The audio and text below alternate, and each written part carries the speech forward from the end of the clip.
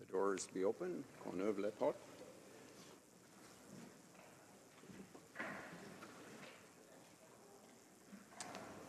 Orders of the day. Ordre du jour. Government orders, government bills, commons. Fourth stage of Bill C-22, an act to establish the National Security and Intelligence Committee of Parliamentarians and to make consequential amendments to certain acts, resuming debate on the motions in group number 1.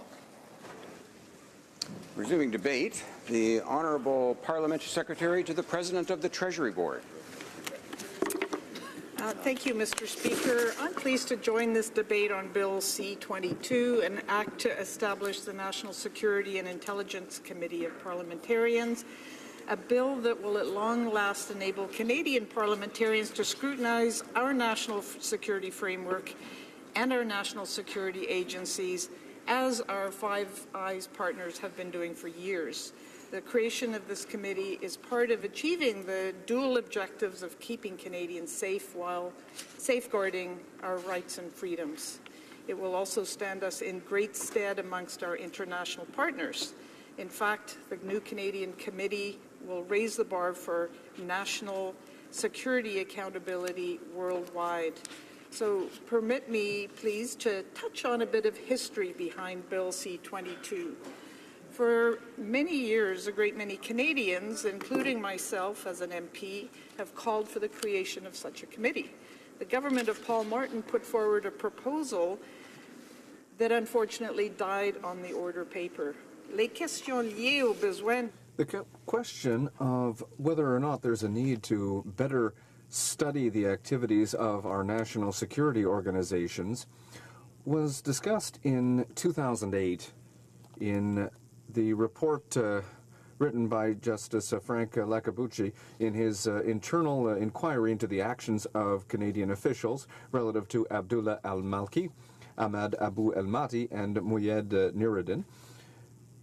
And in 2006, it was also discussed by Justice Dennis O'Connor in his report on the events concerning Maher Arar. Conservatives were in power.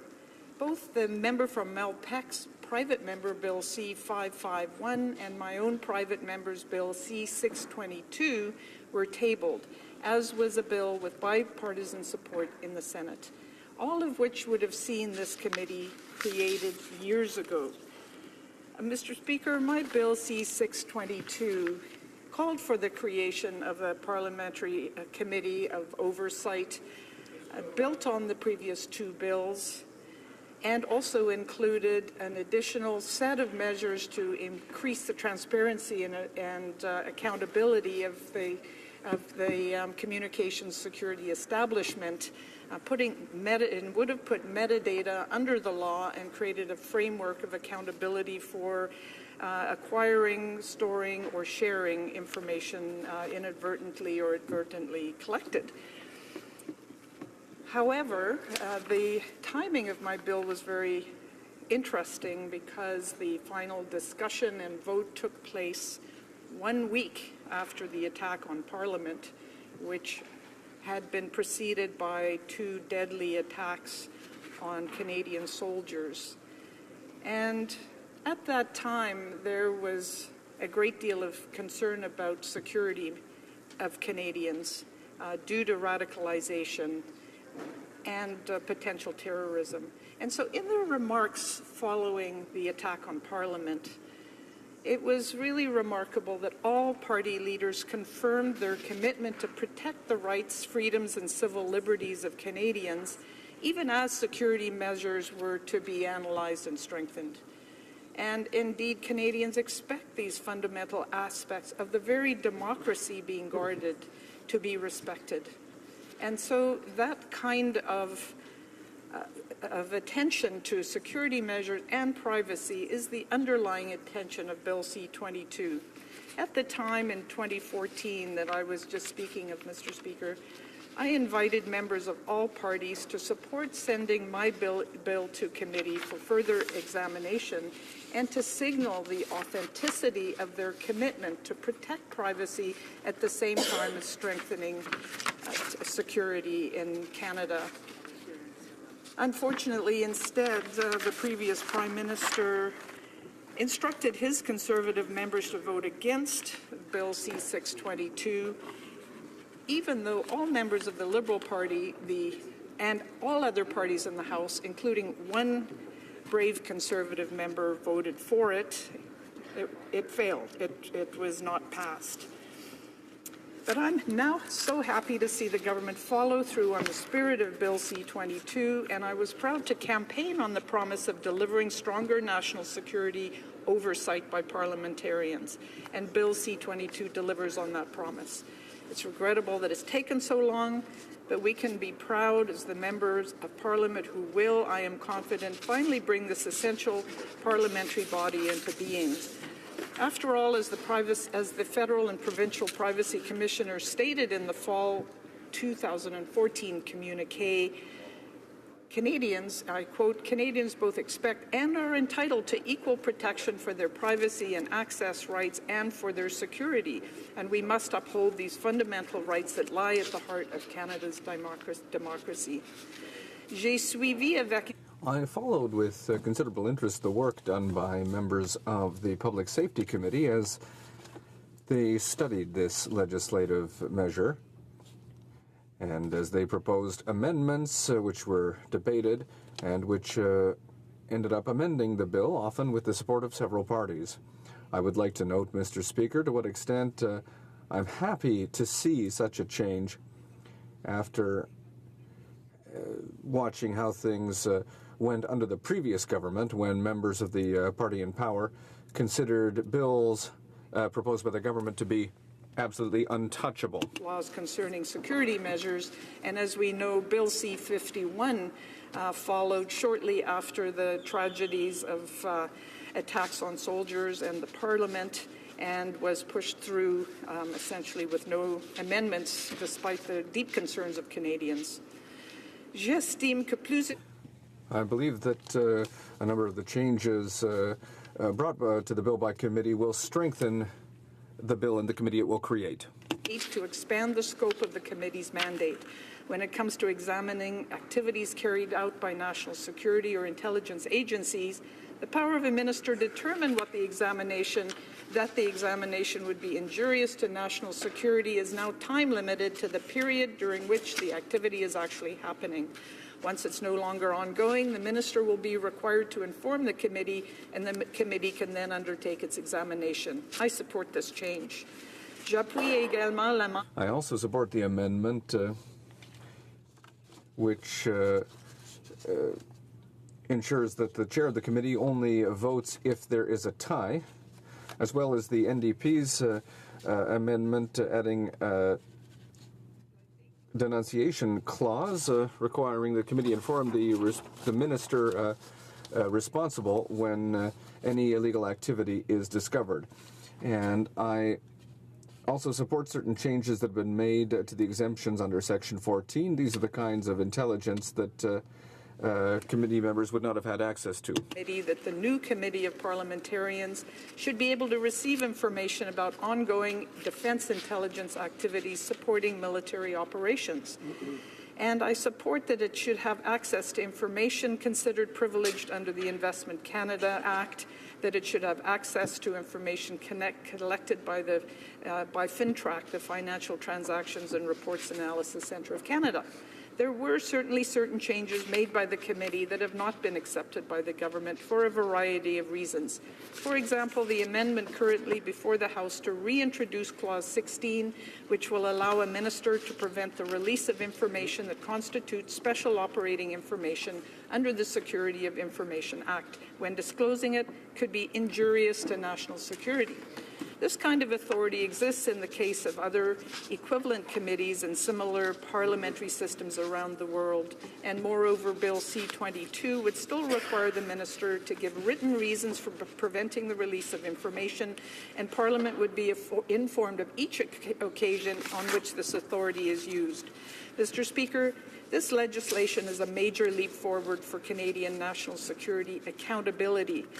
The new Committee of Parliamentarians will not only provide Canadians with the assurance that their elected representatives, the MPs in Parliament, are on watch to strengthen the protection of their essential civil rights It will also help identify opportunities to improve on current mechanisms for defending their security.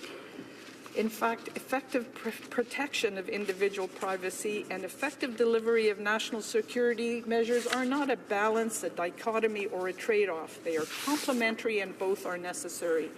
The United States Department of Homeland Security, for example, considers safeguarding civil rights and liberties to be critical to their work to protect their nation from the many threats they face.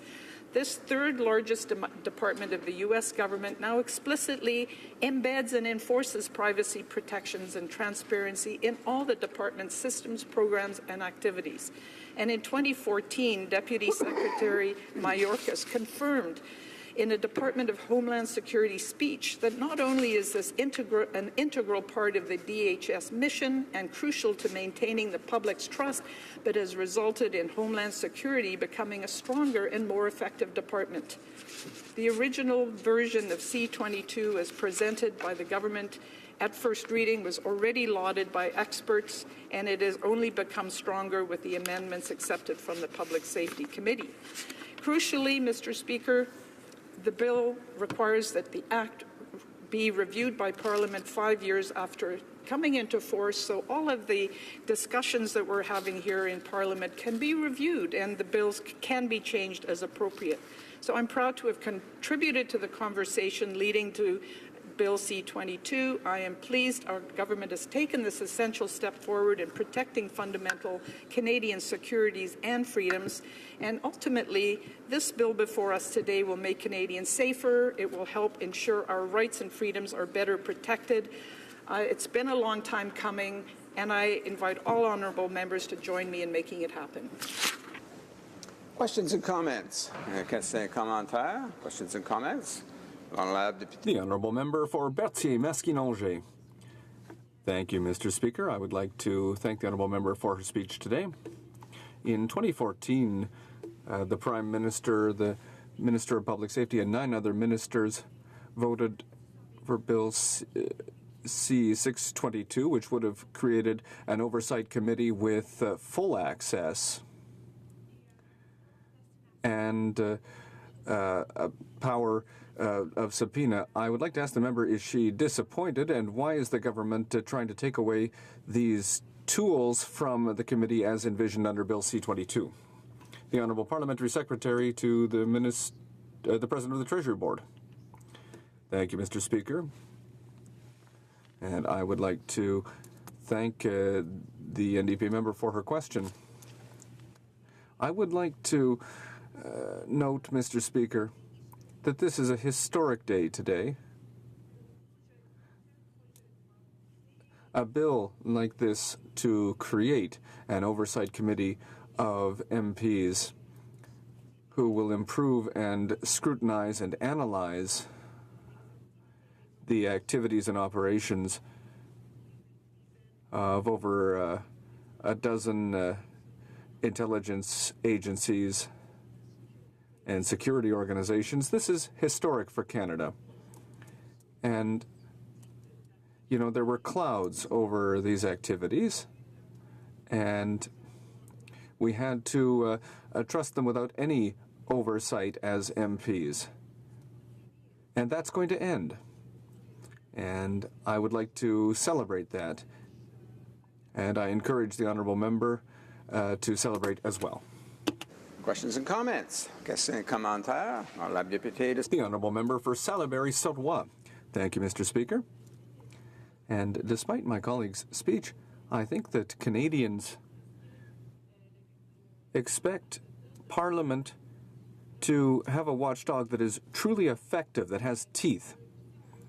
And if we want to strengthen Canadians' trust in our security and intelligence organizations, well, then there has to be oversight that is real. We need to ensure that MPs have the autonomy and tools they need so that this committee can do effective work. And in 2004, a committee made up of all parties looked at this issue, an oversight committee, and after visiting other countries concluded that without having full access to classified information, the Oversight Committee won't be able to do its job.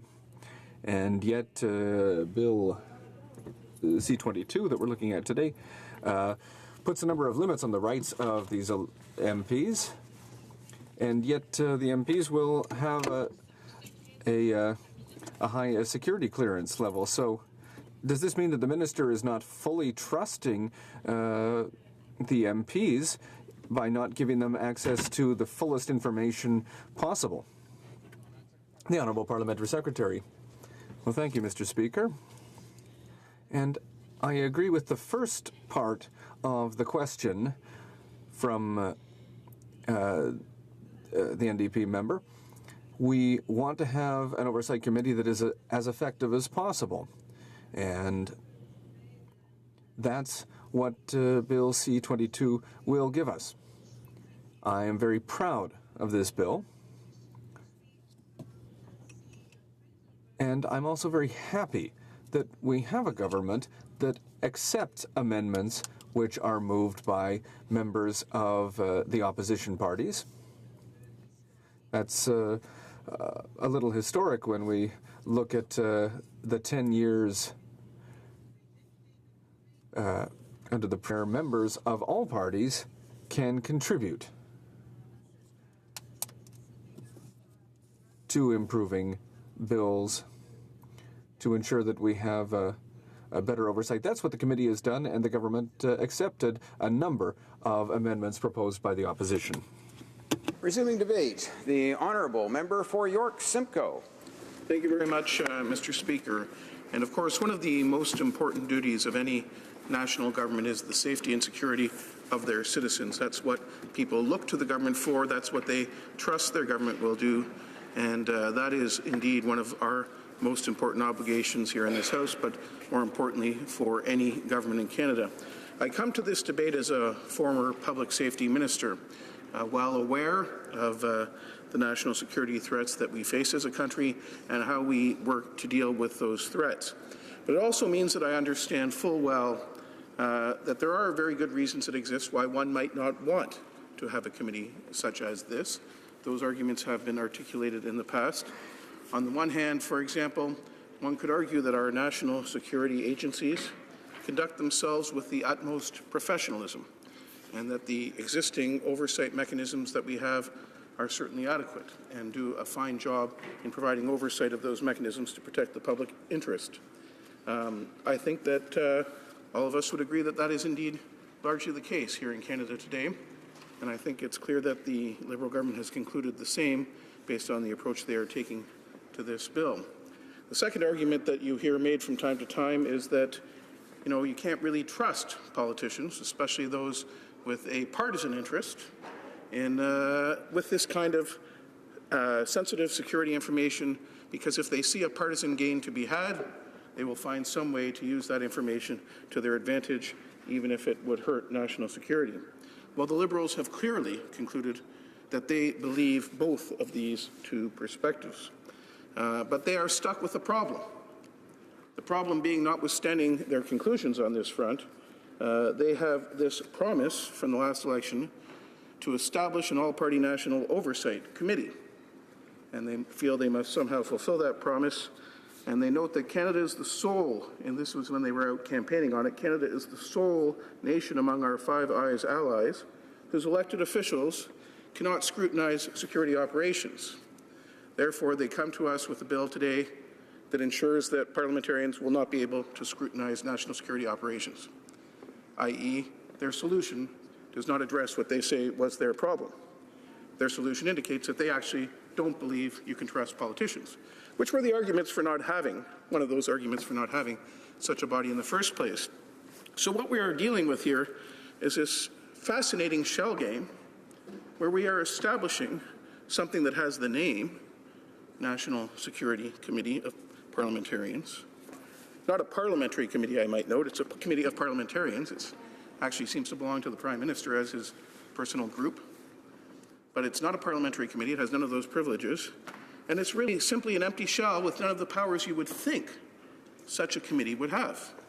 And all we're going through is a tremendous charade to pretend we're carrying through on a commitment to do something in the election when we're really creating it in name but not in substance. And that is the problem we have in the Conservative Party. I believe that it's legitimate to have a perspective where you make those arguments and honestly say we're not going to have a parliamentary oversight committee because of those reasons, because our existing system works well. We think our bodies do well. We're concerned about trusting politicians. You could say that. Or you could say, no, those aren't true. We really do need to have parliamentary oversight, and then you could actually create it. This bill does not create it. It is consistent. And in fact, one of the ironies is the underlying premise of the argument against that you can't trust politicians. Well, this bill proves it. The Liberals went out there and told Canadians they were going to do something, and then they aren't. They're doing something very different. They are proving that very argument by their very actions in this case. Now, this committee, as I said, is not a parliamentary committee that they're proposing. It has none of the associated powers and privileges of a parliamentary committee, and by its structure is isolated and cut off entirely from this parliamentary process. And you will see that they don't have any ability to appeal to the rights that one has as parliamentarians by virtue of our long-standing traditions in this House of Commons and for centuries of how the Westminster system has worked. So the body is not a parliamentary committee, it is a committee merely of parliamentarians. The bill before us ensures that the body cannot actually scrutinize ongoing operations.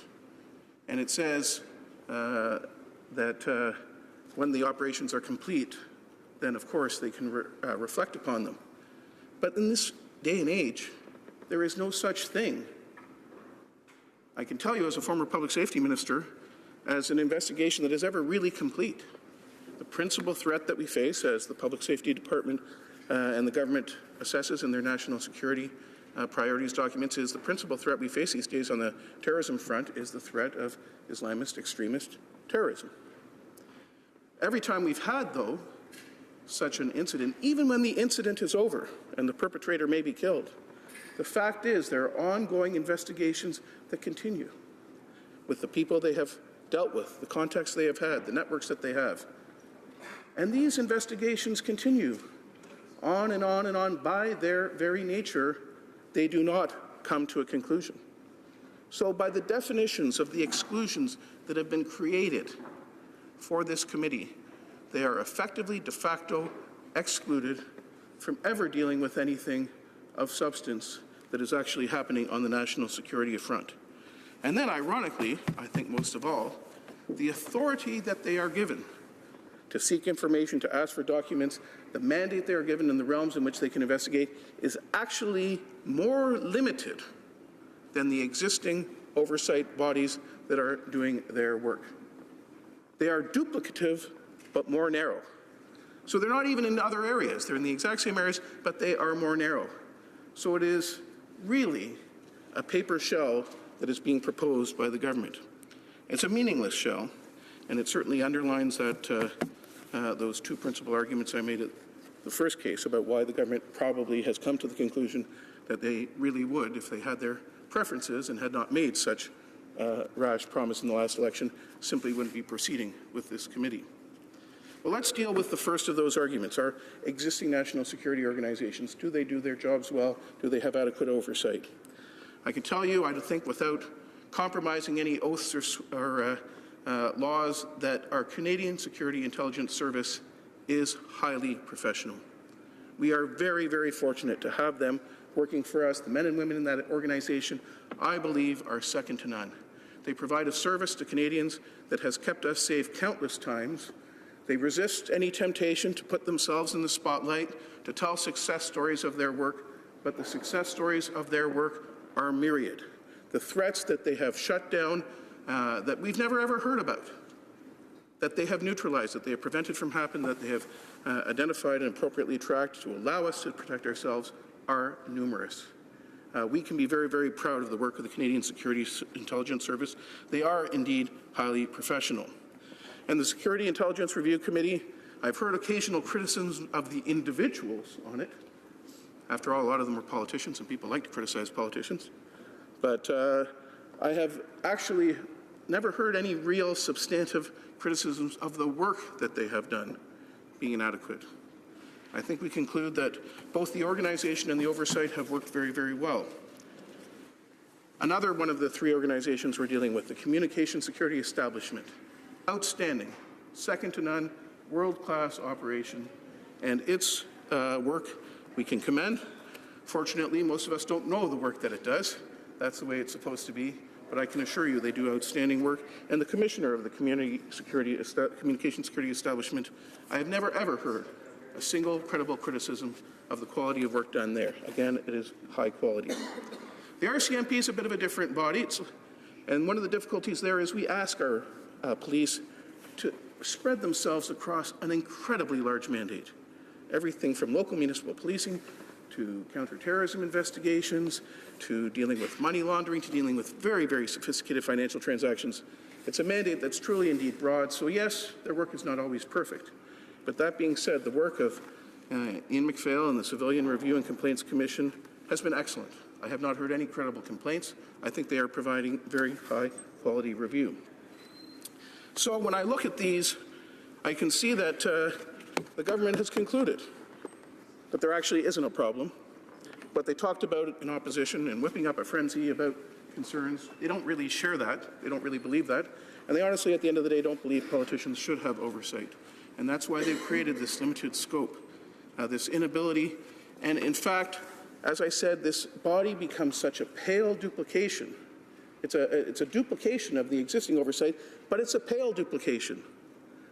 And the Security Committee of Parliamentarians will have less powers than those existing oversight bodies that we talked about that are doing their work. And not only will it have less scope, the government almost implicitly in this bill acknowledges embarrassment that they're creating a body that is merely a duplication with less powers. And they do that with an entire clause, Section 9 of the bill, that requires the review bodies in this new committee to, quote, avoid any unnecessary duplication of work, unquote. They've actually acknowledged they're asking this committee to do the exact same thing, just a little slice of it. That's all we're going to let you do, and please don't duplicate when you do it. I mean, I would be, at one point in time when this was proposed, I thought, as a former public safety minister, it'd be great for me to be on this committee. Now, I look at this committee as being proposed by the government. It is such a meaningless shell. I can assure every member of the House that's interested in serving on it, you're going to find it a very frustrating and empty experience to be there, because you ain't going to see too much, and you're not going to have much power to actually do anything. Certainly, it is a far cry from a substantive committee, such as we see, for example, south of the border. I understand my time is up. Thank you, Mr. Speaker. Questions and comments. Questions et commentaires. L'honorable député de... The Honourable Member for Glengarry Prescott Russell. Thank you, Mr. Speaker. I've heard and I want to thank my honourable colleague for his speech. One of the issues, though, that will be addressed with this committee is if there's issues that arise in the RCMP or CSIS, that particular committee will be able to follow the evidence from the RCMP to CSIS or from CSIS to RCMP. And right now, the review bodies can't do that. Would the member not agree that that is a big improvement with regards to that particular committee? Because you can follow the evidence from the RCMP to CSIS, and right now you can't do that. The honourable member for York Simcoe. Well, it's an optimistic hope, and you might be able to do that about something that happened 25 years ago. But the exclusions in this mean that you can't deal with anything that's an existing operation. I already laid out to you why, anything that's happened in the past 5-10 years on the county terrorism front still has threads that are out there as parts of active investigations. You're not going to be able to get the information. I mean, the power is here by definition. If there's an intelligence failure, you can't go there and investigate that if you're on this committee. If there's an abuse, you can't go there because it's going to be part of such an ongoing evaluation, or it's going to be a threat injurious to national security. That's the magic words they use. And if you think the priorities are wrong that the government is pursuing or that our intelligence agencies are pursuing, guess what? You can't investigate that because that would be injurious to national security. If you thought that some of the techniques you wanted to look at were inappropriate, you can't do that either because that would also fall under the exclusion that talking about that would be injurious to national security. The fact is, this committee will simply be a powerless paper tiger that exists for one purpose, a window or hood ornament on a vehicle to decorate the fact and suggest that this government has kept a promise that it hasn't really kept at all.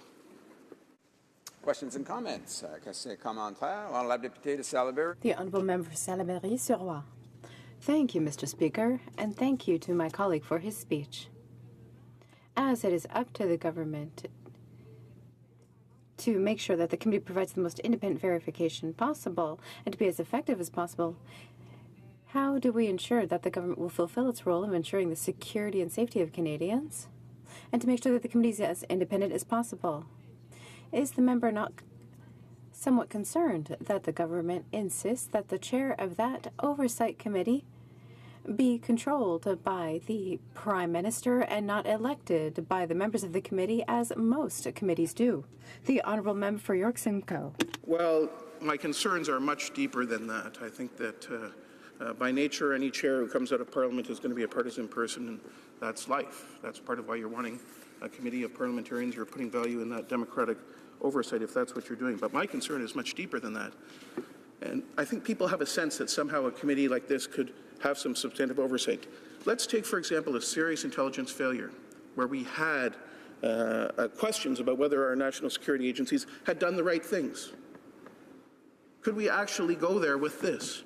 If you can't ask for information and you can't investigate things that are part of an ongoing operation, take the 9/11 terrorist attacks, 2001, we're talking a decade and a half ago. Guess what? Investigations into that in the United States continue.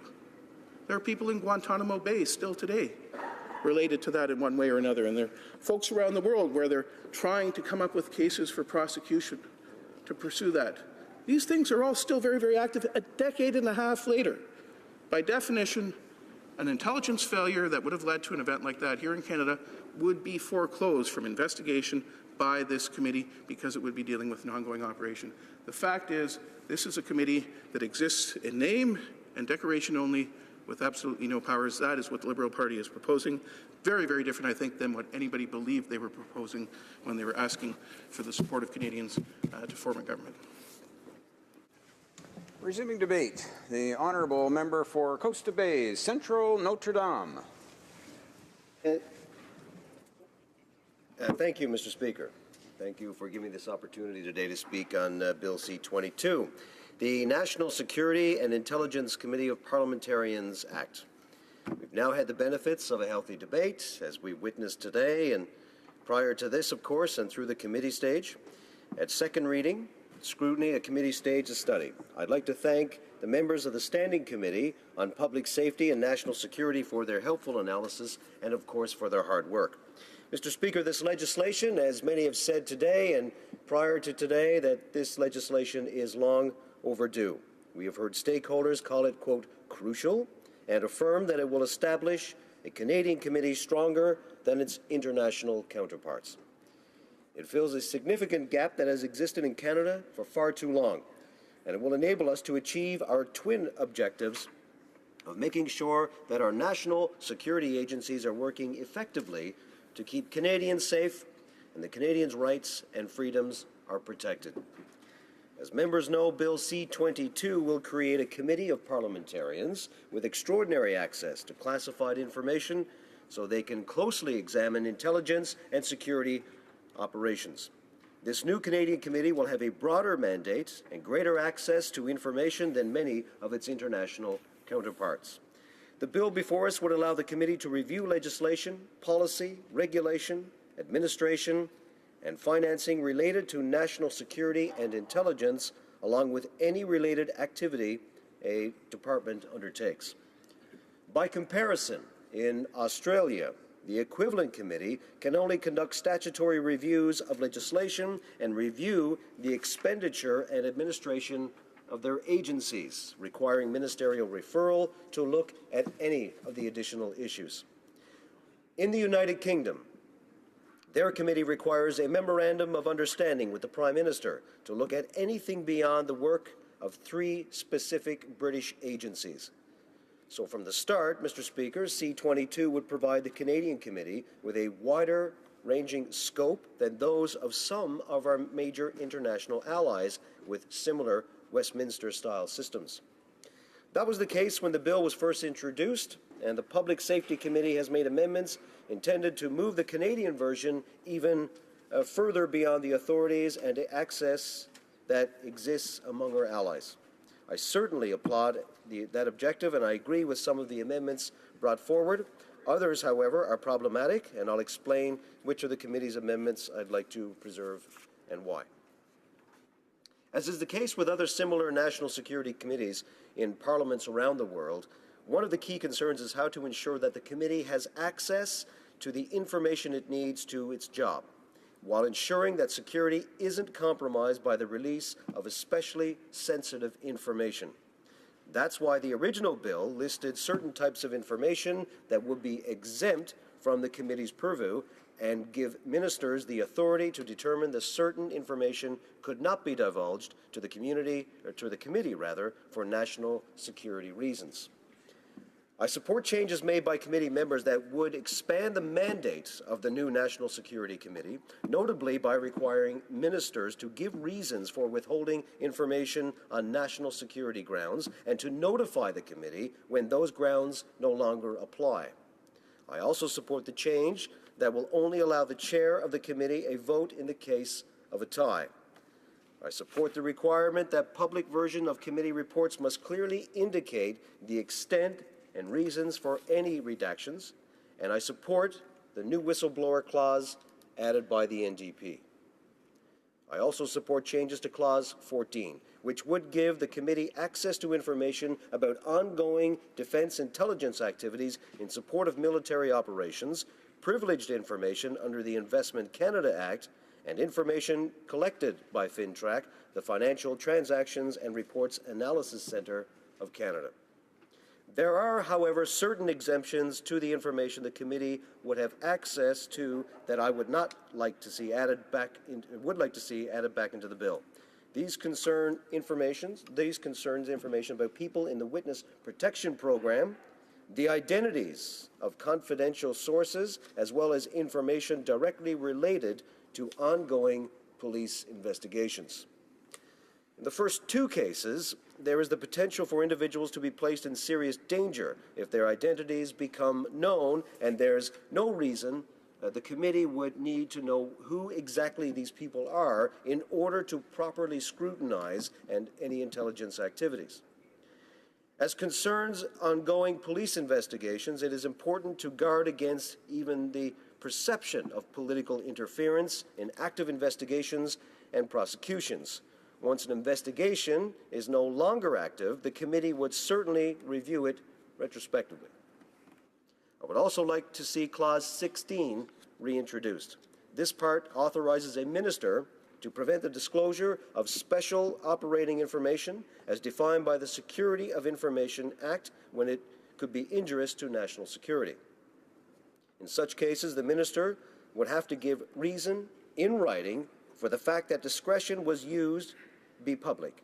This is comparable to the way equivalent committees operate in the UK, in Australia, and in New Zealand. Indeed, our proposed approach to access the information follows the best practices established in other allied countries. In both Australia and the UK, for example, a minister may prevent the disclosure of operationally sensitive information to the committee if it is deemed that disclosure would not be in the interests of national security. Nevertheless, the Canadian Committee would have expansive access to information and the powers necessary to ensure that our security framework is strong and effective, and that Canadians' rights and freedoms are, of course, well protected. The committee will be well-resourced and supported to do its job as a fully independent body, setting its own agenda. This will strengthen democratic accountability.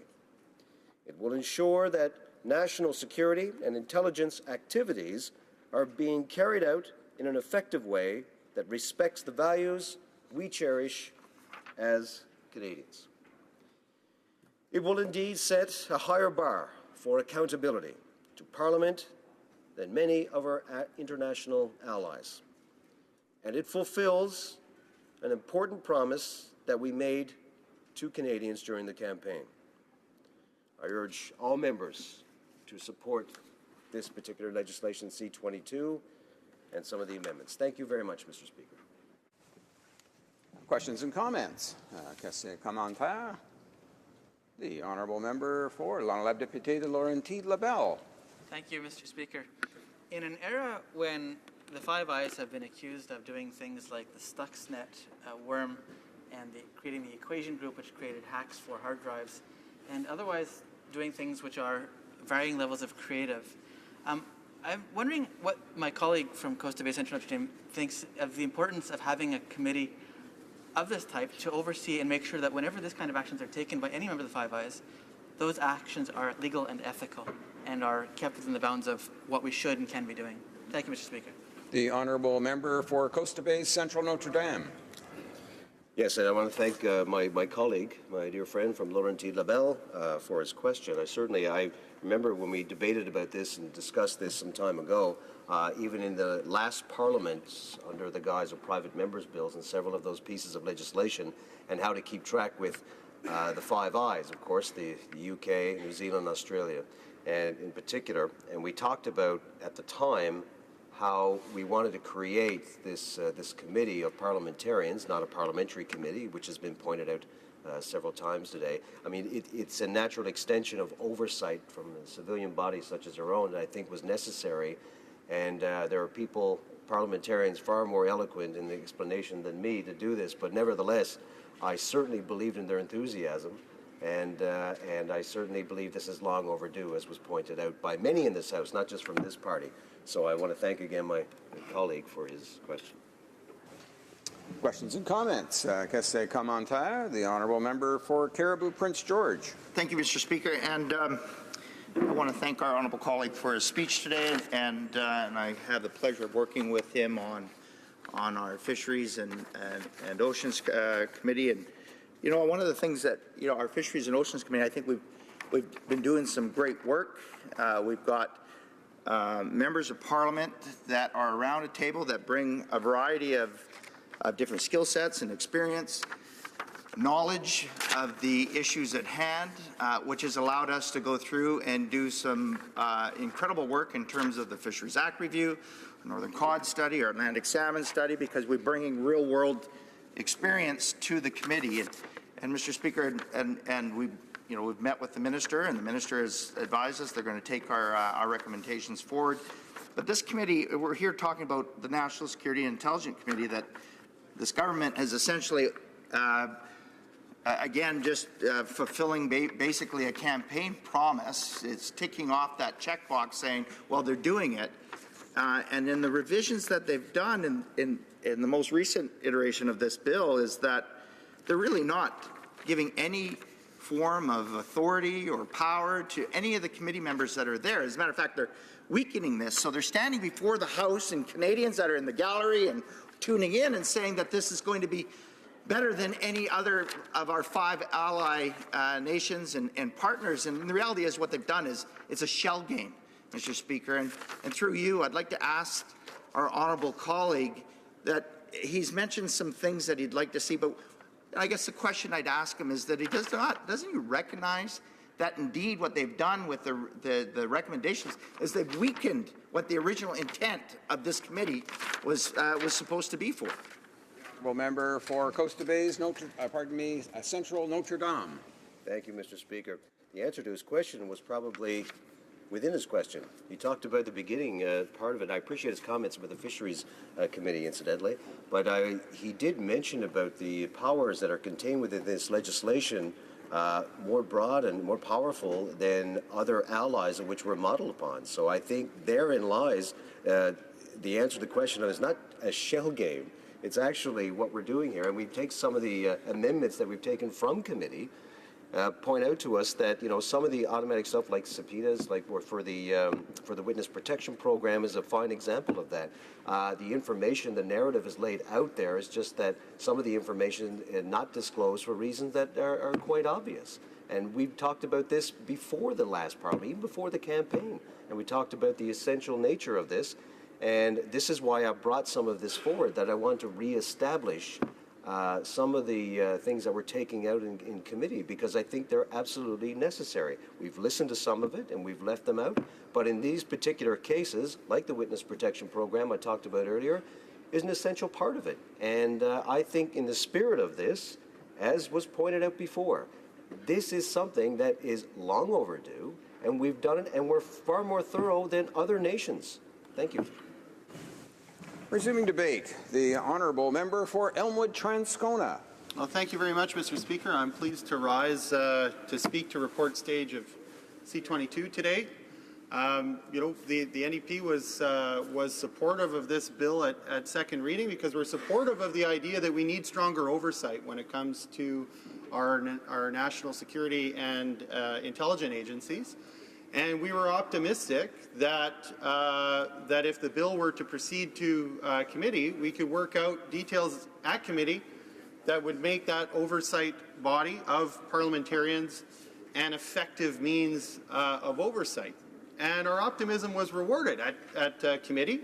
There was some very good work done there. There was collaboration across party lines, which is, I think, really important to underline, Mr. Speaker, because part of the point of this committee of parliamentarians, once established, is to have that kind of cooperation across party lines. Because when it comes to issues of national security, it's important not to make those partisan issues. So the committee model for the legislation was actually working very well up to this point anyway, Mr. Speaker, as a model for the committee of parliamentarians going forward, and the kind of inter-party cooperation you would hope to see on that committee once established was actually taking place at the committee level. And that's why it was so disappointing that when, after the committee did do its work, and it wasn't just committee members, pulling ideas out of a hat and all agreeing on it, they had experts come and testify to the committee and make suggestions about how to make it better, and better in the sense of ensuring that it's actually effective. Because, we can establish a committee of parliamentarians that can meet in secret if the government's controlling all the information they get, if they don't have the power to subpoena witnesses and get that information that they deem is necessary to adequate oversight, and government ultimately is able to control the release of their findings rather than leaving it to their good judgment, then it's a horse and pony show, Mr. Speaker. It's not really about providing meaningful oversight for our national security agencies. It's more about government placating Canadians and having something they can point to that says, hey, we did something that really makes no difference operationally speaking for those security and intelligence agencies. So the committee was doing that, and it wasn't just, NDPers and Conservatives calling for those changes at committee. Liberals on the committee were calling for those changes too. In fact, they made those changes. So they heard from experts. The experts gave good advice on how to make this a meaningful oversight committee. Amendments were passed in order to effect those changes. And then when it came back to the House, the government presented a number of amendments, which is what we're debating now, to vitiate the substance of a lot of those amendments. It was very disappointing to see. It was disappointing to see because it means that structurally, if these amendments pass, the committee will not be the kind of effective oversight body that Canadians have been looking forward to, and that the committee members, apparently also, including Liberals on the committee, were looking forward to. It's a disappointment in that sense, but it's also a disappointment, and I think foreshadows what is a legitimate concern for us and for Canadians, that the government is not going to take a sincere, authentic approach to having this committee provide independent oversight. Because here you had inter-party cooperation, and it didn't produce what the government wanted. We've seen this before, Mr. Speaker. We saw it on the Special Committee for Electoral Reform, where again we had a lot of fanfare from the government about how they were, going to do something totally different. This was precedent setting. They were agreeing to the NDP's idea for a committee. They were going to cede even having a majority on that committee. And then when the committee came up with something they didn't like or they didn't already agree with, they said, forget it, we're not really serious about that. And the substance of their amendments to the work the all-party work that was done at committee in order to make this a better bill, I think foreshadows that same attitude on the part of the government. If they have that attitude toward the committee that did the work to create an effective oversight body, then I think it's reasonable for Canadians to expect that this is the attitude they're going to have toward the work of the committee itself.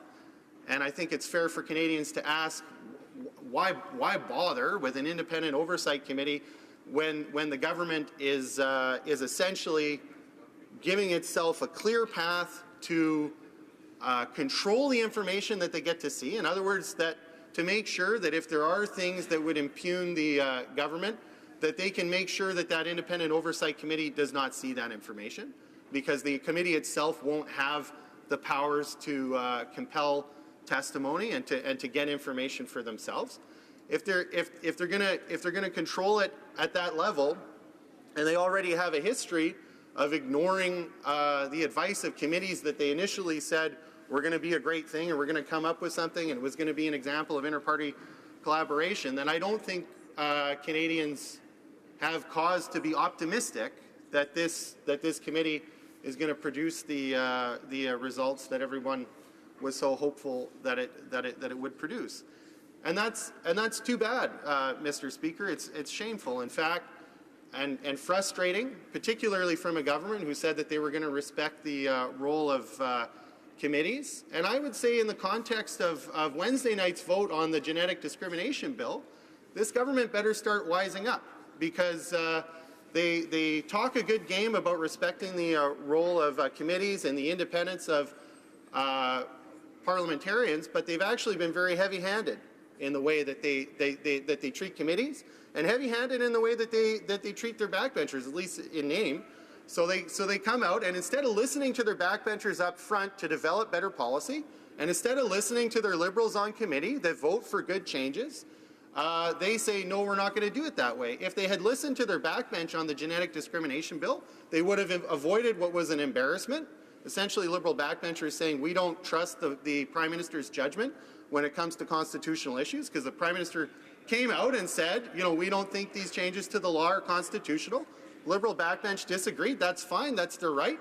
But all I'm saying is it would be a better government and more consistent with what the Prime Minister has said if they just listened to their members up front, and if they'd listen to committees up front, and then we could generate, as we would in this case, if they'd listen to the committee and instead of taking out the committee amendments, go ahead with them, they'll have the gold standard in independent parliamentary review of security intelligence agencies. And because of the Liberal backbench, no thanks to the government, we're going to have a decent law on genetic discrimination in Canada.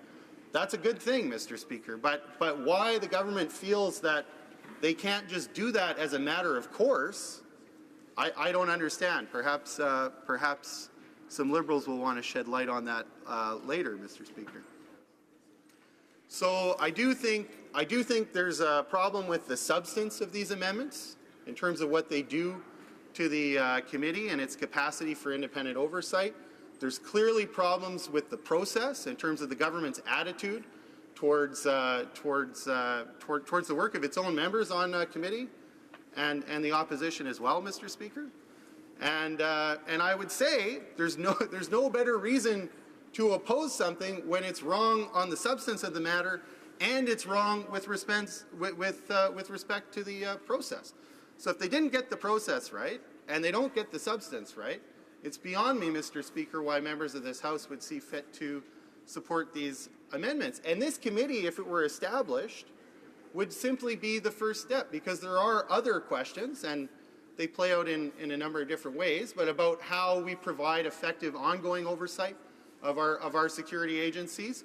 Presumably, we want a committee that's going to have the information they need in order to provide advice to government on whether we should have a super agency, for instance, that's going to supervise all of our security intelligence agencies, or whether the current model where we have a number of review bodies that specialize in the specific tasks and roles of particular security agencies, whether it's CSIS or the CSE or the RCMP, but give them a better mandate to be able to collaborate more effectively together to make sure there aren't any pockets where security and intelligence work is being done where there is no oversight. We need a committee of parliamentarians that can provide good advice on that, Mr. Speaker. But we're not going to get it if that committee doesn't have the independence they need. And if you don't have independence with respect to the information that you receive, then you don't have real independence as an oversight committee, Mr. Speaker, which is why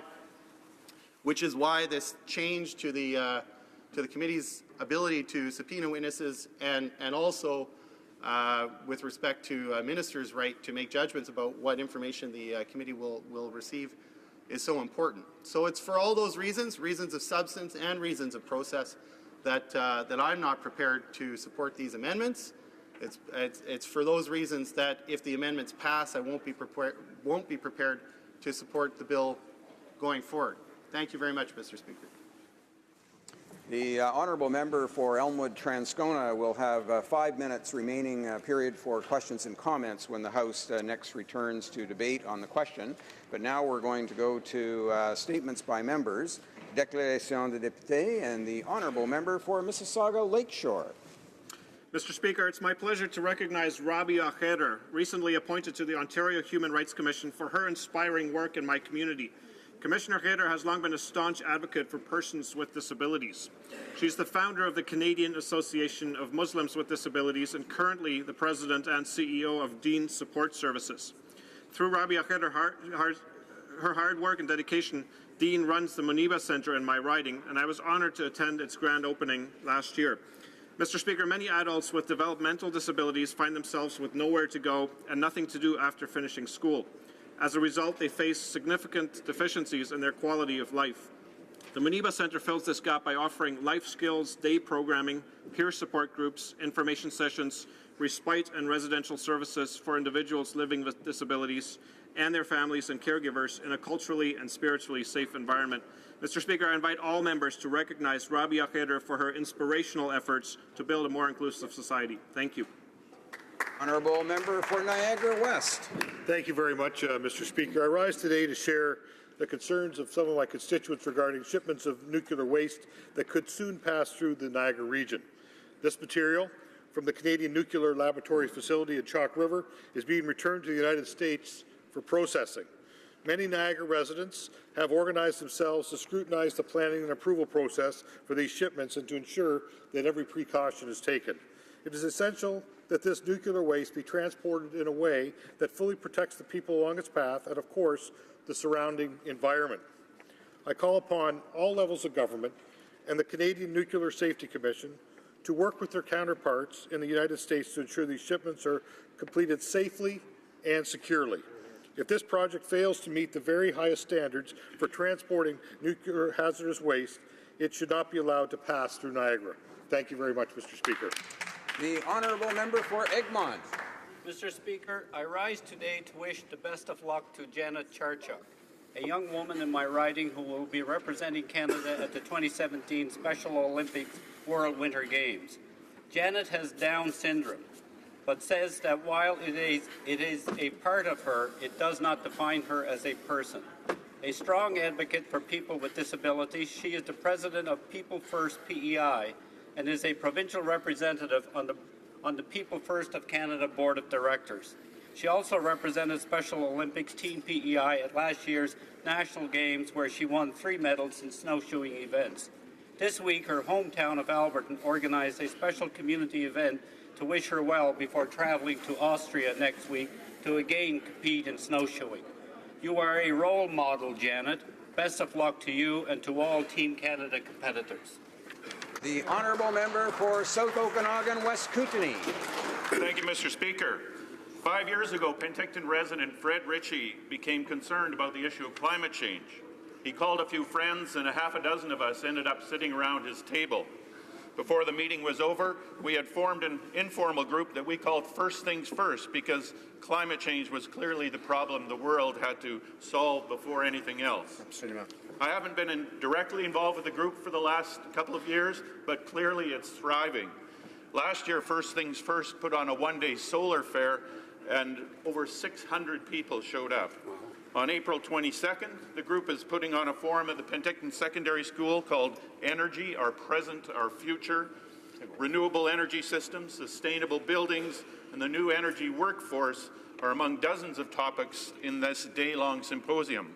I'll be there continuing to learn how our society can create jobs and wealth while making the transition to a low-carbon future. The honourable member for Coquitlam, Port Coquitlam. Mr. Speaker, I am proud to announce that last week the Seniors Council of Coquitlam, Port Coquitlam, held its first meeting. The Advisory Council will meet regularly and its members are from different backgrounds, neighborhoods, and associations. Our government has worked hard to meet the needs of seniors. We have restored the eligibility age for OAS and GIS and increased GIS for almost 1 million single seniors. After a lifetime of hard work and contributions, Canadian seniors deserve a dignified and comfortable retirement. Members of my Seniors Advisory Council provided me with their top 3 priorities: housing, health care, and pensions. We are meeting again in April, and what I learned from seniors on my council I will bring right back to Ottawa to ensure that our seniors have a strong voice on the Hill. Merci, Monsieur le Président. Thank you, Mr. Speaker. Honourable Member for Kitchener-Conestoga. Mr. Speaker, spring is in the air, and having already attended the official maple tree topping 2 weeks ago, this spring air smells of sweet maple syrup. On April 1, I will once again have the privilege of serving at the Elmira Maple Syrup Festival. This is the world's largest one-day festival. Thousands of pancakes flooded with fresh maple syrup is something you don't want to miss. Mr. Speaker, if you will join me personally in Kitchener-Conestoga on April 1st, I will be happy to serve you and any one of my colleagues joining me in Elmira. Not only is the festival filled with good food, sugar bush tours, pancake flipping contests, and many other activities for all ages, last year over $51,000 was raised in support of local charities and not-for-profit organizations. I encourage all of my constituents to get involved and join me in volunteering for the 53rd Elmira Maple Syrup Festival. So on April 1, come to the greatest riding in all of Canada, Kitchener-Conestoga, and taste the tradition. Thank you, Mr. Speaker. The Honourable Member for Northumberland, Peterborough South. Mr. Speaker, I rise today to acknowledge a company in my riding at the epicenter of the rural renaissance that is going on in Eastern Ontario. Team Eagle Limited is a global leader in the advancement of airfield innovations, from cutting-edge airfield operations software to anti-fire and de-icing equipment, to so much more in between. Team Eagle has also developed the world's largest snow remover for airports. It will revolutionize how airfield snow removal is done. Team Eagle's new braking availability tester provides accurate information on runway surface conditions contaminated by ice, snow, or slush, so that pilots can better calculate an aircraft's stopping capability on touchdown and avoid overruns that can be costly and sometimes fatal. This exciting innovation is being tested by Transport Canada. And Mr. Speaker, this is all being done in my riding of Northumberland Peterborough South in a facility in a community of less than 4,000 people. Mr. Speaker, I look forward to sharing more of the Eastern Ontario success stories in the near future. Thank you. The Honourable Member for Moncton, Riverview, Dieppe. Thank you, Mr. Speaker. World Social Work Day is an opportunity for the community of social workers to raise awareness of their profession and strengthen their resolve to further the cause of social justice at the local, national, and international levels. As a former social worker myself at Victims and Family Services, I am thrilled to draw attention to this noble profession. Every day, social workers make important contributions to society by addressing the problems that are global in scope and require complex responses from all levels of government. At its core, the profession focuses on strengthening communities so that people within them can form strong social networks that enable improved health outcomes and more satisfying lives. To conclude, Mr. Speaker, defending human rights and social justice is the main motivation of social workers. Let's all take this opportunity to recognize the importance of social workers in Canada and around the world. Thank you, Mr. Speaker. The Honourable Member for Markham Unionville. Mr. Speaker, Happy Holi. Holi is a Hindu festival of colors and celebration of spring that occurs on the last full moon of winter. Originating in India and Nepal, Holi is now celebrated throughout the world. Holi's message of peace and compassion bring together people from many different communities. This century-old agriculture festival bids farewell to the winter season and welcome the season of rebirth that is spring. It is time of personal reflection and forgiveness. As Canadians, we admire the contribution that Hindus have made to our country. As a Member of Parliament for Markham Unionville, I wish all Canadians celebrating Holi a joyous festival. Holi Mubarak. Happy Fagba. Happy Holi to you, Mr. Speaker. Thank you. The honourable member for Fredericton. Fredericton is full of educated, engaged, and entrepreneurial youth who care deeply about the social, economic, and environmental progress of Canada. The 18 members of the Fredericton Constituency Youth Council best exemplify this desire to build a more inclusive and prosperous country for all. Les trois groupes de travail. The three working groups of the Youth Council work closely with local leaders and stakeholders and are doing in-depth research in three essential domains to move our country forward. Receiving their recommendations on how best to address youth homelessness in Canada, how to enhance economic and social inclusion for newcomer refugees, and how to increase access to mental health supports to vulnerable youth, including those within the LGBTQ2 community. Mr. Speaker, my government colleagues can expect good, well-thought-out recommendations from these young leaders, and I'm impatiently waiting to launch the dialogue that will take place in this House after their recommendations are tabled. Thank you. Member for Spadina, Fort York. Mr. Speaker, Toronto has long been a sanctuary city. In 1847, the city only had a population of 20,000 people, but in that same year, across the ocean, Ireland was gripped by famine. The Great Hunger, as it's known, killed millions, but sent millions more abroad in search not just of a better life, but in fact of life itself. In just one summer, Toronto more than doubled in size as 38,000 desperate souls arrived in the city without notice. On the shores of Lake Ontario, despair was not met by fear, but with compassion. Refugees were brought into the city. A public health system was sprung to life almost overnight. And even though we had few doctors and nurses, many gave their lives in the service of trying to save these refugees so that those refugees could live lives and prosper in Ontario. The extraordinary response is now memorialized along the shores of Lake Ontario by Ireland Park. And this fall, a second park will be opened in Toronto to memorialize the health workers who gave their lives. This St. Patrick's Day, raise a glass. Be sure to do that.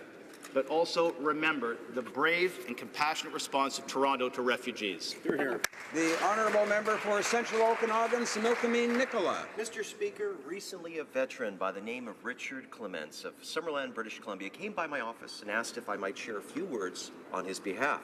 Dick will be turning 90 this year, and he wanted to publicly say thank you to Veterans Affairs and the great staff there who've helped him over the years. Dick also asked that I pass on his thanks for programs like Canada Pension Plan, Old Age Security, and Guaranteed Income Supplement. He made a special mention for the assistance the War Veterans Allowance provided for him, as well as the Veterans Independence Program. And of course, Mr. Clements passed on a special thank you to the many Canadian Legions across Canada for the important work that they do. Mr. Clements is a vibrant and healthy 90-year-old veteran, and he credits many of these programs and organizations for what he calls his healthy and aging success. On a personal note, sometimes in this place we get consumed when things go wrong. It can be overlooked that successive generations of parliamentarians have debated and passed many of these programs that indeed are making a positive influence on people's lives. And I ask this House to join me to say thank you to Richard Clements for his service to our great country.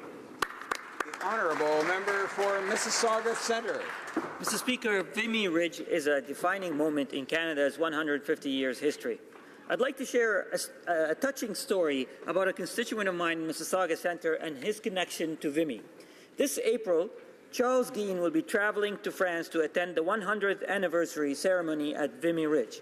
6 members of Charles' family served in World War I. 3 were soldiers, and the other 3 were nurses. One of his grandfather's cousins, Lieutenant David Fernary, was killed at Vimy on March 1st, 1917. His body was never found. Thus, his name is engraved on the majestic Vimy Memorial. I want to wish Charles a fantastic trip and offer my gratitude to him and his family for their service. His father, John Guin, and the rest of us are looking forward to seeing pictures from his special trip. Mr. Speaker, as we celebrate the success of Canada, we must never forget the lessons of the past. Thank you. The honourable member for Elmwood Transcona. Thank you, Mr. Speaker. I rise today to pay tribute to this year's International Women's Day.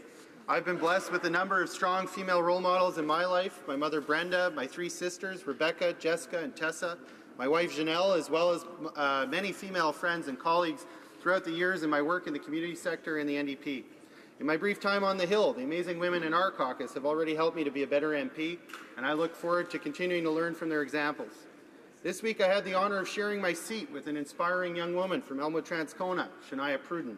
She did us proud by speaking with earnest passion to the struggles faced by young Indigenous women in Canada. It boggles my mind that these founts of talent, these role models, these leaders can all expect to get paid 15 to 20% less for the work they do simply because they're women.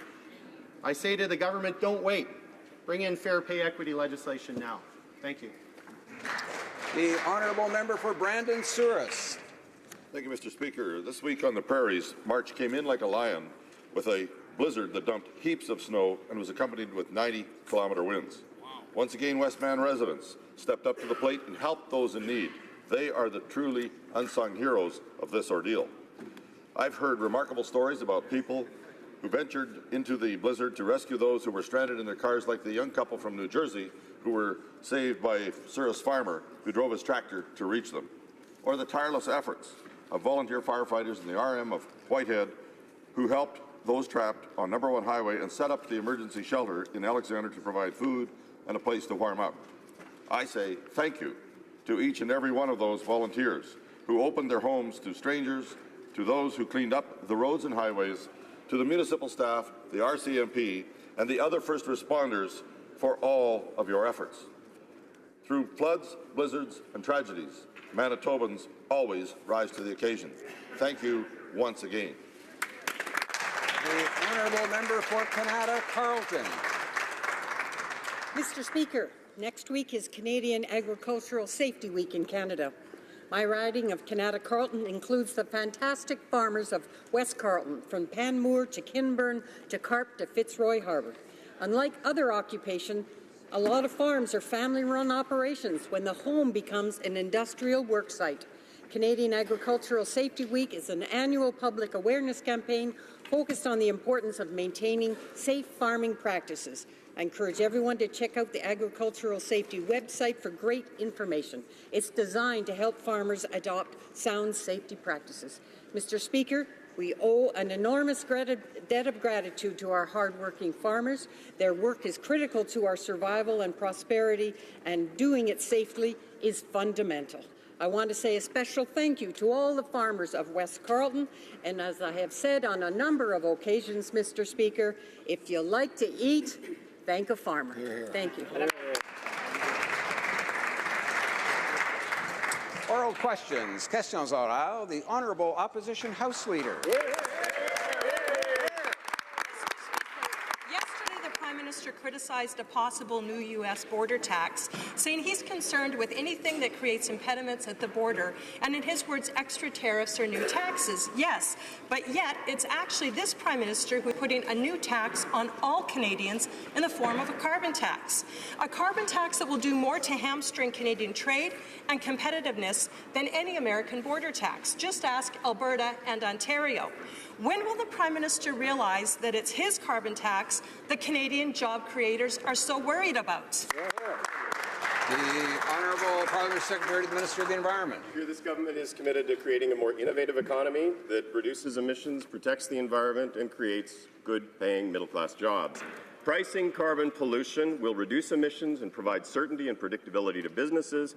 Pricing pollution will drive innovation and clean growth that will boost the economy and make Canada more competitive in the global market. Mr. Speaker, after 10 years of inaction on the part of the previous government, this government is taking action to address climate change and to do so in a manner that will create good middle-class jobs. The Honourable Opposition House Leader. Mr. Speaker, if that was accurate, the Liberals would release the numbers. Canadians are worried about the Prime Minister's plan to impose a carbon tax while refusing to say just how much this tax will cost them. The Prime Minister isn't being transparent on the carbon tax, and now he won't tell Canadians how much they're going to have to pay for his out-of-control spending. Canadians are worried that he's hiding his real agenda. So, will the Liberals tell Canadians today, are they planning on axing seniors' income splitting in this upcoming budget? The Honourable Parliamentary Secretary to the Minister of Finance. Thank you very much, Mr. Speaker, and I'd like to thank my colleague for her question. Mr. Speaker, our government has made a commitment to help seniors within this country. It is our government, Mr. Speaker, that reversed the age of retirement from 67 to 65. We have also put in place an increase in the guaranteed income supplement for low-income seniors, and we've made an increase of 10%, Mr. Speaker, and that's substantial for seniors because it's on average $1,000 more a month. Mr. Speaker, our government is committed to helping seniors, and we're going to continue to do so. Thank you, Mr. Speaker. The Honourable Opposition House Leader. It was a simple yes or no question, Mr. Speaker, that the Liberals refused to answer. This reckless tax and spend Prime Minister will deliver a budget that will leave us with a maxed-out credit card, decades of deficit, and a huge debt that can only be financed through higher taxes.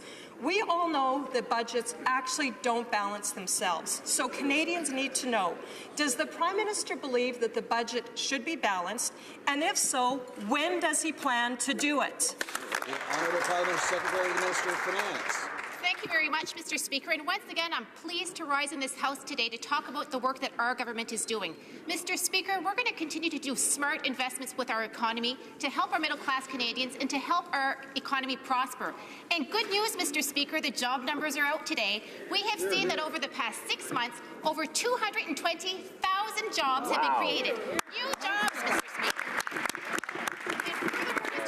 Most of those jobs are full-time, so we can see that is evidence that our plan is working, and we are going to continue to make the needed investments in Budget 2017. Thank you, Mr. Speaker.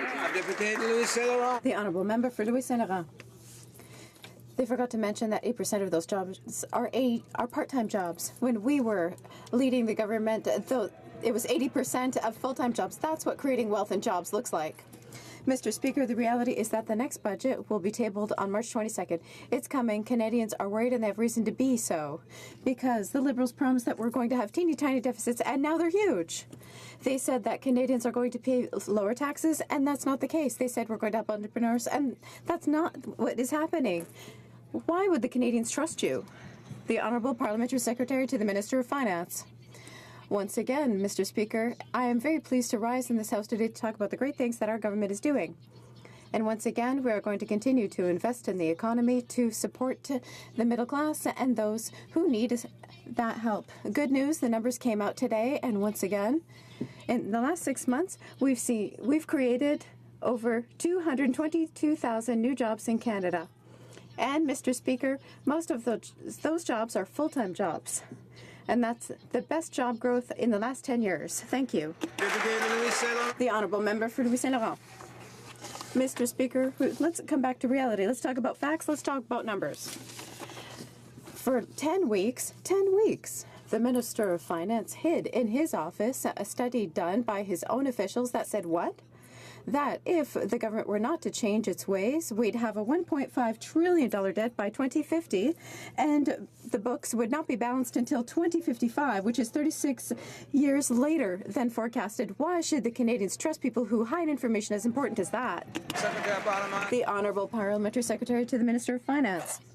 Thank you very much, Mr. Speaker. And once again, I am very happy to rise in this place to tell Canadians that our plan is working.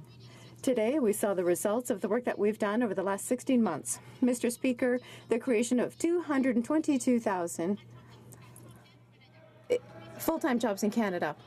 We see that our plan that we tabled is working, and we are going to continue making the investments required with Budget 2017. Thank you very much, Mr. Speaker. The Honourable Member for Laurier-Sainte-Marie. Mr. Speaker, yesterday, when we questioned the government about the cases of Canadians turned back at the border, the answer was that these individuals should communicate with American authorities. In other words, the government is washing its hands. That's entirely unacceptable. Instead, the government should stand up and work to guarantee the rights of Canadian citizens. Can the minister confirm that he is going to discuss the matter with his American counterpart and discuss specific cases of individuals turned back at the border with no valid reason and make sure that there's no longer any impact on Canadians that want to visit the United States? The Honourable Minister for Public Safety. The matter is there are over 400,000 people that move back and forth across the Canada-U.S. border every single day. This is the largest, most successful border relationship in the history of the world. And we work every day to ensure that Canadians will continue to enjoy the benefits of that enormous relationship where they will be respected and treated in the manner in which any Canadian citizen has a right to expect. The honourable member for Elmwood-Transcona. Thank you very much, Mr. Speaker. Recently, 19 individuals crossed the border in Manitoba during a blizzard, including a pregnant woman and toddler. The Liberal government continues to claim that the current situation is somehow the status quo, but I can tell you, people running across farmers' fields across the border in a blizzard is not the status quo. And to make matters worse, the Prime Minister hasn't even answered the Premier of Manitoba's letter asking for help. During the meeting today with President Trump's official, where the Liberals point out that the U.S. no longer fits Canada's own description of a safe country for refugees. The Honourable Minister of Public Safety. Mr. Speaker, in fact, with respect to the asylum system in our country and in the United States, the United Nations High Commission for Refugees, which is the authority in the world on this topic, has said that the Safe Third Country arrangement is fully valid and without reason to change. In terms of dealing with the border crossings that are happening irregularly at places like Emerson and Lacole, both the CBSA and the RCMP have made the appropriate arrangements to ensure that they can protect the health and safety of Canadians and the asylum seekers. The honourable member for Elmwood-Transcona. Well, there you have it, Mr. Speaker. Liberal ministers getting up and saying it's status quo, every one of them except for the finance minister, who's hinting that Trump's presidency and saying his presidency is changing everything, including the budget. So instead of flowing the funds for their promises on mental health and home care, the Liberals have cynically been using that money to force provinces onto the Harper Plan. As Liberal promises collapse left and right, Canadians are wondering if they'll ever get the things they really need, like a national pharmacare plan. Is the Liberal government going to take responsibility for backtracking on their promises, or are they just going to blame Donald Trump? The Honourable Minister of Health. Mr. Speaker, how wonderful to have an opportunity to announce today in this House that we have in fact come to a new agreement with 3 additional provinces, Alberta, Ontario, et la province de Quebec.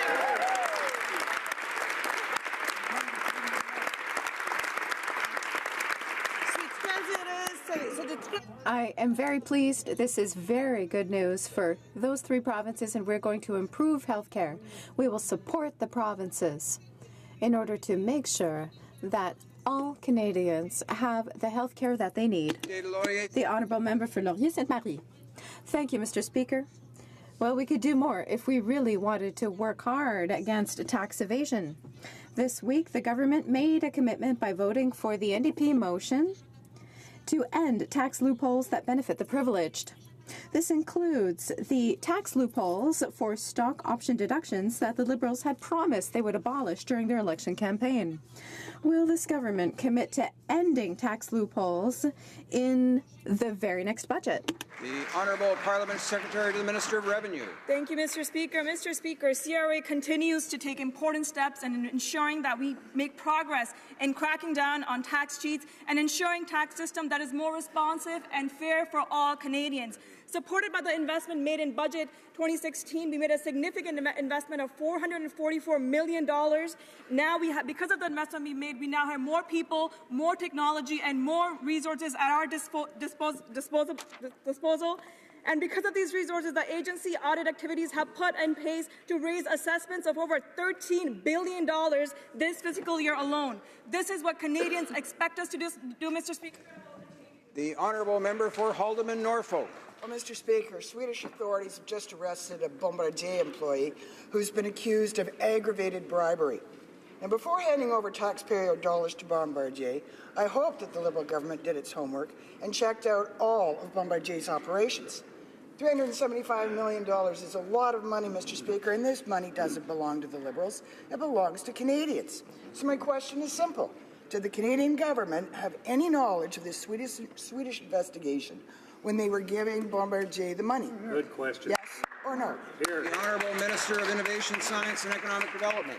Mr. Speaker, as the member opposite knows, this investment that we made was for the aerospace sector, a critical sector in the Canadian economy that contributes over $28 billion to our overall growth, that contributes 211,000 jobs to our economy. And this investment was so critical, and that's why when we made this investment, we did do our due diligence in advance of entering into agreement with Bombardier. I'm aware of the situation regarding Bombardier, Mr. Speaker, in Sweden. Any questions relating to specific activities of the company should be directed to the company, but we did do our due diligence, Mr. Speaker. The honourable member for Haldeman Norfolk. I'll take that as a yes, Mr. Speaker. Now, the Liberals claim that they'd spend $8 billion on infrastructure. But yesterday, the Parliamentary Budget Officer said that they're short a whopping $2.5 billion in that promised spending. Now, given that the Minister of Finance enjoys increasing taxes and spending Canadians' hard-earned money, I asked the Finance Minister, what taxes will he be raising or introducing to vacuum even more money from Canadians to pay for this shortfall? The Honourable Minister of Families, Children and Social Development. Thank you, Mr. Speaker. Canadians have elected a government that is committed to grow the economy in order to grow the middle class.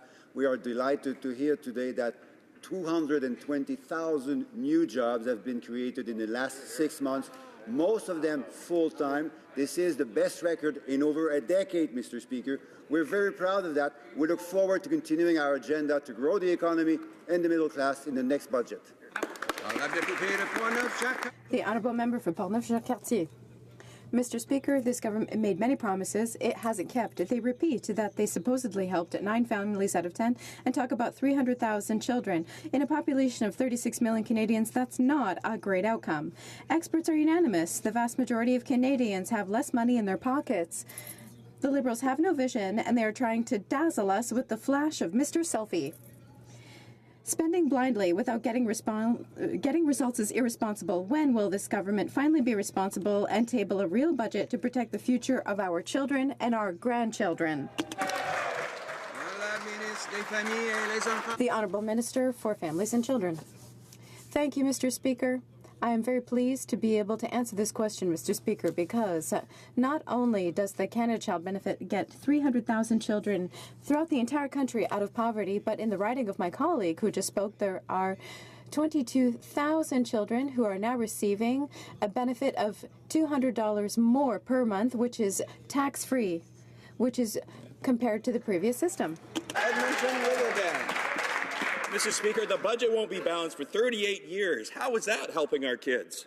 Exactly. Mr. Speaker, the economic situation in Alberta continues to be critical. Unemployment numbers have been climbing, businesses are crippled by new taxes, and families are struggling. What Albertans need now are good jobs. But instead, the investing of local infrastructure projects by Alberta Municipalities Association says the Alberta NDP is using $300 million of the Federal Building Canada Fund to pay down their skyrocketing debt.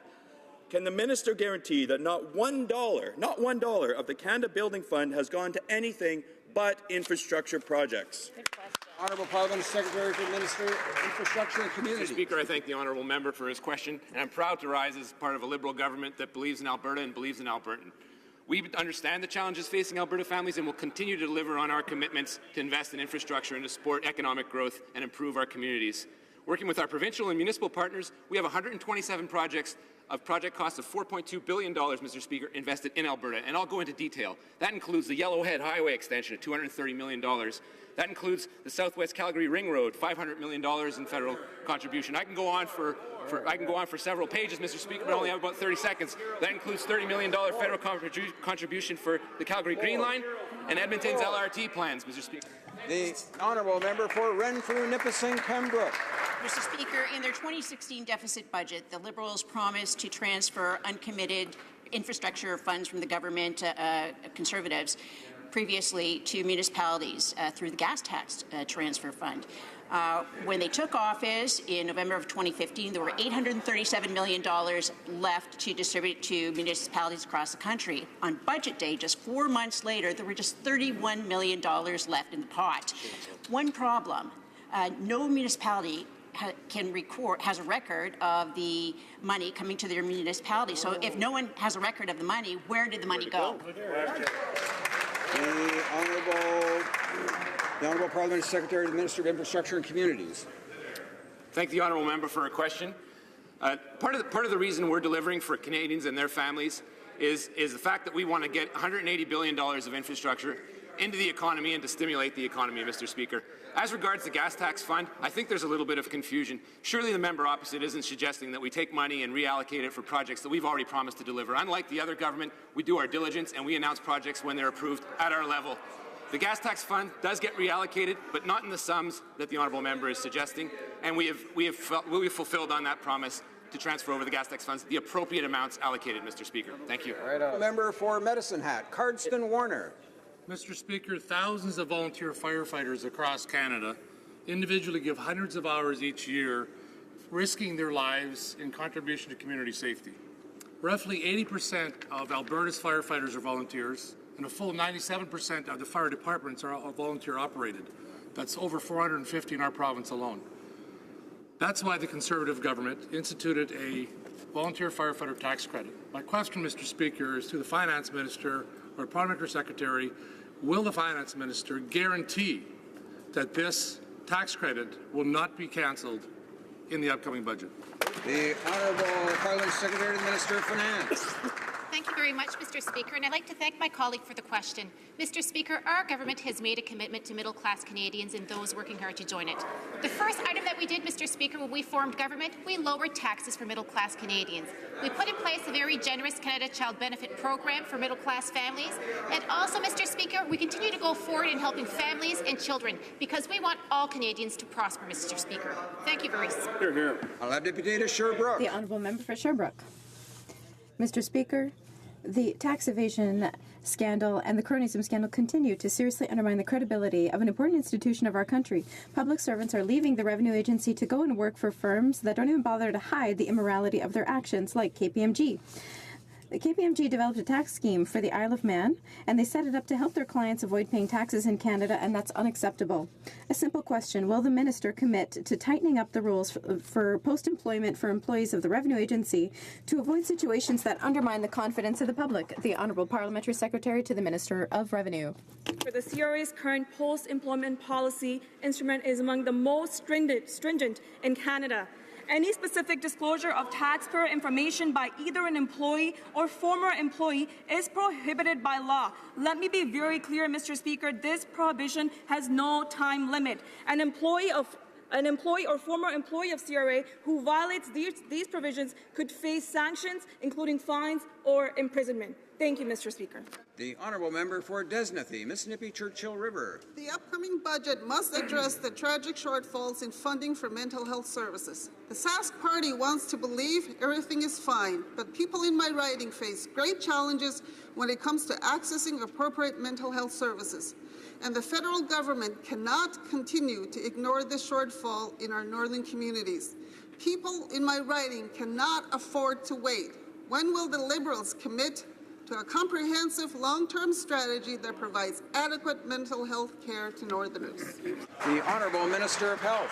Mr. Speaker, I thank the honourable member for her question and her continued advocacy on behalf of her constituents and indeed all people in her province as it relates to the very real needs for mental health. She knows that we have invested in the area of mental wellness for First Nations and Inuit across the country in the order of an additional $70 million that was announced earlier this year. In addition, we reached a deal with Saskatchewan, one of now 9 provinces and 3 territories for whom we've reached an agreement on mental health funding. In Saskatchewan's case, it was $150 million that will go to support expanding access to very real mental health needs in that province. Honourable Member for Caribou, Prince George. Mr. Speaker, no government in recent history has taken so long to fill watchdog vacancies as these Liberals. This shouldn't come as a surprise, as the Prime Minister is under investigation for multiple ethical transgressions. Between countless judicial vacancies, unfilled watchdog positions, the Liberals are once again proving to Canadians that they're only willing to greenlight Liberal insiders and former chiefs of staff. Just yesterday, they appointed a Liberal donor to the Superior Court of PEI. The Liberals have proven once again the only families they're interested in looking after are their own. Mr. Speaker. The Honourable Government House Leader. Appreciate the opportunity to stand in this House and to remind Canadians, to remind members that it's this government that introduced a new merit-based process that is open and transparent. Every position is available online. I encourage Canadians to apply. We have taken diversity, bilingualism, gender parity, all into consideration when making these important decisions. We will continue to deliver for Canadians. Thank you, Mr. Speaker.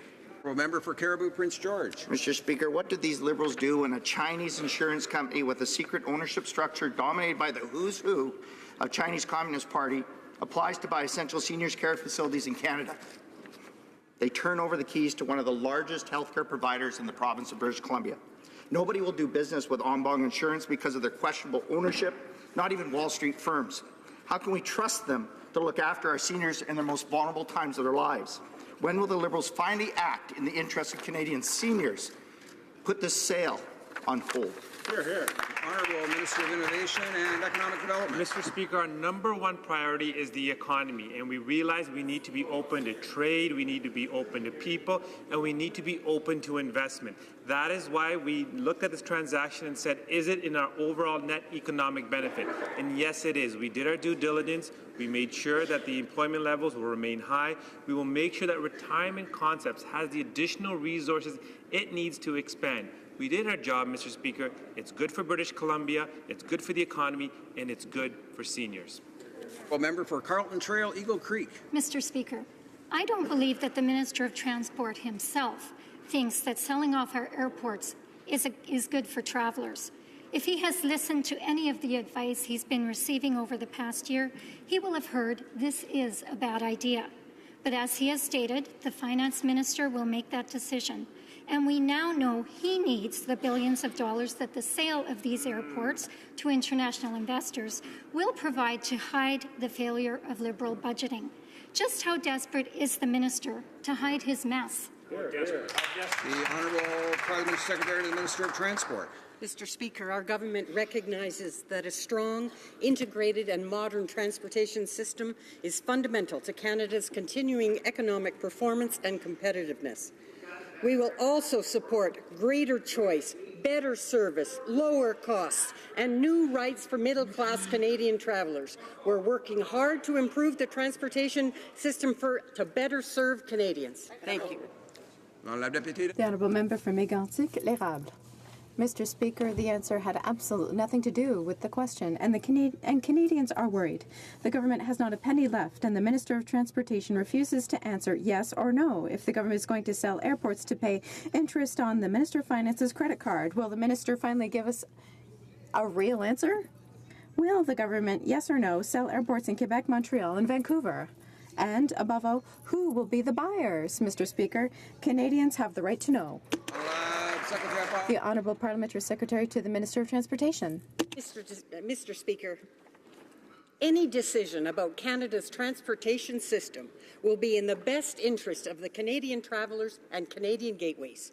We will make strategic investments in trade and transportation projects that build stronger, more efficient transportation corridors to international markets and help Canadian businesses to compete, grow, and create more jobs for the middle class.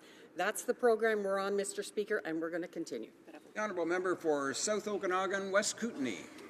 Well, Mr. Speaker, for 10 long years, Stephen Harper received dozens of fossil awards. To be clear, they were ironic. Now, this Prime Minister is taking it to another level. Yesterday, a crowd of global oil and gas executives in Houston awarded this Prime Minister a true fossil award, an award for the approval of pipelines without the social license that he said would be needed during the last election. That's right. You'd be right to be confused. Is this seriously the real change Canadians were promised? The Honourable Parliament Secretary to the Minister of Natural Resources. Thank you, Mr. Speaker. Canada has no stronger friend, partner and ally than the United States. We share common values. We're pro-jobs, pro-business and pro-North America. That's why the Minister and Prime Minister are in Houston building relationships with our North American partners. We will continue to work with our continental partners to build on our energy partnership, creating good-paying middle-class jobs and opportunities for years to come. We've taken a smart, balanced approach to developing our energy resources by pricing carbon pollution and creating an ocean protections plan, all the while getting our resources to market, creating more than 25,000 jobs. Thank you, Mr. Speaker. The Honourable Member for Longueuil-Saint-Hubert. Mr. Speaker, the Prime Minister is all over the map when it comes to climate change, cozying up to the Texas oil patch and accepting fossil awards from them. It's hard to see how this government proposes to meet its agreements under the Paris Agreement. The Environment Minister is clearly forced to keep her mouth shut, but what's the government waiting for? Why are they taking so long to join other G8 countries in developing an electric vehicle strategy? 4 charging stations are hardly going to allow us to meet our climate change objectives. The Honourable Parliamentary Secretary to the Environment Minister knows that growing the economy and protecting the environment go together in the modern world.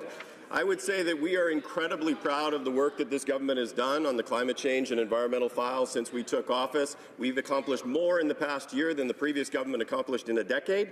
Our government has put in place pricing on carbon pollution. We've accelerated the phase-out of coal-fired power. We're developing a clean fuel standards to cut emissions associated with oil and gas use. We're investing in public transit and electric vehicle infrastructure. We've taken action on short-lived climate pollutants. And we've done a number of other things to ensure that we are protecting the economy while we are growing good middle-class jobs for the clean growth economy of the future. The honourable member for King Vaughan. Mr. Speaker, Canadians are proud of our publicly funded healthcare system. It ensures that no Canadian has to make a choice between economic well-being and their health. The Minister of Health has been meeting with her provincial and territorial counterparts, reaching agreements with many with them on new investments on mental health and home care. As she has just announced, new deals have been reached with Quebec, Ontario and Alberta. Could the Minister elaborate on how this great news will benefit Canadians? The Honourable Minister of Health. Monsieur le Président, Mr. Speaker, I'd like to thank the member from Kings Vaughan for her question. As she said, we've been working for months with the provinces and territories discussing ways to improve the healthcare system for Canadians, especially with investments in mental health and home care. Very happy today that we have reached agreements with 3 additional provinces, Alberta, Ontario and Quebec, for making new investments. In addition to increasing the Canada Health Transfer every single year, we will add additional resources in these very important shared priorities. Thank you, Mr. Speaker. Honourable member for Niagara Falls. Mr. Speaker, a Hells Angel leader from Quebec, a Toronto man charged with possessing child pornography, an Ottawa father charged with breaking both of his newborn baby's ankles, and multiple people charged for murder. Mr. Speaker, there are still over 60 vacancies on the Superior Court. How many more suspects will be set free on our streets before this government will take their job seriously and appoint the required judges to keep our streets safe? The Honourable Parliamentary Secretary to the Minister of Justice. Thank you, Mr. Speaker. The honourable member knows, and I think every member of this House will join me in saying that murder, sexual assault crimes are wrong. This government is taking concrete steps to appoint judges in a very efficient manner. The honourable member will also know that this is the product of a judicial appointments process which has been renewed by this government. We will continue to take recommendations from the judicial advisory committees which have been struck across this country, and this will ensure that we have a criminal justice system that protects Canadians, that ensures that victims get the justice they deserve. Thank you. The honourable member for Richmond Arthabaska. Thank you, Mr. Speaker. Here's what Dr. Chris Rumble had to say during the consultations on legalizing marijuana. The Prime Minister's plan should pay heed to the sad experiences of the U.S. In Washington state, the number of highway fatalities due to stoned drivers has doubled. In Colorado, it has tripled. Mr. Speaker, I'm concerned, the police are concerned, and Canadians are concerned too. Can the Minister of Public Safety assure us that the police will have a drug detection device before even contemplating making pot legal? The Honourable Minister of Public Safety. Mr. Speaker, we've made that point very clear from the very beginning of our discussion with respect to marijuana. We're obviously going to legalize cannabis and apply a very strict regulatory regime around the use of the product. But with respect to drug-impaired driving, that is already a criminal offence in Canada, and we will make sure it remains so. We will also make sure the police have the technical tools to enforce the law effectively. Honourable member for Kitchener-Conestoga. Well, Mr. Speaker, as the Liberals push to legalize marijuana, many Canadians are concerned about the consequences of people driving while high. We've seen these issues in Colorado, where marijuana-related traffic deaths have increased by 92% between 2010 and 2014. After meetings with drug recognition experts, it's clear there is no precise way to measure impairment while under the influence of marijuana. Will the Liberals stop their drive to legalize marijuana until authorities have the tools to assure the safety of Canadians on the road? The Honourable Minister of Public Safety. Mr. Speaker, I share the honourable gentleman's concern and very keen interest in this dimension of the issue, and I can assure him that we are putting the steps in place to make sure that the public is properly protected, including over the last 3 or 4 months, testing scientifically a variety of different roadside testing devices in 7 different locations across the country to ensure that they function properly under Canadian conditions. The Honourable Member for Markham Unionville. Mr. Speaker, Mary Ng, the Liberal candidate in Markham Thornhill and former Director of Appointments to the Prime Minister, bragged she was responsible for the appointment of members of the Immigration and Refugee Board. The Prime Minister's hand-picked candidate is undermining the confidence in this board. Can the Prime Minister ensure that the integrity of the Immigration and Refugee Board has not been compromised as a result of Mary Ng's political ambitions?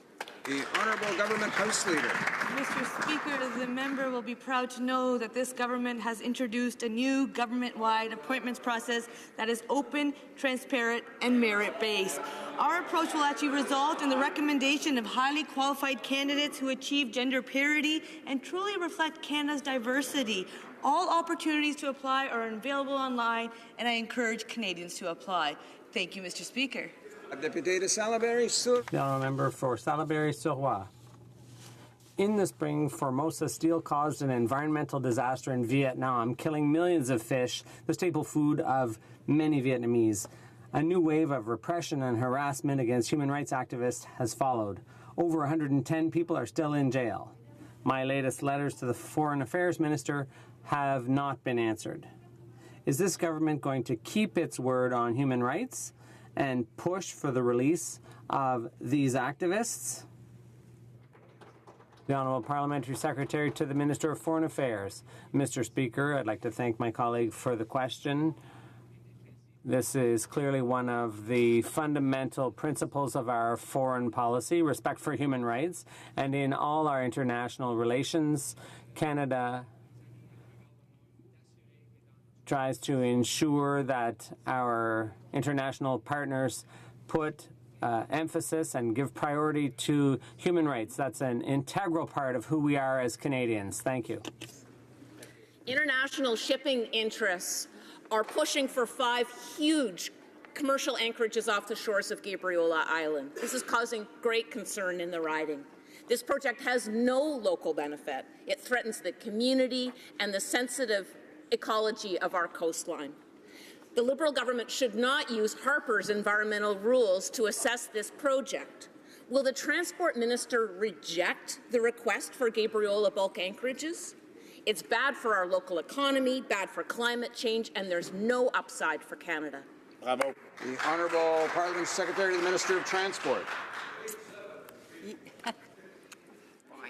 Be like that. Go ahead. All right.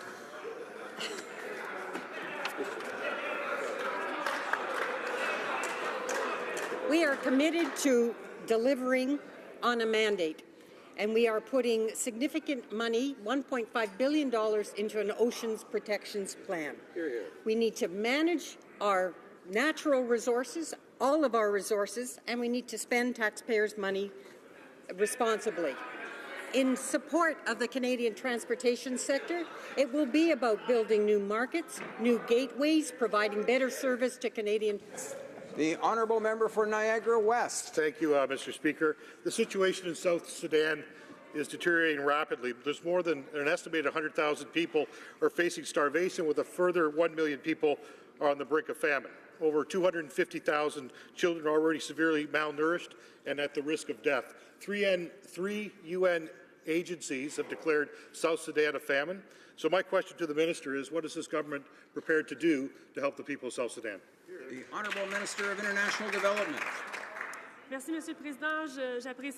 you, Mr. Speaker, and I appreciate my colleagues' interest in the terrible situation that is raging in South Sudan currently. In 2016, we provided $45 million in international aid specifically for South Sudan.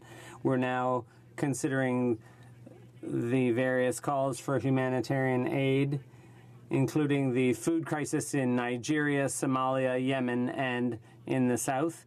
And we will contribute more in the weeks to come. Thank you, Mr. Speaker. Okanagan, Similkameen, Nicola. Mr. Speaker, I'm proud to come from a riding where we have many wineries that help contribute to our economy.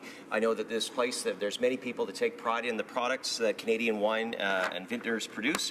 Recently, a historic agreement was reached within the Canadian wine industry that will result in more transparent labeling for cellared in Canada, also known as blended in Canada wines.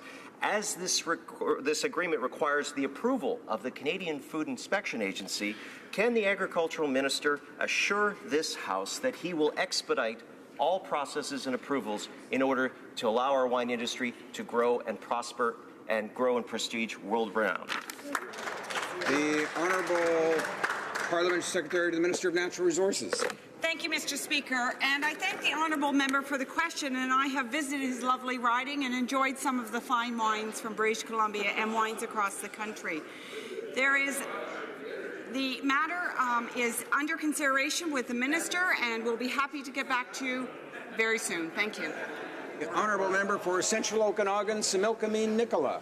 Mr. Speaker, most Canadians would be shocked that we spend more on servicing our federal debt than we do on national defense, and that a Finance Department report projects that continued reckless spending by the Liberals means we won't see a balanced budget until 2050. The Liberals don't want Canadians to know how bad it all is. They have simply decided to shut down the Finance Committee rather than study their own government's report. Can the Vice Chair of the Finance Committee update Canadians on the priorities and planning of the Finance Committee for its upcoming meetings, Mr. Speaker? Honourable Member for Calgary, Signal Hill. Thank the member for his hard work on this file, Mr. Speaker. And the member is absolutely correct that the Finance Committee has no work to do. Mr. Speaker, the Liberals have proposed no agenda, no bills, and the Conservatives put forward 2 motions to study jobs, to study the long-term financial impacts of this budget, and the Conservative members, or the Liberal members on the committee, voted those Conservative motions down. Mr. Speaker, Canadians sent Conservatives here to do work. Unfortunately, the Liberal members of that committee don't think that way. Thank you, Mr. Speaker. The Honourable Member for Glengarry, Prescott, Russell. Order. Mr. Speaker, over 65% of people in Glengarry, Prescott, Russell have French as their mother tongue. Whether it's at work, in business, or just daily life, French is an integral part of our cultural heritage and our diversity. Can the Parliamentary Secretary to the Immigration Minister update the House on the ways our government is strengthening Francophone communities outside Quebec through immigration? The Honourable Parliamentary Secretary to the Immigration Minister. Thank you, Mr. Speaker, and I'd like to thank my colleague from Glengarry, Prescott Russell, for his question on Francophone immigration. This government has restored the Francophone mobility program that was prematurely cut off by the previous government. This program supports Francophone minority communities outside Quebec, and our government will continue to support stakeholders, communities, and all members in order to meet and even exceed our targets for Francophone immigration all across the country. Thank you very much, Mr. Speaker. The Honourable Member for Charlebourg, Haute-Saint-Charles. Mr. Speaker, every day the Defence Minister betrays his difficulty understanding simple issues. First of all, he made up a capability gap which the RCAF denies the existence of. And contrary to documents he himself signed, he falsely claimed that the Conservative government deployed our troops on Operation Impact without danger pay. And yesterday he claimed cadets didn't use firearms, but their website refers to shooting competitions. What's coming out of the minister's mouth, the truth or alternative facts? We are committed to supporting our men and women in the Canadian Armed Forces. We don't send our troops into places like Kuwait without sending them tax-free. We were the ones our government was the ones that actually got the tax-free exemption. That was done in February 2016, which was signed off by the Finance Minister, Mr. Speaker. We are conducting a defense policy review, making sure that we're going to be looking after our troops and not just making hollow promises that the previous government had done. Thank you, Mr. Speaker. Honourable member for Pitt Meadows, Maple Ridge. Mr. Speaker, the coast of BC is home to 4 globally unique glass sponge reefs, the Hecate Strait and the Queen Charlotte glass sponge reefs. Once thought to be extinct worldwide, these 9,000-year-old glass sponges offer a vital water filtration service and are home to many aquatic species. Can the Parliamentary Secretary tell this House what the government is doing to protect this unique ocean feature? The Honourable Parliamentary Secretary to the Minister of Fisheries and Oceans. Mr. Speaker, I'd like to start by thanking the member and his constituents for their recent work on the Fisheries Act. A few weeks ago in BC, the Minister announced the Hecate Strait and Queen Charlotte Sound Glass Sponge Reefs as a marine protected area. These reefs are important habitat for many aquatic species, and I thank the Indigenous, conservation, and industry partners involved in making this designation possible. Our government is further committed to increasing the proportion of marine and coastal areas that are protected to 5% this year and 10% by 2020. This is good news for Canada, Mr. Speaker, and this is great news for future generations. The Honourable member for Brandon Souris. Last week, we found out that the Liberals were cutting 8 teacher positions in the English language training at Brandon's Assiniboine Community College. Without language training, many of our immigrants and refugees won't be able to go to school, get a job, or integrate into our community. So, Mr. Speaker, will the Liberal government reverse this disastrous decision and reinstate this much-needed funding? Honourable Parliamentary Secretary to the Minister of Citizenship and Immigration. Mr. Speaker, we are determined to respect our obligations under the Official Languages Act, and the assessment of language skills is used for people who apply for certain permanent residence programs under the economic stream. We've tried to find ways to reduce barriers, and the process is being streamlined. The department intends to cooperate with companies and various organizations that provide those tests in order to try to improve the situation. Thank you, Mr. Speaker. The honourable member for Repentigny. Mr. Speaker, last night the Prime Minister won the top prize in Texas for his leadership in boosting dirty energy. When it's the big polluters, Enbridge, TransCanada, Exxon, to name a few, that are paying tribute to the Prime Minister for his policies, environmental advocates and sustainable development promoters have every reason to be concerned. Can the Prime Minister or the Environment Minister assure Quebecers that her government's not at the service of the oil patch, starting by putting an end to the Energy East project once and for all? The Honourable Parliamentary Secretary to the Minister for Natural Resources. Rise in the House again and talk about Canada having no stronger friend, partner and ally than the United States. We share common values. We're pro-jobs, pro-business and pro-North America. And that's why the Prime Minister and the Minister are in Houston building those strong relationships with our North American partners. We've taken a balanced approach, Mr. Speaker, to developing our energy resources by pricing carbon pollution, creating an ocean protections plan, and all the while getting our resources to market and creating 25,000 good-paying middle-class jobs. Thank you. The honourable member for La Pointe de l'Île. Mr. Speaker, President Trump's looming cuts to the U.S. Environmental Protection Agency threaten the water quality in the Great Lakes, which flow into the St. Lawrence. As long as Quebec isn't a country, we have to rely on the federal government to go to bat for us. Will they call on the Americans to protect Quebec's main source of drinking water, or are they once again going to turn their backs on Quebecers and kowtow to the dirty oil industry and their pal Trump? The Honourable Parliamentary Secretary to the Minister of the Environment. Has a very long history of working collaboratively with the United States on issues associated with clean water and the Great Lakes. We remain committed as a government to the implementation of the Canada-U.S. Great Lakes Water Quality Agreement and to the delivery on its Great Lakes commitments through our variety of national programs. We look forward to ongoing collaboration with the U.S. administration. We will work alongside our U.S. and domestic partners to continue to promote strong action on clean water on the Great Lakes. Yeah, member for Joliette. Thank you, Mr. Speaker. I have to say the Revenue Minister comes up with some doozies. She should try stand up. Yesterday, in answer to my question, she said CRA had very, very strict rules for ex-employees who switched to the private sector. But really, there's just a handful of ex-employees, 6, who registered after joining KPMG. Enough with the one-liners. Can we hear why there's no serious rule and no serious checking for tax experts who then switch over to the private sector and help people avoid tax? As I said before, and as the Minister of National Revenue stated before, the CRA's current post-employment policy is among the most stringent in Canada. Any specific disclosure of taxpayer information by either an employee or former employee is prohibited by law. Let me be very clear, Mr. Speaker, this prohibition has no time limit.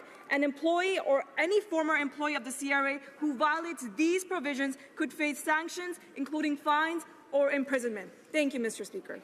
The honourable member for Nunavut. Thank you, Mr. Speaker. My question is for the Minister of Indigenous and Northern Affairs. When meeting with the Daughters of the Vote in the House here this Wednesday, the Prime Minister reiterated how past governments had failed Indigenous people. Mr. Speaker, now is the time to right these wrongs. The Government of Nunavut has submitted 2 investment requests to address Nunavut's immediate need for housing and energy generation infrastructure. Will the Minister commit to ensuring Nunavut receive this much-needed funding? The Honourable Minister of Indigenous Affairs. Thank you. I want to thank the honourable member from Nunavut for his question. And as he knows, our government is taking important steps to close the totally unacceptable housing gap in northern communities. Budget 2016 invested $76.7 million over 2 years in Nunavut for housing. We also committed $10.7 million over 2 years for renewable energy projects in off-grid and northern communities. We will continue to work with the member and the government of Nunavut to promote the well-being of the Nunavut youth. This will conclude question period for today. I see the l'honorable député de... The honourable member for Portneuf-Jacques-Cartier is rising on a point of order. Yes, point of order. Mr. Speaker, earlier during question period, my colleague from Quebec, who is Minister of Families, Children and Social Development, mentioned a number of people in my riding. We don't have the same numbers. I'd like to ask the member to table the source of his numbers to ensure me that what he said in the House is the truth, Mr. Speaker.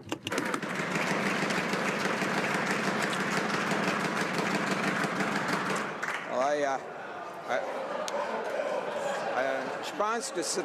I think that is really a point of debate, but I see that the Honourable Minister is rising.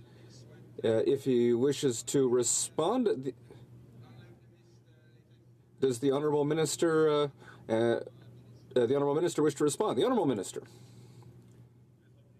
It would be a great pleasure, Mr. Speaker, for me to discuss this with my colleague and discuss the great impact that the Canada Child Benefit is having, not only across Canada, but in his riding. It kind of works both ways.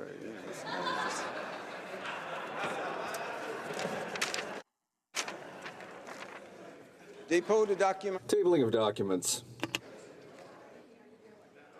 The Honourable Parliamentary Secretary to the Government House Leader. Mr. Speaker, pursuant to Standing Order 36(8), I have the honour to table in both official languages the government's responses to 4 petitions.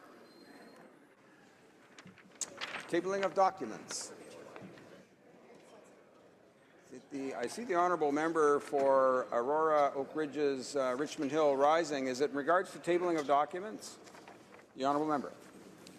Mr. Speaker, pursuant to Standing Order 34.1, I have the honour to present to the House in both official languages the report of the Canadian delegation of the Canadian NATO Parliamentary... Okay, order.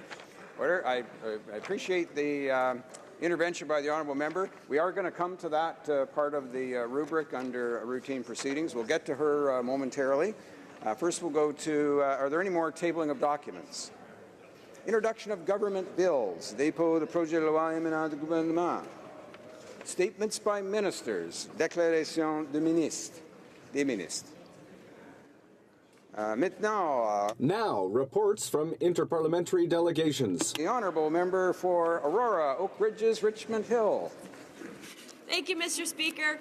Pursuant to Standing Orders 34.1, I have the honour to present to the House in both official languages the report of the Canadian delegation of the Canadian NATO Parliamentary Assembly respecting its participation at the joint meeting of the Ukraine-NATO Interparliamentary Council and the Subcommittee on NATO Partnerships in Brussels, Belgium on November 23, 2015. Thank you. Report de délégation interparlementaire. Reports from interparliamentary delegations. No. None. Reports, presenting reports from committees. Presentation de rapport. Presenting reports from committees. The honourable member for Senator Lanigan. Thank you, Mr. Speaker. Mr. Speaker, I have the honour to table in both official languages the fifth report of the Standing Committee on Government Operations and Estimates regarding the study of Supplementary Estimate C 2016-2017.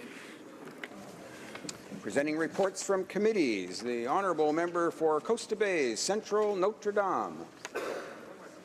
Thank you, Mr. Speaker. In the same vein, I'm due much the same, except this time from the Committee on Fisheries and Oceans. I have the honour to table the eighth report, Standing Committee Fisheries and Oceans, on Supplementary Estimate C. In addition to that, because we are simply that efficient, I also have the honour to present in both official languages a ninth report of the Standing Committee on Fisheries and Oceans entitled Main Estimates 2017 and 18. Thank you. Presenting reports from committees, the honourable member for Kelowna Lake Country. Mr. Speaker, I have the honour to present in both official languages the third report of the Standing Committee on National Defence in relation to that of the Supplementary Estimates Charlie 2016-2017. Presenting reports from committees. Présentation de rapport des comités. Introduction of private members' bills. Première lecture. First reading of Senate public bills. Motions. Motion. The Honourable Whip for the Government. Yes, point of order, Mr. Speaker. Mr. Speaker, there have been discussion amongst the parties, and if you seek it, you should find unanimous consent for the following motion: that notwithstanding any standing order or usual practice of the House, any recorded division demanded in respect of an item of private members' business from Wednesday, March 8, 2017 to Tuesday, March 21, 2017, shall be deferred until the expiry of the time provided for oral questions on Thursday, March 23, 2017, and any recorded division already deferred to Wednesday, March 22, 2017, immediately before the time provided for private members' business be deemed deferred anew until the expiry of the time provided for all questions on Thursday, March 23, 2017. Good motion. Does the Honourable Government Whip have the unanimous consent of the House to propose this motion? Yes? Yes? Agreed? The House has heard the terms of the motion. Is it the pleasure of the House to adopt the motion? Yes? Agreed? Agreed and so ordered. Motions. Motion. Presenting petitions. Présentation de pétition. The Honourable Member for Mississauga Lakeshore. Mr. Speaker, I rise today to table a petition from a large group of concerned constituents in my riding of Mississauga Lakeshore regarding the construction of a tall ham radio tower by a nearby resident in his backyard. This group is understandably and in my view justifiably alarmed as the tower's installation in a residential neighbourhood raises health, safety and aesthetic concerns for that community. Mr. Speaker, my team and I have worked closely with the City of Mississauga Ward 2 Councillor Kieran Raz to find a solution to this issue. I stand with the opponents of this tower, of the ham tower, and I hope that this matter can be resolved satisfactorily and in a timely manner. Thank you, Mr. Speaker. Presenting petitions. The Honourable Member for Renfrew, Nipissing, Pembroke. Mr. Speaker, I'm pleased to present a petition signed by campers who stayed at the Sultan Bay Park in New Liskeard, Ontario, on the shores of Lake Temiskaming in the riding of Nipissing-Temiskaming. The petitioners call on the government to ensure that campgrounds with fewer than 5 full-time, year-round employees continue to be recognized and taxed as small businesses. Presenting petitions, the Honourable Member, l'Honourable Député de Vaudreuil. The Honourable Member for Vaudreuil-Soulanges. Privilege for me to rise in the House today to present to this House a petition that was spearheaded by Isabel and Jane, founders of Sparks of Hope, which is based out of my community of Vaudreuil-Soulanges, that calls upon the House of Commons in Parliament to create capacity in which Canadian youth, aged 14 to 18, are permitted and encouraged to become legal members of a not-for-profit corporation board of directors. For consideration, Mr. Speaker. Presenting petitions. Présentation de pétitions. The Honourable Member for Winnipeg Centre. Thank you, Mr. Speaker. I have the honour of presenting a petition with hundreds of signatures by the citizens of Winnipeg. They call on the Canadian government to pass a resolution to establish measures to stop the Chinese Communist regime's crime of systematically murdering Falun Gong practitioners for their organs, to demand that Canadian legislators pass legislation to combat the forced organ harvesting, as well as to publicly call for an end to the persecution of Falun Gong people and practitioners in China. Thank you, Mr. Speaker. Presenting petitions. Présentation de pétitions. Questions on the order paper. The Honourable Parliamentary Secretary to the Government House Leader. Thank you, Mr. Speaker. If supplementary response to question 597, originally tabled on January 30th, 2017, could be made into an order of return, the return would be tabled immediately. Is it the pleasure of the House that the aforementioned question be made in order for return and that it be tabled immediately? Yes? Agreed? Agreed and so ordered. The Honourable Parliamentary Secretary to the Government House Leader. Yes, thank you, Mr. Speaker. And furthermore, I would ask that all remaining questions be allowed to stand at this time, please. Is that also agreed? Agreed? Agreed and so ordered. Orders of the day. Ordre du jour. Government orders, government bills, Commons. Resuming debate at second reading of Bill C-22, an act to create a committee of parliamentarians on security and modifying other laws. Resuming debate, the Honourable Member for Guelph. Thank you, Mr. Speaker. It's my pleasure today to rise in support of Bill C-22. This bill will create a National Security and Intelligence Committee of Parliamentarians. First, I'd like to thank the members of the Standing Committee for Public Safety for their hard work on this file and for what I understand was a great discussion at committee level. Our government is committed to protecting both the national security as well as Canadians' rights and freedoms. By establishing the National Security and Intelligence Committee of Parliamentarians, this government is fulfilling a promise that we made to Canadians in 2015. The role of the committee will be to ensure that the national security framework is working effectively to keep Canadians safe and that the rights and freedoms of Canadians are also safeguarded. 17 months ago, Canadians elected this government to produce real change in Canadian society. Bill C-22 is part of our plan to address the deficit of public trust between Canadians and the intelligence agencies that protect them. Restoring public trust will be no easy task, Mr. Speaker. What it requires is a return to the basics of public service. We don't need to look hard to find these foundational principles. They're enshrined in our Constitution, now 150 years old. The phrase, peace, order, and good government has come to symbolize Canadian constitutional principles. Mr. Speaker, these words hold truth today and are in fact fundamental to the mandate of this new committee. Peace is a universally recognized Canadian value. This committee will have a hand in overseeing our military and intelligence agencies. Canadians have empowered their security agencies with the tools they need to keep Canada safe and to maintain public peace and security. Yet there must be measures in place to ensure these tools are not abused. This is why the committee will have a broad government-wide mandate, in fact, broader than other partners in the Five Eyes. This will allow the committee members to review any national security matter in all government departments and agencies, and if security allows, present their findings to the House. Assuring citizens that their privacy is respected is a challenge that persists for democracies around the world.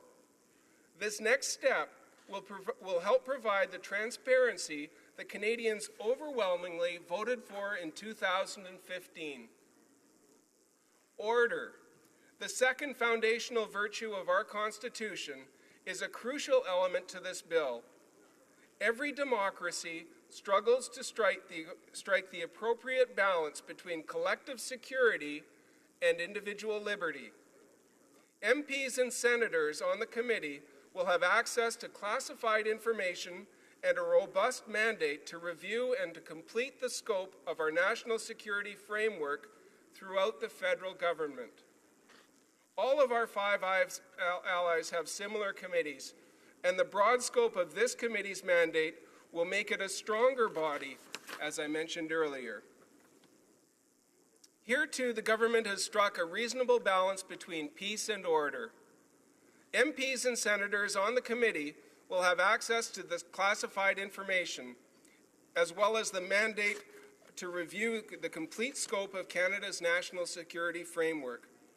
However, there are provisions in the bill that limit access to certain information, such as ongoing military operations, cabinet confidences, and information related to ongoing law enforcement investigations. This balance ensures the security of classified information and the operational effectiveness of the DND, CSIS, and the RCMP, while also providing MPs and senators adequate oversight so that we may properly protect our Charter of Rights and Freedoms. Good government is the final reflected value in this phrase. It's best embodied when we here and those in the upper house collaborate for the good of our country. With government amendments, the committee will be comprised of up to 11 members, 8 from the House of Commons and 3 from the Senate, and up to 5 members of Parliament will be from the governing party. This bill is an essential part of our national security strategy, which includes specific measures outlined in our platform, as well as consultations so that Canadians can have their say about what other measures are needed. Restoring public trust in Canada's security institutions is of critical importance, Mr. Speaker. This is by no means the only measure the government will take to rebuild the public's confidence.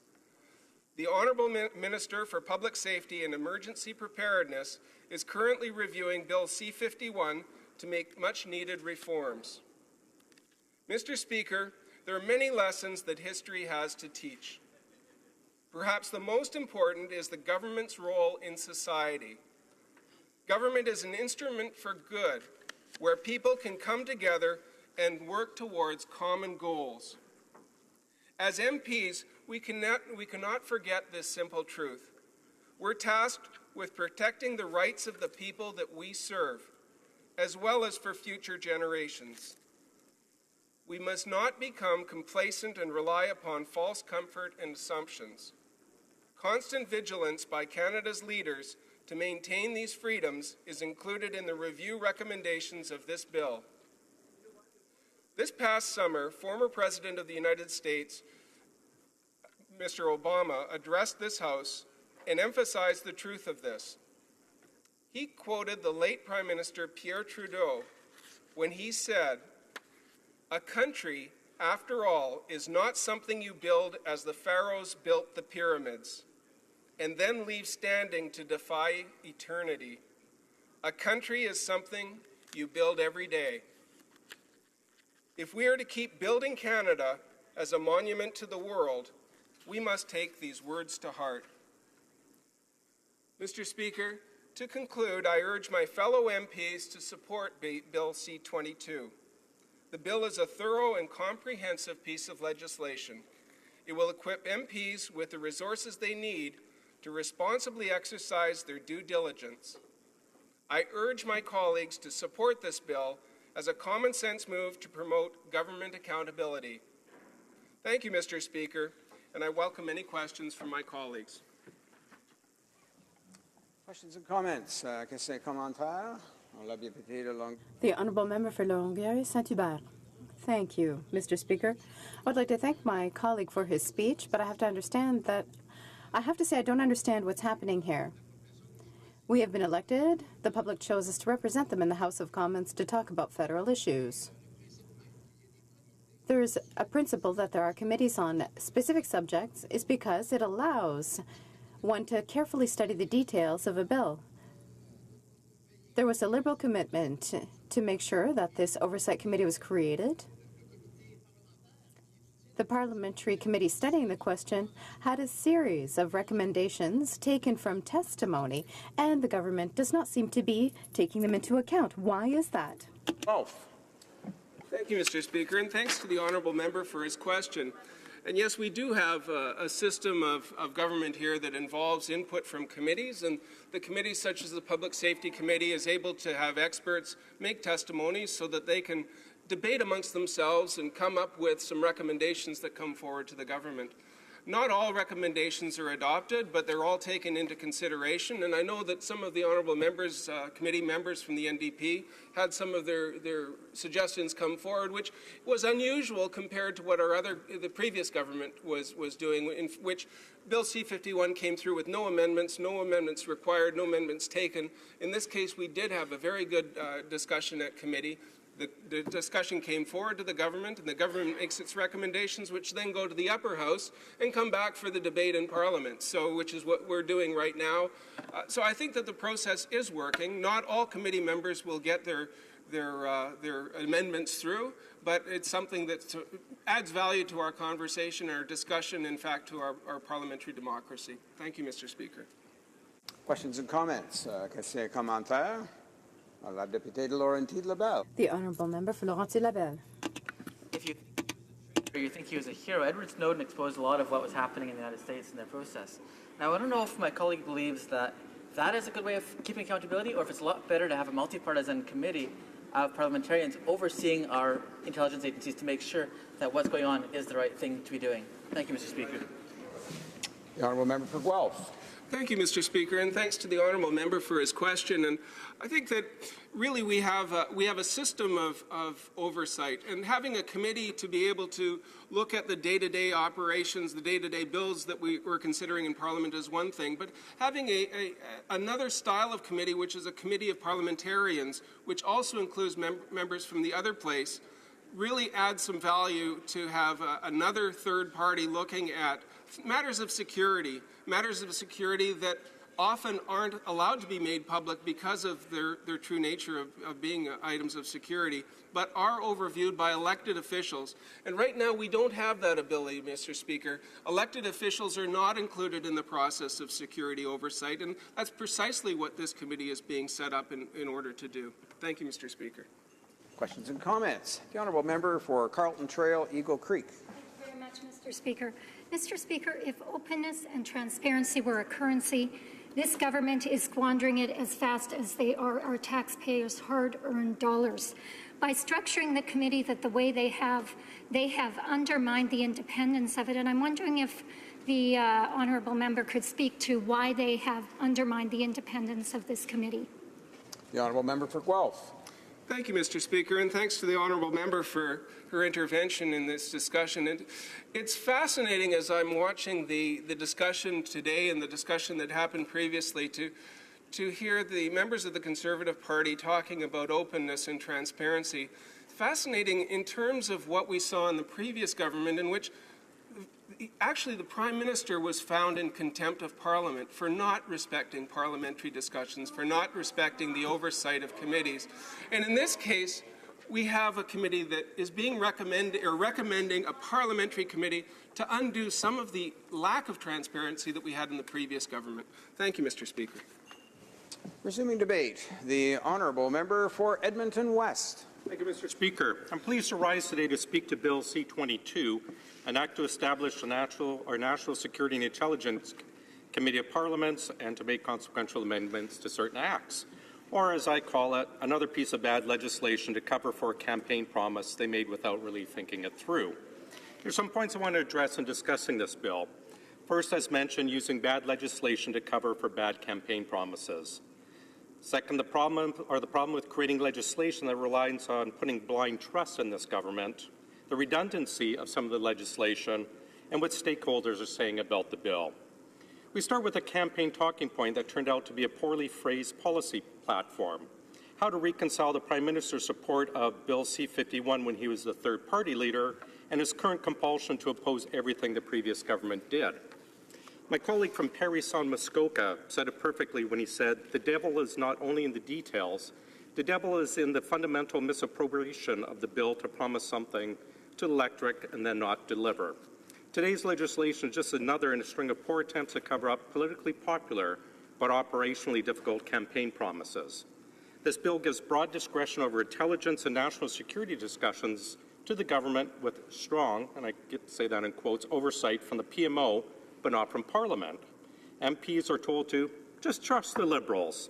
They'll figure it all out later. We know from their actions, though, they cannot be so easily trusted. They find ways to bend, break, and skirt the rules. So we use the mechanisms within this House to hold the government to account and make sure that Canadians are aware what the Liberal government is up to. C-22 creates a committee with broad oversight, heavy Liberal influence, and public disclosure solely at the discretion of the PMO. It's a system designed to operate on the blind trust in the government of the day. But we know that a strong and secure democratic system of government will ensure our security and liberty no matter who is in charge. Bill C-22, demanding that Canadians blindly trust the Liberals, does not accomplish this. With their already lengthy track record of abuse of privileges, ethical lapses, and skirting responsibility for their mistakes, as well as their general contempt for the opposition when we oppose flawed legislation, I just can't trust this government to act in the best interests of Canadians. Bill C-22 simply does not provide reasonable, meaningful mechanisms for parliamentary oversight. Let's look at the track record of the bill. The special committee is appointed by and reports to the PMO. It should instead be appointed by and report to Parliament.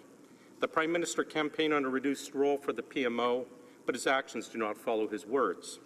Similarly, the Prime Minister, independent of any discussion with the other parties, appointed the committee chair in January before the legislation was ever created or even created. He refused to consult with the opposition parties, despite the public willingness of our party and the NDP to discuss this important committee. We were at the table, willing and ready to talk, but they stood us up. The purpose of this committee isn't to encourage and ensure transparency for these security agencies, who are already as transparent as they can be while still protecting Canada and Canada's interests. Rather, it's a knee-jerk policy decision to shore up public support they lost when they voted in favor of Bill C-51 previously. C-22 is a roundabout way for the Prime Minister's office to direct the way our national security agencies function, effectively politicizing institutions that should always operate at arm's length from the political sources. The bill achieves some balance between oversight for parliamentarians and effective oversight for the committee while enhancing our national security. Perhaps we could support it, but the bill as it is purposeless. Oversight agencies, including the Office of Communications Security Establishment Commissioner, Civilian Review and Complaints, Commissioner for the RCMP External Review Committee, the National Defence and Canadian Forces Ombudsman, and Security Intelligence Review Committee are already mandated to provide oversight for each department or agency. This includes providing annual reports to Parliament. I want to look at the membership process of the committee. Section 2 of the bill states, and I'm going to quote here, the committee is to consist of not more than 2 members who are members of the Senate and not more than 7 members who are members of the House of Commons. Not more than 4 committee members who are members of the House of Commons may be members of the governing party. So 2 members of the Senate, 7 members of this House, so not more than 4 who are government members. So we could easily be looking at 4 parliamentary secretaries from the government, notably members who are accountable first to their cabinet ministers, and 2 so-called independent senators, and 3 members of the opposition. Now, I've heard the government members state they only get up to, but not necessarily 4 members. But let's be honest here.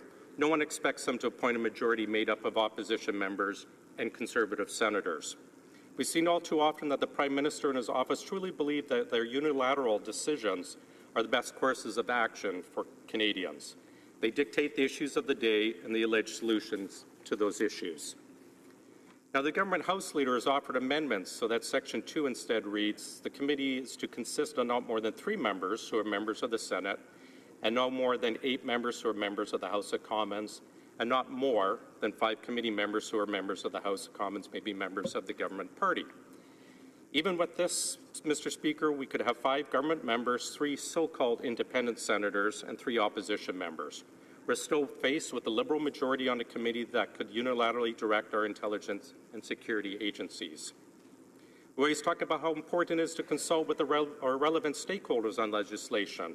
So I'm going to read from a couple of stakeholders what they're saying about Bill 22, RC 22. And here's a spoiler alert, it's not praise. The Canadian Civil Liberty Association says that, quote, "We are concerned by the government's power to halt a committee investigation or refuse to provide information when it's deemed injurious to national security. While we recognize that the utmost security or secrecy is sometimes required, this particularly worrisome because these decisions are final and not subject to judicial review or any other dispute resolution process. Also concerning is the Prime Minister's power to redact committee reports," where we've heard that before about redacting, "without any evidence that redactions were made, as well as numerous categories of information the committee cannot access. Furthermore, it should be the committee members themselves, not the Prime Minister, that chooses the chair." The Civil Liberties Association seems to be broadly agreeing with our concerns that Bill C-22 leaves most of the discretionary decisions and oversight resolution mechanisms to the Prime Minister. I'm not really sure how this government can generally argue that they are increasing oversight by increasing the discretionary power of the PMO to censor information that claims to be injurious to national security, but may actually just be injurious to the Liberal government. This government seems to hide things they don't like. Just 2 weeks ago, members of the House debated a motion calling on the government to release the Finance Department's redacted data on the federal carbon tax. The information was unfavorable to the government, so they refused to disclose the information and voted it down. They've muzzled well over 100 public servants for life on the purchase of the politically motivated sole source Super Hornet purchase. We've heard testimony in committee that the government didn't even bother to make these muzzled public servants aware of their rights under the Public Servant Disclosure Act, but they sure went out of their way to muzzle them for life. The Canadian Bar Association, who I understand might be versed in the impacts of laws, wades in on C-22 by saying, "While we've made suggestions and expressed concerns about various aspects of the bill, our concerns about Section 16 are greater by several orders of magnitude. Section 16 would provide broad discretion for ministers and departments to refuse to provide information on vague national security grounds and on the basis of expansive definition of special information, operational information in the Security Information Act."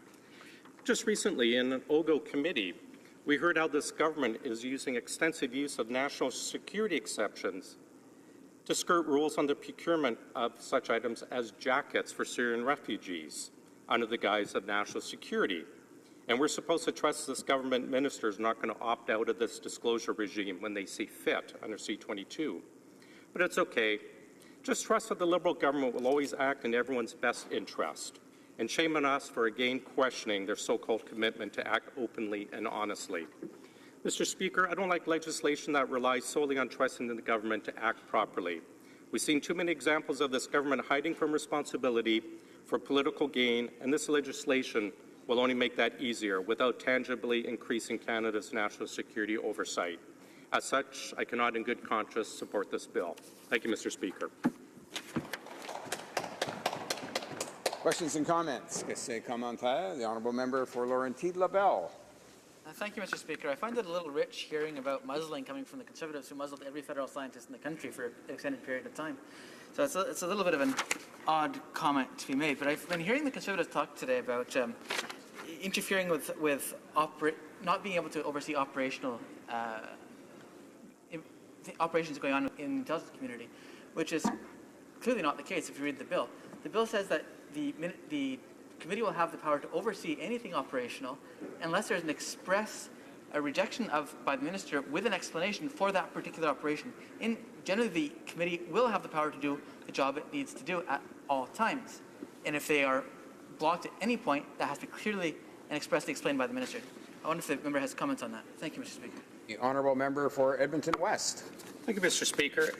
The bill is very clear that ministers can interfere and suppress information. We've seen in our Operation Committee just a couple weeks ago that this government uses national security exceptions to skirt rules on purchases of paper clips and photocopy paper, and yet somehow he wants us to believe that ministers are not going to interfere in major issues that may embarrass this government. I do not have faith in a government that will suppress information on paper clips to have full access to suppress other information. Thank you. Questions and comments? Questions et commentaires? La députée. The Honourable Member for Longueuil-Saint-Hubert. Thank you, Mr. Speaker. This is a very sensitive subject. During the last election campaign, Bill C-51 came back many times. We talked about a lot of censorship. This member was part of the Liberal team back then, but they supported C-51 by saying we could fix it later. Canadians remember those things. Let me just remind you, they do have a memory. And C-51 is a bill that really didn't have any common sense, no matter what my other colleagues might think of it. But now today, talking about nerve, it is nerve to say that the chair of the committee should be appointed by the Prime Minister. I'd like to hear my colleague about that because it makes no sense. I agree with my colleague from the NDP. We often hear about committees, government committee, or committees in Parliament are their own masters, and yet here we have a committee where the master is appointed by the PMO many, many months before this legislation even appeared. It's basically, it seemed to be a bone thrown to the committee chair as payment for past services, or perhaps as an apology for not getting a PS role or a cabinet role. The Canadian Bar Association, many experts say, if we're going to have this committee, the committee chair should be appointed by the actual committee members and not by the Prime Minister's office. Thank you. Questions and comments? Questions et commentaires? The Honourable Parliament Secretary to the Minister of International Trade. Thank you very much. I'd just like to remind everybody of what the bill says. Any request to withhold information will have to be explained to the committee, and if the committee is not happy with a minister's decision, it has the opportunity to report back to Parliament. It's a legitimate platform in public, in Parliament, before all Canadians. I'd be interested in the Honourable Member's comments on how that isn't transparent and accountable. The Honourable Member for Edmonton West. Thank you. I want to read from further from the Canadian Bar Association regarding Section 16, which allows ministers to hide or muzzle. It goes, simply put, Section 16 would gut the proposed law. It would create a broad and large standard list out clause for ministers to exempt themselves from the committee's disclosure regime. The rationale for such an exemption is difficult to discern. The exemption seems unnecessary and illogical. I think that answers the question very clearly. Thank you. Resuming debate. Reprise de débat. The Honourable Parliamentary Secretary. Minister of International Trade. Thank you, Mr. Speaker. I rise to address this House with respect to the second reading of Bill C-22, establishing the National Security and Intelligence Committee of Parliamentarians.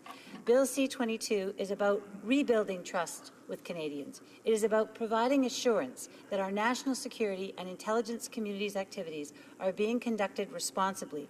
Parliamentarians can and should play a major role in reviewing these activities. To that effect, our government made a commitment to an approach that protects our rights and freedoms and provides for the security of Canadians. For many, Bill C-51 was cause for grave concern.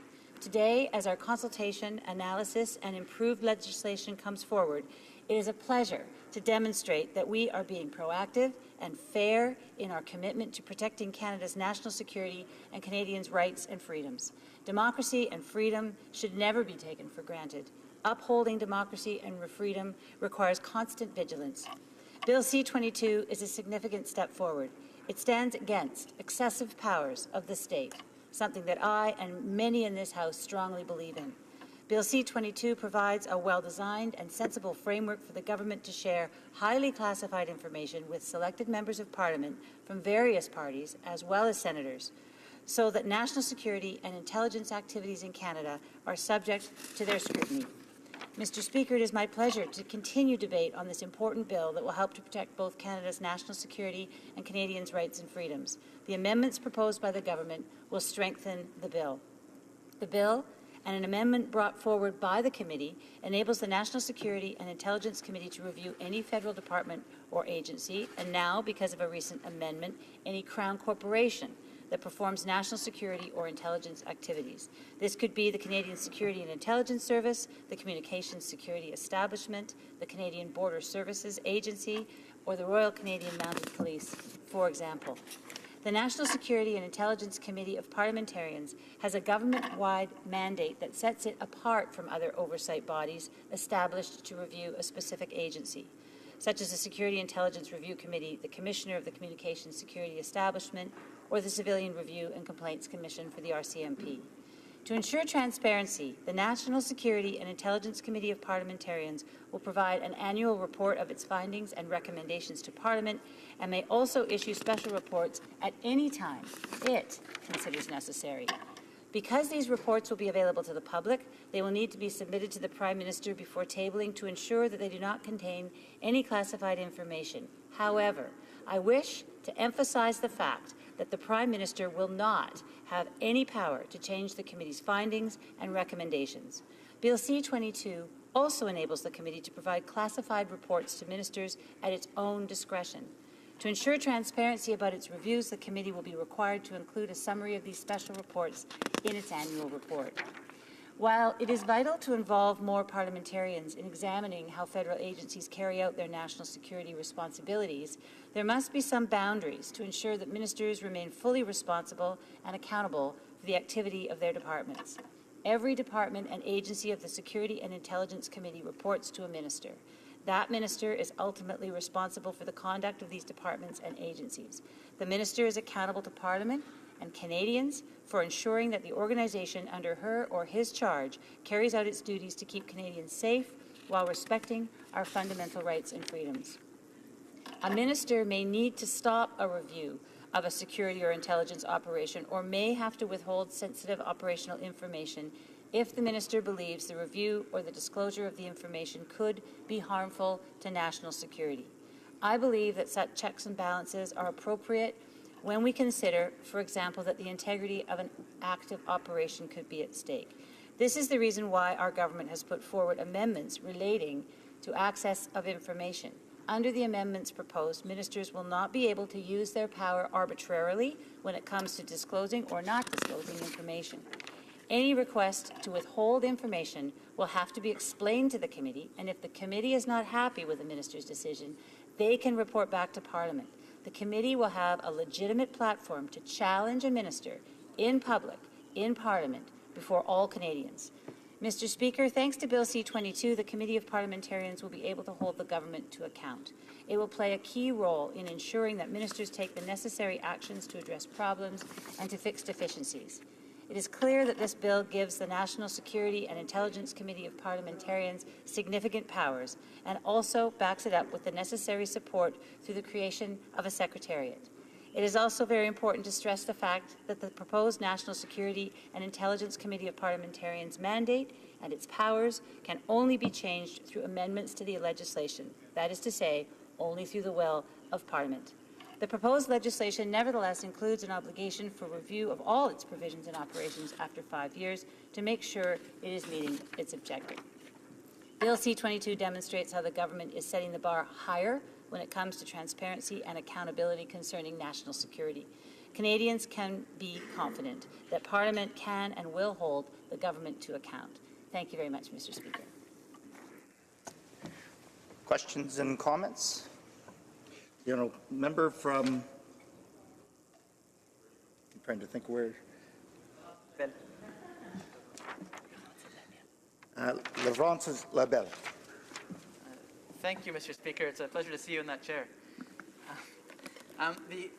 Speaker, I appreciate the member's speech. I just wanted to say that the committee did a lot of really good work, and I wonder if the member could expand a little bit more on the importance of having accepted some of the amendments that came forward from the opposition in ensuring that their committee work at the Security Committee here in the Parliament will improve the overall process here. Thank you, Mr. Speaker. Country Secretary to Minister of International Trade. Thank you very much for the question. As you know, this whole process is much more than a campaign commitment. This process is about engaging parliamentarians and the country in order to address which was broadly perceived as excessive use of power underneath Bill C-51. Bill C-22 takes a significant step forward by providing the kind of oversight that our country was in the minority, really, one of the only country in G20 not to provide this kind of oversight. And I believe we will see much more robust, engaged assessment as we move forward, because it's intended to say that we are open and transparent about providing and balancing our freedoms with our security and safety. Questions and comments? The honourable member from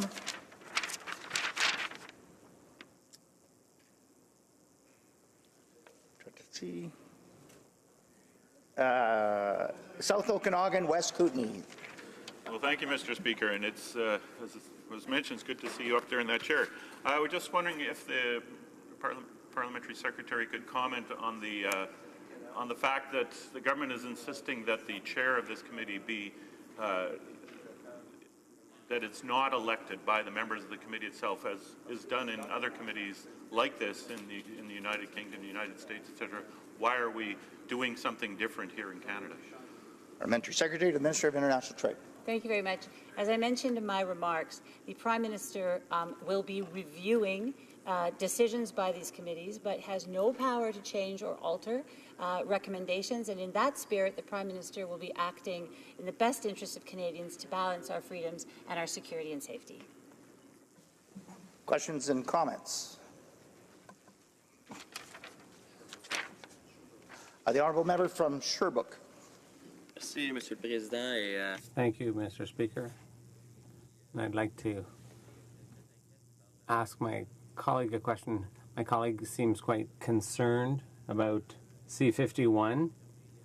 She said she had some major concerns about the overreach or excessive power of security watchdogs in some places, but she didn't express any concerns earlier. She voted in favor of C-51.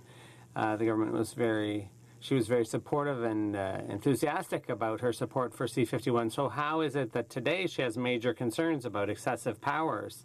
They voted in favor of C-51 previously.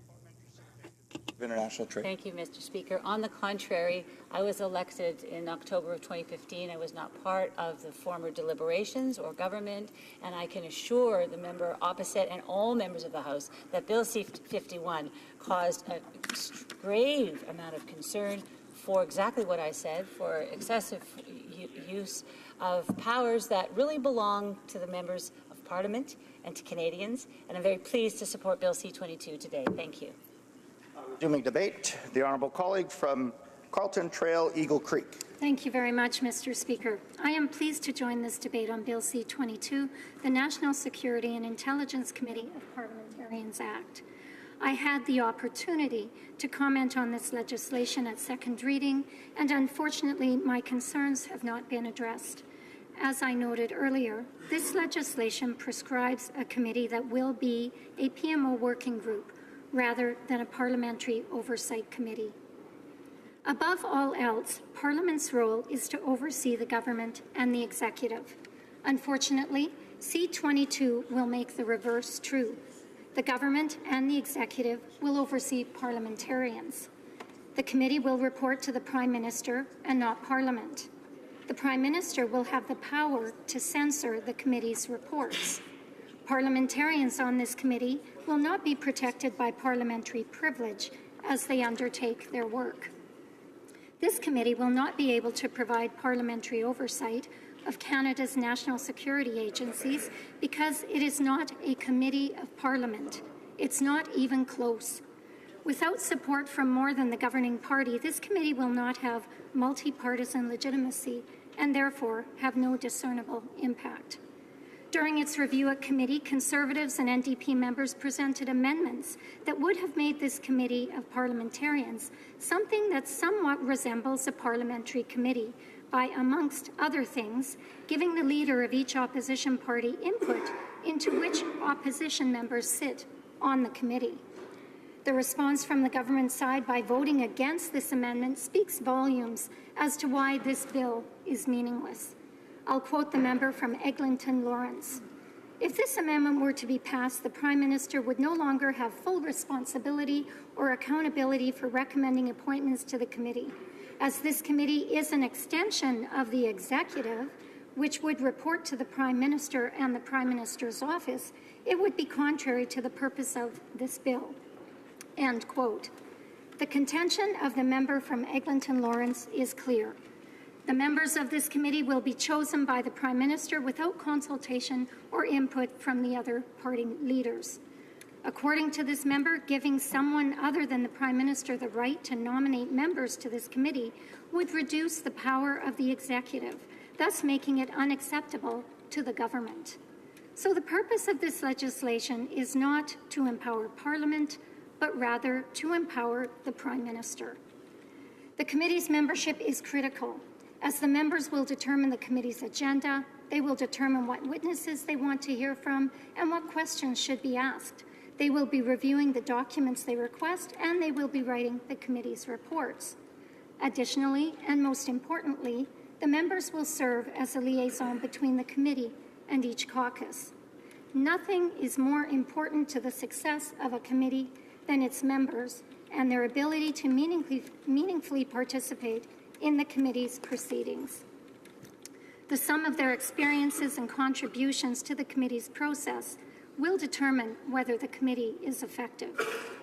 If the Prime Minister is unwilling to relinquish the responsibility of determining which members of Parliament sit on this committee, it is hard to consider this entire exercise of creating this committee as more than going through the motions to check off a box on his Liberal electoral platform. Ms. Heather Sheehy from the Privy Council described what this committee will actually be, and I quote, "This committee is a committee of parliamentarians, as distinct from a committee of Parliament. The subclause that limits parliamentary privilege is consistent with a committee of parliamentarians, as distinct from a committee of Parliament." End quote. A committee of Parliament, quite frankly, Mr. Speaker, a committee of parliamentarians can be just about anything. The Conservative Party caucus hockey team can be considered a committee of parliamentarians. It doesn't mean it's an oversight body for the agencies and departments who oversee the security of Canadians. The committee being made up of parliamentarians is simply not enough. The parliamentarians sitting on that committee must be given more power than what is being provided for in this legislation in order to be effective. As has been stated, Canada doesn't need to further enshrine executive oversight over its national security agencies. The executive in Canada, Cabinet, already has oversight responsibilities of Canada's security agencies. In Canada, the executive branch is the Prime Minister's office and the Privy Council office that supports it. The Prime Minister doesn't need to have a new advisory group of parliamentarians to provide him with input on Canada's national security. The supposed problem, as outlined by the Liberals, that this legislation was intended to solve was that Parliament, and not the executive, didn't have the tools required to properly oversee our security agencies. Alternatively, the executive already has the ability to summon any member of Canada's security agencies to ask questions and order changes to operations if necessary. Parliament does not. Therefore, it makes no sense to create another committee that reports to the executive. The Liberal platform was clear on what it intended to do, and I quote, "Create an all-party committee to monitor and oversee the operations of every government department and agency with national security responsibilities." In order to fill this commitment, the leaders of the opposition party should have the responsibility of naming their members to the committee, and Parliament must have the autonomy to oversee every government department and agency with national security responsibilities. If a committee is to be part of the decision-making process, then it should be allowed to impact policy. It should also be noted that when in opposition, the Liberals called for this very kind of parliamentary oversight. If, however, the PMO chooses to set up this committee purely for advisory purposes, then it will lose the true advantage of presenting a diversity of views to Canada's security agencies, and the quality of advice that they receive will be compromised.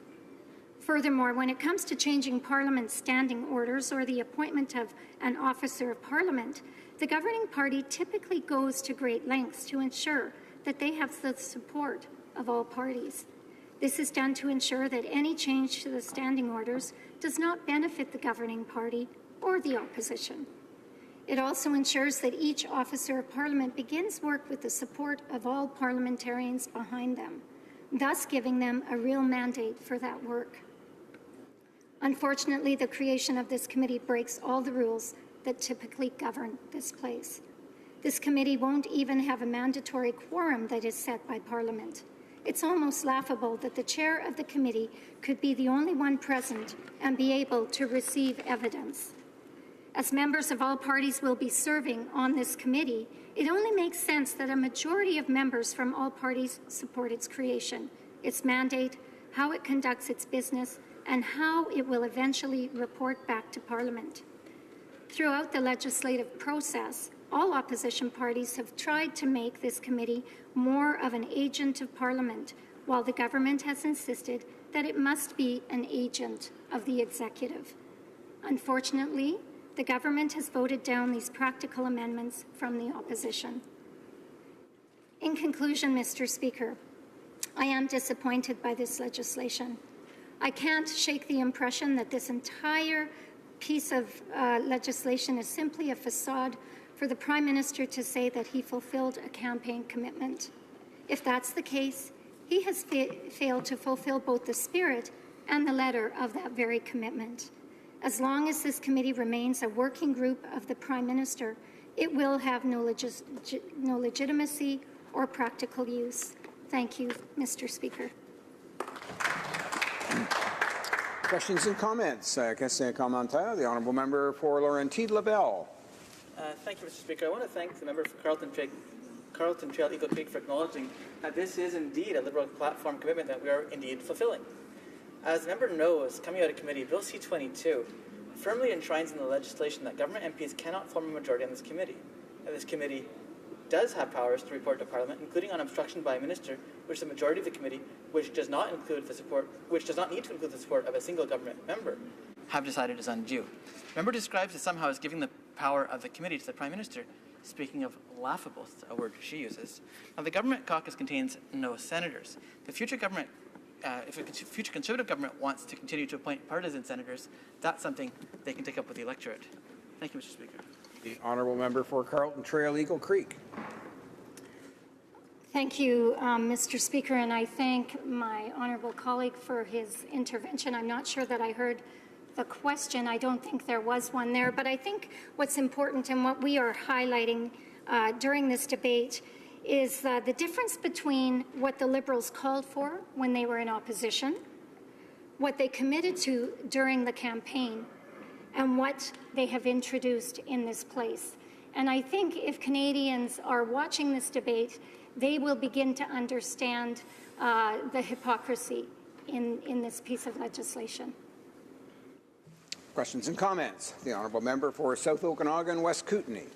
Thank you, Mr. Speaker. And I just wanted to know if the member might comment on the fact that although every member of this committee will have to have top secret clearance, they'll have to swear a permanent oath of secrecy and waive their immunity to prosecution based on any breach.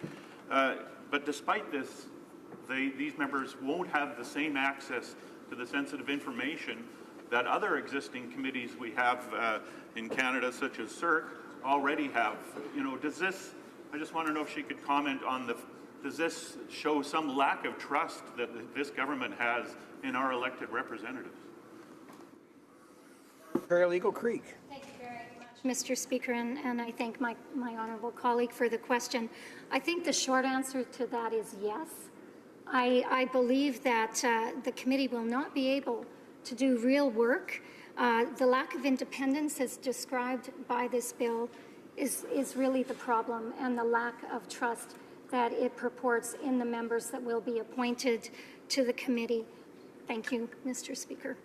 Questions and comments. Question commentaire. The honourable member for Laurentides-Labelle. Thank you, Mr. Speaker. I'm just wondering if the member is aware that when the Speaker says questions or comments, one can ask a question or make a comment. Thank you, Mr. Speaker. The honourable member for Carlton Trail Eagle Creek. I do appreciate that, and I meant no offense in recognizing that there perhaps was no question in that comment. Questions and comments? Questions and comments? Resuming debate, the Honourable Parliamentary Secretary to the Minister of Families, Children and Social Development. Well, thank you very much, and it's an honour to be able to speak to this extraordinarily important piece of legislation. And before I reference parts of the bill, I'd like to provide a little background as to where my perspective emanates from, and that's as somebody who, as a member of Toronto City Council, sat in the Police Service Board, in particular on the Police Service Board during the G20.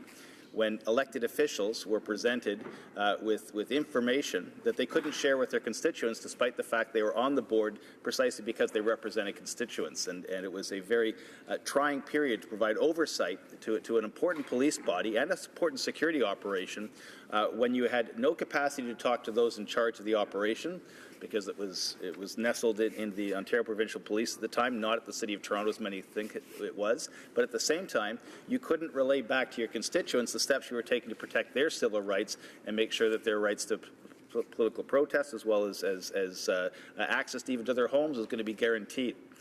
Civilian oversight is at the heart of any democracy and is at the heart of any responsible approach to public safety, let alone intelligence and security measures that we are now embarking upon, which, quite frankly, when Parliament was conceived, weren't really perceived as being part of the responsibility of Parliament, but rather the executive branch and others in society. We have been evolving. As Parliament has evolved over the last few centuries, evolving the practice of stronger and stronger civilian oversight, in particular around public accountability for the way in which our police and security agencies operate. And we have also developed and expanded and layered our security and our police bodies as we have taken on more and more complex matters as society has changed and we've become more cognizant of the realities that we have to encounter. As a result, there is not a single police operation that Parliament oversees, but rather close to 17, 18, 19, and you could even include border security now in that, and it's something which I think that we now need to explore as dynamics change in an ever-evolving world. Into this mix, we have had, over the last decade, over the last 20 years, I would argue, significant powers invested into our security agencies.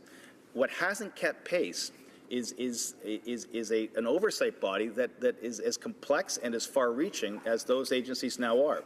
When the RCMP were originally looked at as a security force way back when, 100-plus years ago, there was no need to think of them as a spy agency dealing with foreign interventions coming into this country. It was a completely different colonial period of time when they were conceived. When CSIS, which flew straight out of the inadequacies both in the regulation and the oversight of the RCMP when that was discovered in the 70s, when CSIS was established, a whole new chapter of security agencies were brought to bear in terms of the way in which this country and this Parliament prosecuted public safety.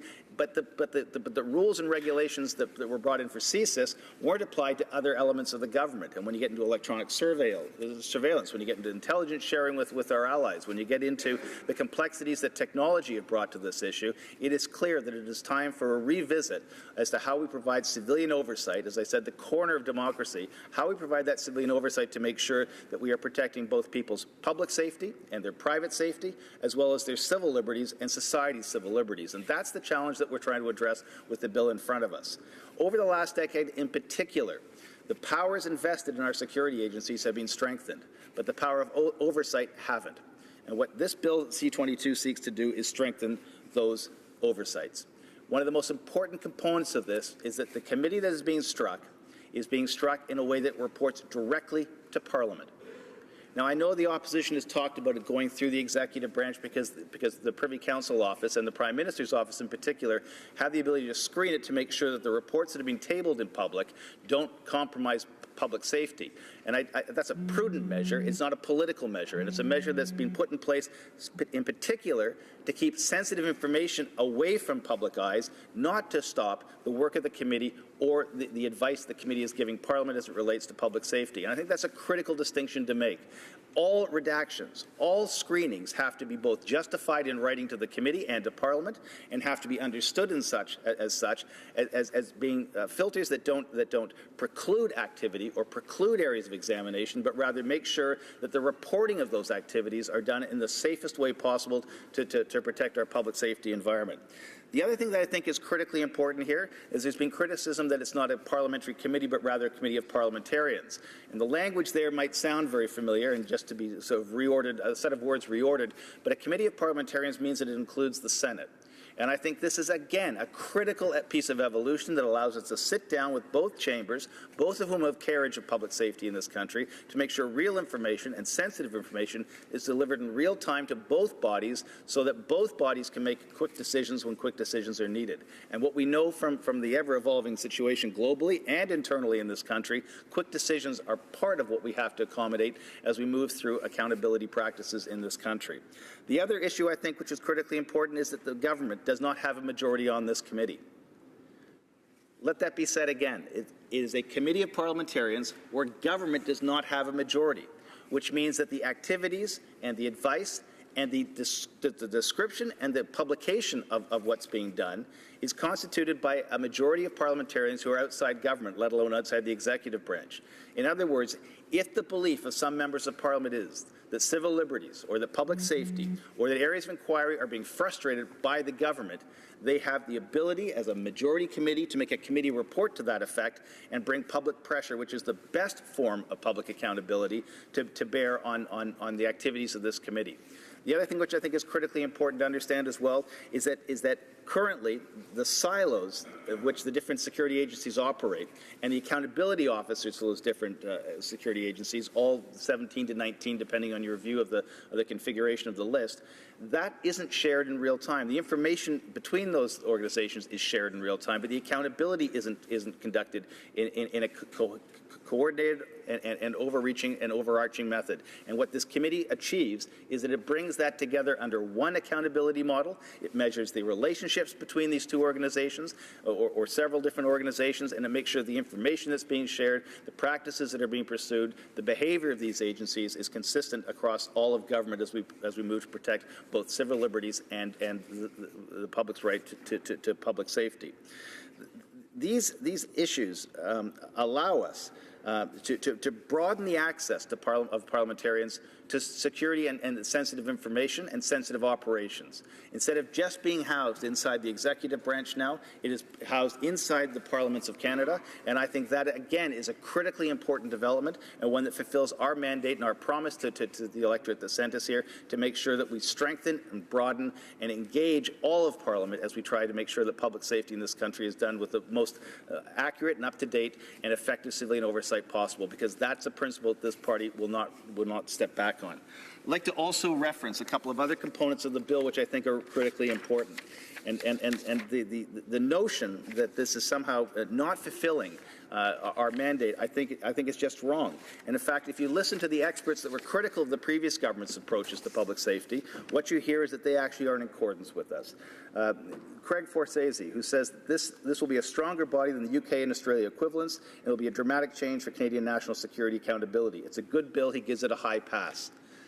The criticism of C-51 largely emanated from this individual, and now the support is coming from this individual. Clearly, we have moved the yardsticks. But I'm going to leave you with one last thought, and I think this is a critical thought as well. There is a notion, and I certainly saw it in C-51 when I was here in the previous term. There is a notion somehow that governments can land on public safety issues or civil rights issues perfectly every time they present legislation. That's a fallacy. In fact, I would say that's an arrogance. Public safety and civil rights in particular are iterative processes. You move forward carefully, you move forward prudently, you expand rights, you protect rights simultaneously as best you can, but you never get it right. Circumstances change. Behavior of institutions change. Individual officers within these organizations behave in particular ways. It is a constant moving target that we're trying to deal with here, both the need to protect Canada's public safety and the need to protect charter rights. And this process, as we establish this committee, I guarantee you, will evolve over time. It must evolve over time because the circumstances we're dealing with are evolving over time. And to do it in a way that's responsible is to do it in a way that's open and parliamentary and accountable to this body and not to the executive branch. And that's exactly what this legislation achieves. It allows us to make significant steps forward at this time, and I assure members, as long as I'm sitting in this House, good legislation, strong ideas, and intelligent criticism that emerges around how we balance the complexities of the security environment which we live in, how we make sure that civil liberties are protected as we protect public safety. That conversation needs to be sustained. The ideas that frame that endeavour and that work of this Parliament, I take that work very, very seriously, and I think you've seen over the last couple of days that when strong ideas and intelligent criticism is presented on the floor of this Parliament, all parliamentarians have the ability to say that's a good idea, let's support that, and let's move that into law and move that forward to protect Canadians or develop Canadian rights. That's what this bill does. It's in the spirit of that kind of thinking, of that kind of discipline around public safety and civil rights that is a hallmark of the Liberal Party, of this government, and I am proud to support this bill because it continues that reputation. Thank you. Questions and comments? The honourable member for Caribou Prince George. Thank you, Mr. Speaker. Well, I think what we just saw in the last speech was actually a campaign to be on the committee. I think the member from across the way actually is campaigning hard to be on the record that he's got a great command of what this committee should be and should not be, and perhaps the honourable colleague wants to be on the committee, or maybe he's already got a spot on there that's already planned. Maybe he already knows. Mr. Speaker, in spirit of our honourable colleague's speech, and talking about the open and transparent ways of his government, and I got one simple question. Why? Why was not one recommendation from the opposition, from the Conservative opposition, taken and heeded and considered in these amendments of this bill? The honourable member, the honourable parliamentary secretary for Families and Children. Well, I apologize not being able to answer that question more directly. I wasn't party to the committee debates on and in the thinking on how amendments that you're speaking to, which I haven't specifically seen, were handled. So let me stress that this is a process that is still ongoing. This Parliament is still has carriage of many of these issues, and as well the Senate does as well. And so good ideas, perhaps reframed, rethought, reworded, may prevail when presented in a different light or with a different focus in terms of the specifics of the words. I'm just going to quickly at the end address the notion that I want to be on this committee. Having served for 2 years on the Police Service Board, let me assure you, I have done my duty as someone who's provided civilian oversight. I am confident there are better minds than mine in this House that can sit on this committee, and if it requires being said in public, I will say it now. I do not want to be on this committee. Thanks for the. Questions and comments? The honourable member for Sherbrooke. Thank you, Mr. Speaker. I'd like to thank my colleague for his intervention in this debate, but my question is fairly simple. In a context where we have this bill before us, C-22, which is supposedly a response to Bill C-51, because when we debated Bill C-51, this was an issue that was often brought up by my Liberal colleagues who said that there needed to be an oversight committee of parliamentarians for our national security organizations, and yet they still supported Bill C-51, so this parliamentary oversight was not included in that Conservative initiative at the time. So why, given that this parliamentary oversight was absent from C-51, why did they support C-51, and why did they trust that the Conservatives or a subsequent government would fix that part and add oversight? The Honourable Parliamentary Secretary to the Minister of Families and Children. This isn't the first time I've faced this line of questioning from a New Democrat, so I have a prepared answer for this. First of all, C-51 did a few things right.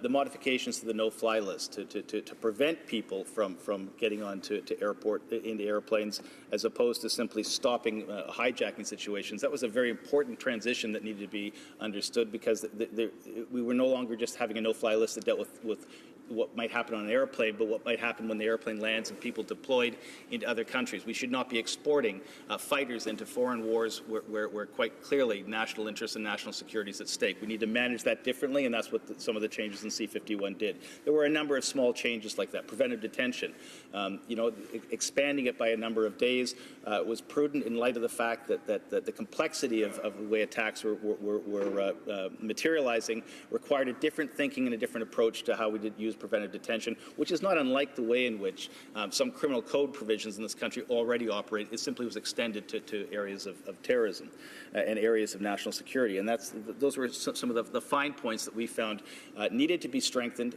as we also started to embark upon changes to C-51 that we thought were quite clearly important. What I would ask the NDP very clearly is this is the third time this Parliament has tried to deal with civilian oversight of our security agencies. The NDP has never once supported civilian oversight when it's been on the floor for a vote. And my question to the NDP is very clearly this. How do you protect democracy without civilian oversight, and why has that party historically voted against every single proposition put forward by this party in this House when the opportunity has arisen? Why won't they strengthen it incrementally? Why do they leave it in the hands of experts instead of the public, where it should be if you're going to have true civilian oversight? Resuming debate, the honourable member for Laurentide-Labelle. Thank you, Mr. Speaker. I'm happy to rise today to discuss Bill C-22 in the form that it was presented to the House by the Public Safety Committee. For over 10 years now, we've been talking about the importance of creating such a committee, and the time has come to act. 10 lost years. Mr. Speaker, Canada really has some catching up to do when compared to our allies. Our Five Eyes partners, 5 countries, have an agreement in place to share information, and all the other countries in the Five Eyes have civilian oversight for national security and intelligence organizations. I feel that the Canadian committee will be stronger than those that exist in the other countries. I would like to take the time now to explain to the House of Commons what this Committee of Parliamentarians will do and why it will exist. As proposed in C-22, it will allow parliamentarians to oversee national security operations. And it will allow us to follow in the parliamentary tradition of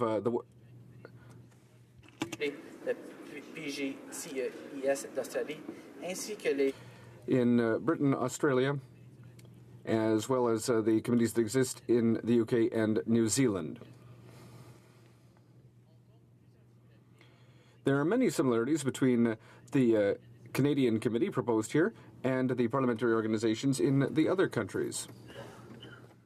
Excusez-moi, Mr. Président. La taille de ces 3 comités varie de 5 à 11. These committees are made up of between 3 and 11 members. As it stands right now, the government leader in the House of Commons has tabled a motion to increase the number of members of the committee from 9 to 11 in Bill C-22, which would allow additional members to be added. I support this amendment because it would add the necessary flexibility to ensure that the committee is representative of the various opinions and parties in Parliament. This oversight committee will be similar to that which exists in allied countries. The mandate of our allies committees make it possible to study various questions, various issues related to our national security organizations. However, it differs when it comes to a number of different areas, and I'll discuss this more later on. Every country has restrictions when it comes to disclosing information.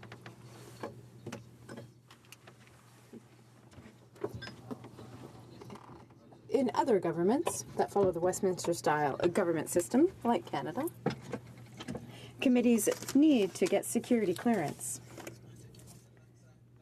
When it comes to access to classified information, other democracies based on the British system also curtail the extent of this power. Access to information is limited. For example, committees cannot reveal details about sources and compromise operations or disclose whether it was provided by a foreign government. The executive in a Westminster-style government,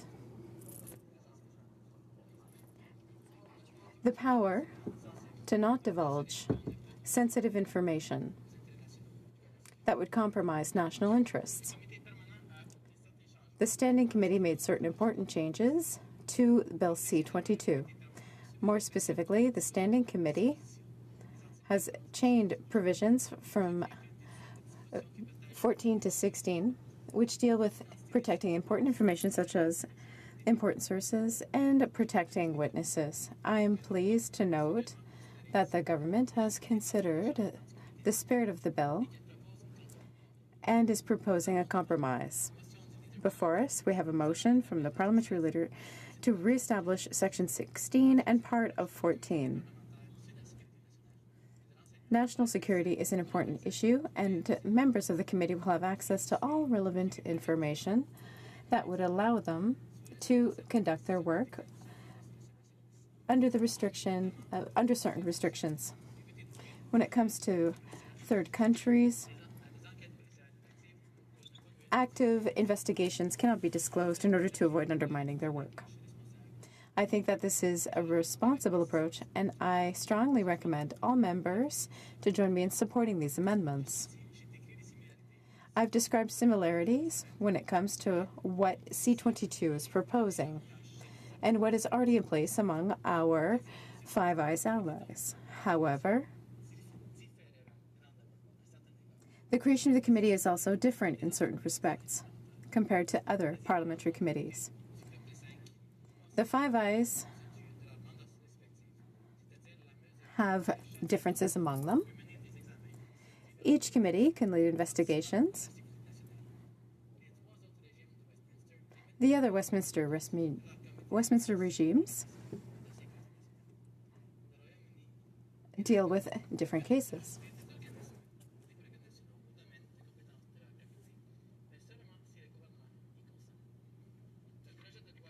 Bill C-22 will broaden certain powers, and its members will be able to examine all operations dealing with national security and intelligence that are led by the Government of Canada, regardless of the department or organization responsible for them. This would include main security and intelligence agencies, including the Communications Security Establishment, CSIS, and the RCMP, as well as 17 other federal organizations who deal with national security, including the Border Services Agency. This Standing Committee and its powers when it comes to access to information includes Crown corporations. I support this amendment, which is entirely aligned with the mandate granted to the committee by the government. As I mentioned earlier, Five Eyes countries have different approaches when it comes to the review mandate that they grant to their oversight bodies. In Australia and New Zealand, there's no ability to look at operational issues. In the UK, they can look at operations, but only if they meet certain conditions.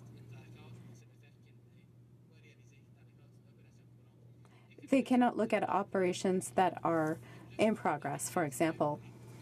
The UK committee can only look at an ongoing operation if this was raised by the British government itself. When it comes to the bill before us, the Canadian committee would have a broader mandate and be able to review broader issues, and we'd be able to conduct reviews of ongoing operations. However, a minister could cease such a review for reasons of national security. I am pleased to note that the Standing Committee reinforced these aspects of its bill by specifying that review of operations can only be interrupted for reasons of national security. Once the operation is over, the Committee of Parliamentarians can resume its review.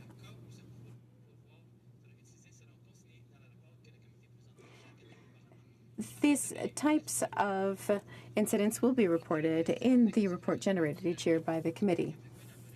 The committee needs to be able to work with other oversight bodies,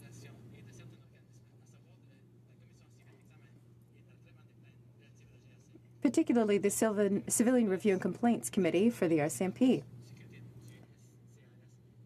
They will also work with CSIS and the Office of the Communications Security Establishment.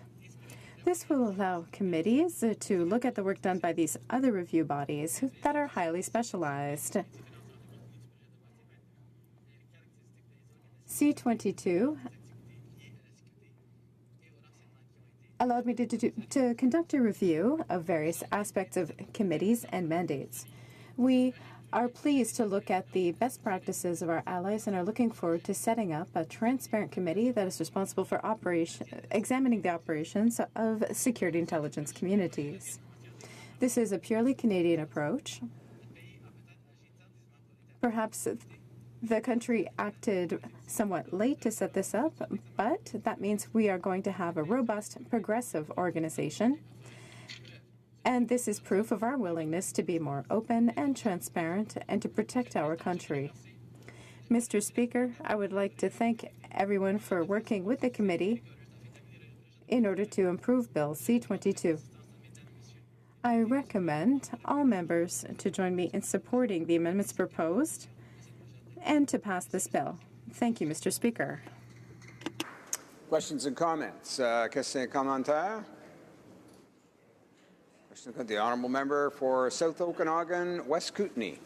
Thank you, Mr. Speaker. I asked this question earlier to a Conservative member, so I'd like to see what the response is from the other side of the aisle, and that is regarding that the members of this committee will have to take an oath of secrecy. They have to be cleared for top secret information.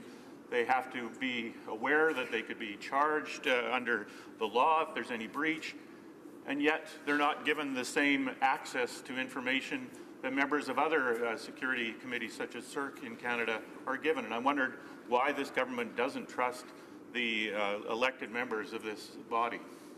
Honourable Member for Laurentides-Labelle. Actually, no information this committee cannot have access to. And anything that is that access is not granted to has to be justified in writing by the affected minister. I can't see that being used particularly often. More importantly, these members should be covered by secrecy laws, because I don't think it makes sense for a member to have access to state secrets at this level and then be able to come into the House and spew them and be protected by parliamentary privilege. Thank you, Mr. Speaker. We just about out of time for questions and comments, but I see the Honourable Member for Coast of Bays Central Notre Dame rising, perhaps on a point of order. The Honourable Member. Yes, Mr. Speaker, I most certainly am. Point of order, Mr. Speaker. There have been discussions amongst the parties, and if you seek it, you should find unanimous consent for the following motions. That in relation to its study of Canada's national security framework, 7 members of the Standing Committee on Public Safety and National Security be authorized to travel to Washington, D.C., United States of America, in the spring of 2017, and the necessary staff accompany the committee. That, in relation to its study of the Oceans Act's marine protected areas, 7 members of the Standing Committee on Fisheries and Oceans be authorized to travel to Vancouver, Masset, Queen Charlotte, Sandspit, and Prince Rupert, British Columbia, Inuvik, Palutuk, and Tuktoyaktuk, Northwest Territories, in the spring of 2017, and the necessary staff accompany the committee. That, in relation to its comparative study of programs and support offered to veterans and their families in other jurisdictions, 7 members of the Standing Committee on Veterans Affairs be authorized to travel to Washington, D.C., United States of America, in the spring of 2017, and the necessary staff accompany the committee. That, in relation to its study to the priorities of Canadian stakeholders having an interest in bilateral and trilateral trade in North America between Canada, the United States, and Mexico, 7 members of the Standing Committee on International Trade be authorized to travel to the Detroit metropolitan area, Michigan, the Chicago metropolitan area, Illinois, Washington, D.C., Sacramento, the San Francisco Bay Area, and Silicon Valley, California, the Seattle metropolitan area, Washington, and to the Denver metropolitan area, Colorado, of the United States of America in the spring of 2017, and that necessary staff accompany the committee. That, in relation to its study of Canada, United States cooperation in agriculture, 7 members of the Standing Committee on Agriculture and Agri-Food be authorized to travel to Washington, D.C., United States of America, in the spring of 2017, and the necessary staff accompany the committee. That, in relation to its study of the United States and Canadian foreign policy, 7 members of the Standing Committee on Foreign Affairs and International Development be authorized to travel to Washington, D.C., and to Detroit and Lansing, Michigan, United States of America, in the spring of 2017, and the necessary staff accompany the committee. That, in relation to its study of Canada, U.S. environment partnerships and trans-border related issues, 7 members of the Standing Committee on Environment and Sustainable Development be authorized to travel to Washington, D.C., United States of America, in the spring of 2017, and that the necessary staff accompany the committee. That is it, sir. Thank you very much for your time. The honourable member for Coast of Bay Central Notre Dame. Does he have the unanimous consent in order to move this motion? Yes? Oui? Oui? C'est correct? Yes, it's good. The House has heard the proposal. Is it the pleasure of the House to adopt the motion? Yes. Carried. Oh, now I see the Honourable Government House Leader rising perhaps on another point of order. We'll see. Mr. Speaker, conversations are ongoing between the parties. Regrettably, I would like to advise that agreements could not yet be reached, and therefore, under the provisions of Standing Orders 78.1 or 78.2, with respect to the report stage of the third reading of Bill C-22, an act to establish the National Security and Intelligence Committee of Parliamentarians and to make consequential amendments to certain acts. Under the provisions of Standing Order 78.3, I give notice that a Minister of the Crown will propose at the next sitting a motion to allot a specific number of days or hours for the consideration and disposal of proceedings at those stages. I really do hope that we will be able to come to agreement. Thank you, Mr. Speaker. Sure, the House appreciates notice by the Honourable Government House Leader. And it being 1:35 p.m., the House will proceed to the consideration of private members' business as listed on today's order paper. Orders of the day. Private members' business. Second reading of Bill C-291, an act to amend the Food and Drugs Act, genetically modified food. Sponsored by Mr. Dussault. Mr. Dussault, seconded by Ms. Brosseau, moves that Bill C-291, an act to amend the Food and Drugs Act, genetically modified food, be now read a second time and sent to the Standing Committee on Health. Debate. The Honourable Member for Sherbrooke. Thank you, Mr. Speaker. And it is my honor to rise in this chamber and to start debate on my bill, Bill 291. There are few opportunities for members who are not ministers to debate and to pass bills to amend existing acts or to create new acts. In my case, this is a very simple initiative which was already discussed in the past in this House. This has been raised for some time, and I think the time is right. My bill has to do with labeling genetically modified food to make labeling mandatory for genetically modified foods. The motivation behind this initiative is to ensure that there is transparency on the food labels of the food that we consume in Canada, because Canadians have the right to know what they are eating, and they deserve to know it in detail. It is in that spirit that I tabled and that I debate Bill C-291 today. And I would like to start by quoting the Prime Minister of Canada, who said on December 15th, 2016, in response to a question on mandatory labeling of genetically modified food, said on Radio Canada that it is a matter of protecting consumers. I hear very clearly what consumers have to say, who want to know more about what they are putting into their bodies. It is a good thing. We are working on it. Well, it's very timely. I will give him the opportunity to work on this because he will very soon have the opportunity to vote on my bill. And I hope that he is in favor because he committed to work on this issue. And here is a unique opportunity for him and for members of the government and members of the opposition to go forward and to make sure that the walk follows the talk.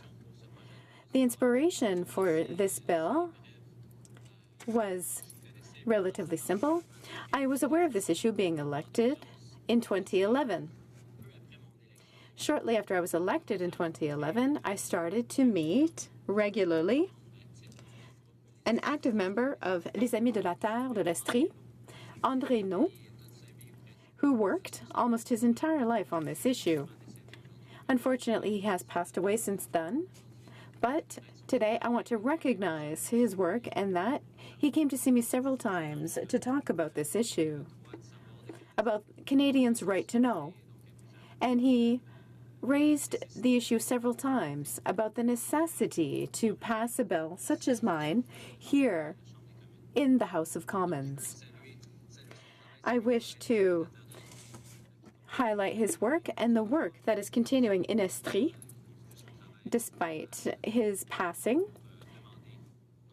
This work is asking not only to have genetically modified food labeled, but is wanting to make sure that Canadians have access to healthy, high-quality food. As I said earlier, this is a unique opportunity. I thought about it for some time. I was thinking about what to propose as a bill. I had a lot of time to think about it, and I need to give credit to my wife, Joanie, who talked to me about this issue and who encouraged me when I was thinking about going forward with this type of bill. For her, this is an important issue as well. I would also like to say that the main motivation behind this bill, my main motivation, was to give more information to Canadians who have asked for it repeatedly, who want to know more, including the Prime Minister. I hope that I will have support from the Liberals, because not only did the Prime Minister say he was open to the idea, it wasn't the first time, December 15th of last year, that he said he was open to working on this issue. In the past, Liberals repeatedly talked about this issue. In 2002, Mr. Kasha, the member for Davenport, had moved a similar bill, member who was minister under a Liberal government. And I also have to say that more recently, a resolution was passed among the members of the Liberal Party of Canada when they held their convention in Quebec. It's even in their book of resolutions in the most recent convention of the party in 2016. Unfortunately, it wasn't voted on. I would have liked to hear what the results were and find out what the members of the Liberal Party thought about it. But it is an issue that has been raised repeatedly and supported by members of the Liberal Party who talked about it during the conventions for their party. And so I hope that I will have support from that side. I'm also following in the footsteps of remarkable MPs who have worked on this issue. I want to mention the work of Alex Talaminko, member for the NDP for Connolly, Southern Ontario, who tabled this bill several times, on this subject, and Judy Washerlis, member for Winnipeg North, who also worked on this issue and tabled bills to that effect, and Mr. Paul Dewar, who was member for Ottawa Centre and who also worked on bills that dealt with this issue. Remarkable MPs for the NDP, whom we all remember, and whose work that we wish to highlight. I'd also like to point out that the last time we addressed this issue was in 2008 with a Bloc Québécois bill from Mr. Perron, the member for Rivière-des-Mille-Îles. He proposed legislation to the same effect. So I'm following in the footsteps of others who've already raised this issue several times in the past. People from different parties have raised this issue. So I just wanted to mention that by way of background. I'd also like to say that I can kind of anticipate the speeches that the Conservatives and the Liberals will give, and I'd just like to reassure them that this is not an anti-GMO campaign or bill. Far from it. It's rather a pro-transparency bill. It's to provide more information. I want it clear this is not an anti-GMO bill. This is not a bill that would prevent GMO production or crops in Canada. It's not a bill that would hinder research into GMOs. There's no way of seeing this bill as an anti-GMO food bill. It's simply a response to public opinion surveys in the last couple of decades, public opinion polls that have repeatedly shown consistent majority support. 80 to 90%, in fact, overwhelming majorities of Canadians support this initiative. Over time, that support has not flagged. It's been constant. It's been consistent, including Health Canada's most recent poll or survey, which showed majority support for this position. My bill is very straightforward, Mr. Speaker. There's only 3 clauses. The first clause is that it basically says that you can't sell any food that's genetically modified unless there's a label saying that it contains GMOs. Secondly, there's a requirement for a definition of genetically modified. And third, a requirement for labeling. So this would create an added regulatory power to define what a genetically modified organism means, because the scientific expertise lies with Health Canada, the expertise to define what GMOs are and what labeling should be required. I also give the government the power to define the labeling requirements, where the phrase in question would have to appear that says contains GMOs. And I would also give the government the choice of date of entry into force of this bill, because if this bill is passed, the industry will be consulted in order to make decisions on the labeling requirements, and then following those consultations, after hearing from all the stakeholders in the industry, then it could be decided when is the appropriate time for this legislation to come into force.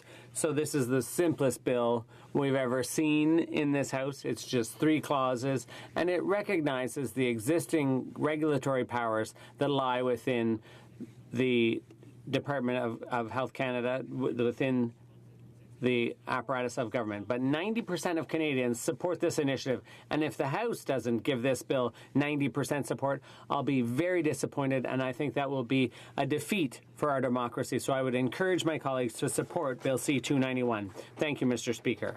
In comments, the honourable member for Glengarry Prescott Russell. Merci beaucoup. Thank you very much, Mr. Speaker, and I'd like to thank my colleague for his speech.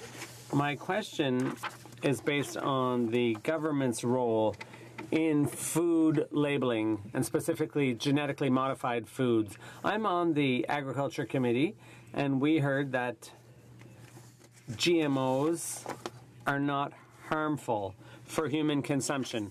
As we know, companies are required to provide health information on labels. But if health is not the issue, is it really government's role to require GMO labeling? The honourable member for Sherbrooke. Thank you, Mr. Speaker, and I'd like to thank my colleague for his question. It's a good question in this debate on the health dimensions to foods that contain GMOs. In his own comment, he said that Health Canada bases itself on research done by industry in deciding whether or not to approve new foods. The big problem there is that the public has lost confidence, doesn't have confidence in the process, because as my colleague said, Health Canada only goes by research that's funded by industry, and industry is biased. They benefit from having their products approved, and that's why the public doesn't trust the process. But with this bill, it'll be the public will be the winner, because at least people will know whether or not the food includes or contains GMOs. I think it's a step in the right direction. We have to restore public trust in the process for approving new foods in Canada. Questions and comments? The honourable member for Berthier-Masquinongé. Thank you, Mr. Speaker, and I'd like to sincerely thank my colleague from Sherbrooke for all his work on this bill. Hopefully one day in Canada there will be more labeling transparency, more transparency around the products we consume. In Canada, these products have already been approved. When you go to the grocery store and you buy salmon, you can't tell the difference. You can't tell whether there's GMOs in them or not. And that's why it's so important to have labeling, especially when you consider that 80% of Canadians want more transparency. Can my colleague say a bit more about how things work in the U.S.? Because in some states, there is a requirement, a mandatory labeling requirement. The honourable member for Sherbrooke. Thank you, Mr. Speaker, and I'd like to thank my colleague for her support on this issue. And it gives me an opportunity that I didn't have time for during my speech, and that is to raise the economic argument. In the U.S., there have been initiatives, and now in the U.S., all across the U.S., there are mandatory labeling requirements. It's not perfect, some experts feel, but it's better than nothing. So there's an economic argument to be made. We're signing trade deals with multiple countries, including the European Union. There's an economic reason for harmonizing our legislation. We should be doing what is already being done in 64 countries. Canada's in the rear when it comes to this issue. So that's yet another argument in favor of mandatory labeling. Our main trading partner, the U.S., as well as other trading partners in the other parts of the world, including the European Union, they all have mandatory labeling requirements. So that's another argument in favor of C-291, and I would encourage my colleagues to take that into account. That's a significant aspect of this bill, the economic argument. The honourable member for Drummond. Thank you, Mr. Speaker. I'd like to thank my honourable colleague from Sherbrooke for all the work he's done on this file. He came to Drummond, in fact, recently to explain to my constituents, to explain his bill and how important it is. I don't understand the Liberals' argument when they say, well, why would we start labeling GMO foods? Look, when you eat something, you know how much salt's in it, how much sugar's in it, the calorie count. We're entitled to know these things. My constituents and all Canadians are entitled to know what they're eating. We want to know what we're eating. We want to know whether the food's organic, whether there are GMOs in it. That's our choice as consumers. We should be able to choose whether we want to buy these things or not. So what does my colleague think of the Liberals' argument? It defies reason to my mind. Now, member for Sherbrooke.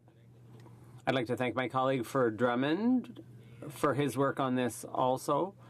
I don't understand why that kind of information would be withheld from Canadians when 64 other countries require it to be provided. Canadian consumers have the same rights as consumers in 64 other countries, the same right to that information. So I can't see why the Liberals would refuse this initiative, would deny and deprive Canadians of that information. We should be on a level playing field. Canadian consumers should be entitled to the same information as people in 64 other countries, and I hope that this House will see to it that that happens. Thank you. Resuming debate, the honourable member for Glengarry Prescott Russell. Thank you, Mr. Speaker. I'd like to thank you for this opportunity to discuss Bill C-291. I understand the purpose of this bill, the intention, I understand the reasoning behind it, and that is to give consumers the right to make informed choices. But I'd like to talk about the unintended consequences of this bill. Bill C-291 would amend the Food and Drugs Act so that no one could sell a genetically modified foodstuff unless it was labeled as containing GMOs. Mr. Speaker, Canada does not require GMOs to be labeled.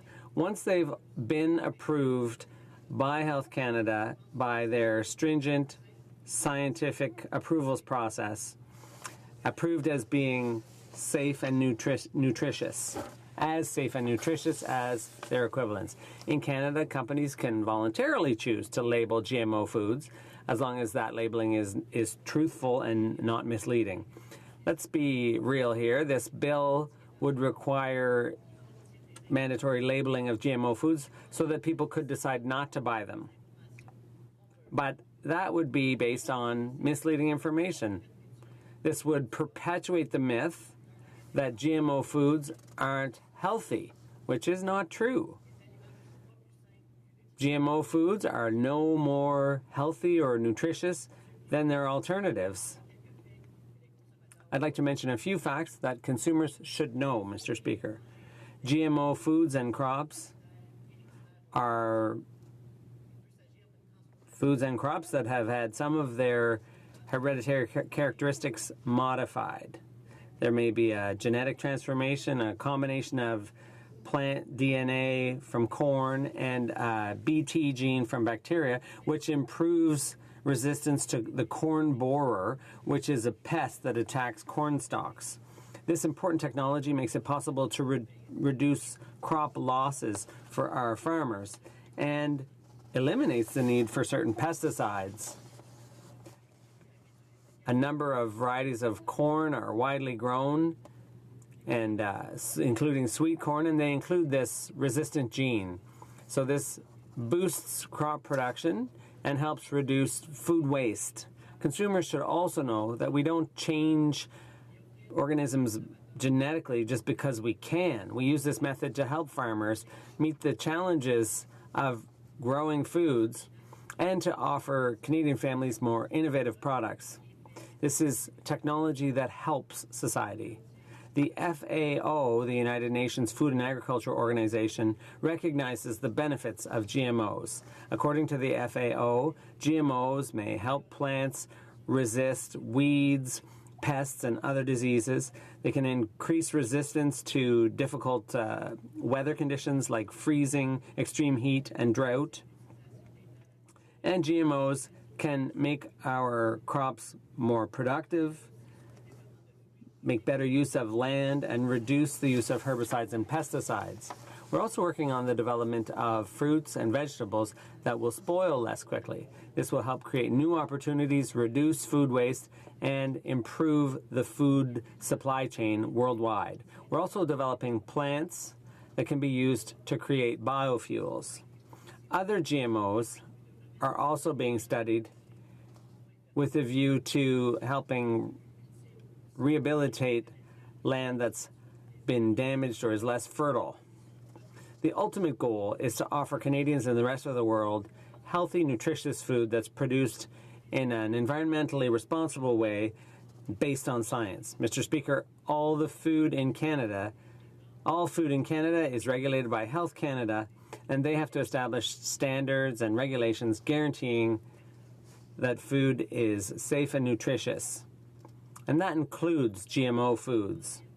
In fact, GMO foods are already a part of the Canadian food supply, and this has been done safely. GMO foods have been approved by Health Canada and have been consumed in Canada for years. No harmful effects have ever been reported, and they are just as safe and nutritious as non-GMO foods. Mr. Speaker, over 120 GMO foods have been approved in Canada since the 90s. Genetic modification is recognized here and abroad as a safe, efficient, and more environmental way of growing food. Almost 70% of GMO foods sold in Canada, already include GMOs. The most common ones are canola, corn, and soy. It's estimated that including GMO crops in Canadian farming has increased the annual revenues from agriculture by more than $5 billion between 1997 and 2014. Our goal is to provide food for Canadian families and to meet international needs. Because of the growing population of the world, experts estimate that there will be 10 billion mouths to feed by 2050 versus 7.3 billion today. In its 2017 report, The Future of Food and Agriculture Trends and Challenges, the FAO states that agricultural production will have to increase by 50%. The report shows that more will have to be invested in agri-food and agricultural technology and research and development in order to promote innovation, sustainable production, and better ways of dealing with things like the scarcity of resources and climate change. GMO crops are part of those efforts to innovate. Using GMO plants that are more resistant to herbicides has made it possible to improve the health of the soil and to reduce climate change thanks to a reduction of the number of times the tractors have to till the soil and a better carbon sequestration. Let's come back to the question of labeling. As I said before, mandatory labeling would mislead consumers. Mandatory labeling could be perceived as a warning, suggesting that GMO foods may not be safe or healthy. Not only would mandatory labeling not improve consumers' understanding of the issue, it could also have unintended consequences that consumers should be aware of. Negatively influencing the perception of GMO foods could reduce the productivity and security of the world food supply chain because there would be fewer foodstuffs if GMOs could not be used in production. The output would be less. There could also be harmful consequences for the environment because without GMO foods, more pesticides and herbicides would have to be used. Mr. Speaker, we already have stringent, effective regulations. We have a framework that requires detailed scientific bases for approving new foods. We've already implemented national standards on voluntary labeling for GMO foods. And with a view to the economy and protecting the agricultural industry in Canada, GMOs pose absolutely no health threat, so the government will not be supporting Bill C-291. I'd like to thank my honourable colleagues for their attention to this issue. Thank you, Mr. Speaker. The honourable member for Carlton Trail, Eagle Creek. Thank you very much, Mr. Speaker. It is my pleasure to rise in the House today to speak to Bill C-291, an act to amend the Food and Drugs Act, genetically modified food, put forward by the NDP member from Sherbrooke, Quebec. For those of us who have been here for a while, this is an issue that we have debated before. In each parliament, this bill, or some variation of it, comes forward. These bills never become law because the majority of members recognize that Canadians are best served when the government limits itself to its core responsibilities, which is ensuring that the food that Canadians eat is safe. The bill is very short. It proposes to amend the Food and Drugs Act to prevent any person from selling food that is genetically modified unless its label contains the information prescribed by regulations. Mr. Speaker, this bill is unnecessary, and I will be opposing it for a number of reasons. The first reason is that the present system is working well. The role that the government has taken and should continue to take is that of a regulator for the health and safety of food products, and not that of a marketing agent. Under the current regulatory framework, labeling is mandatory where the health and safety of a food product could be an issue. This responsibility extends to labeling for an allergen or in any situation where safety is a concern for susceptible people. An example of this would be labeling that indicates that the product contains nuts, so that those who are allergic have a warning prior to any problem arising. Mr. Speaker, Canadians enjoy the strongest standards of food quality and food safety. This is because of the consistent enforcement of clear rules that govern food safety. This bill wants to change all of that by expanding the role of the regulator beyond its core functions. A second reason to impose this legislation is that it aims to introduce a new component to the whole Canadian food safety regime. It proposes making the process of developing food the center of our regulatory framework, rather than the monitoring of the safety of the food as it is now. Let's look at one example of how this would work. And coming from Saskatchewan, I do have to talk about canola. Canola is now the country's largest crop. Our canola contributes $26.7 billion to our economy each year and is responsible for 250,000 jobs. It has revolutionized not just agriculture, but food preparation through an oil, which is seen as healthier than some of the alternatives. Canola oil has been used for decades, and there is no question that its quality benefits human health, feed, and biofuel feedstock. Canola has been accepted as a healthy and safe food product for Canadians. It is not labeled in any way other than the typical ingredient breakdown we see on all our food. But most canola is GMO. When canola is processed into canola oil, the oil is identical whether it was from GMO or non-GMO canola. Let me repeat, the oil is identical. So what the bill would require is that canola oil from GMO canola would be labeled differently from non-GMO oil, even though there would be absolutely no difference between the two. The reality is that the main result of this bill receiving royal assent would be that the government regulatory framework would become a marketing tool rather than a judge of food safety.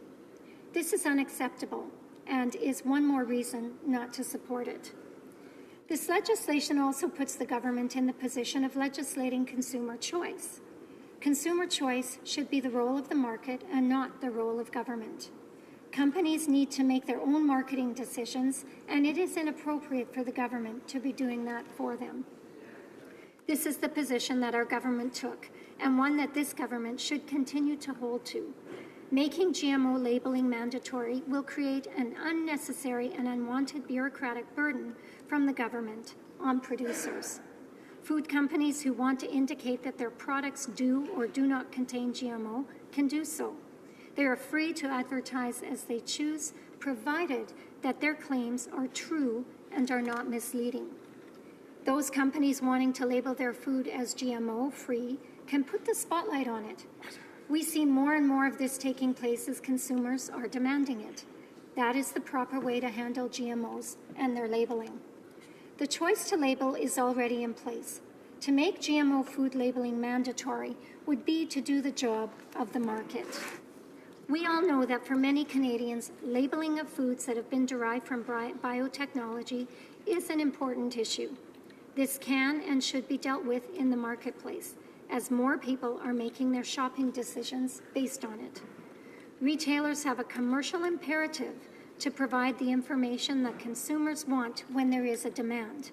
The standard in Canada for voluntary labeling of GE foods, entitled Voluntary Labeling and Advertising of Foods That Are and Are Not Products of Genetic Engineering, has already been developed to address non-health and safety labeling. Mr. Speaker, the reality is that GMO foods are safe for people to eat. They are just as safe as non-GMOs. For decades, they have been used by consumers, and the science has demonstrated that there is no evidence that GMO foods pose any danger to people. The overwhelming scientific consensus is that genetically modified crops and food are safe, that they are safe for use and consumption and pose no greater risk than conventional food. Bill C-291 seems to imply that somehow GM foods are less safe and therefore need to be labeled differently, and that manufacturers might try to deceive consumers about the composition of Canadian food, and especially food with GMO content. The truth is, Mr. Speaker, safeguards are already in place for the authenticity, approval, and sale of GM foods. In Canada, GMO are subjected to a rigorous evaluation for food, feed, and environmental safety before they ever get near the supermarket.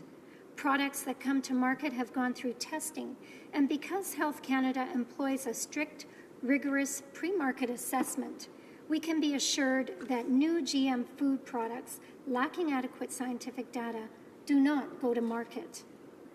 Another reason to oppose Bill C-291 is because it proposes to amend the Food and Drugs Act to include a definition for genetically modified.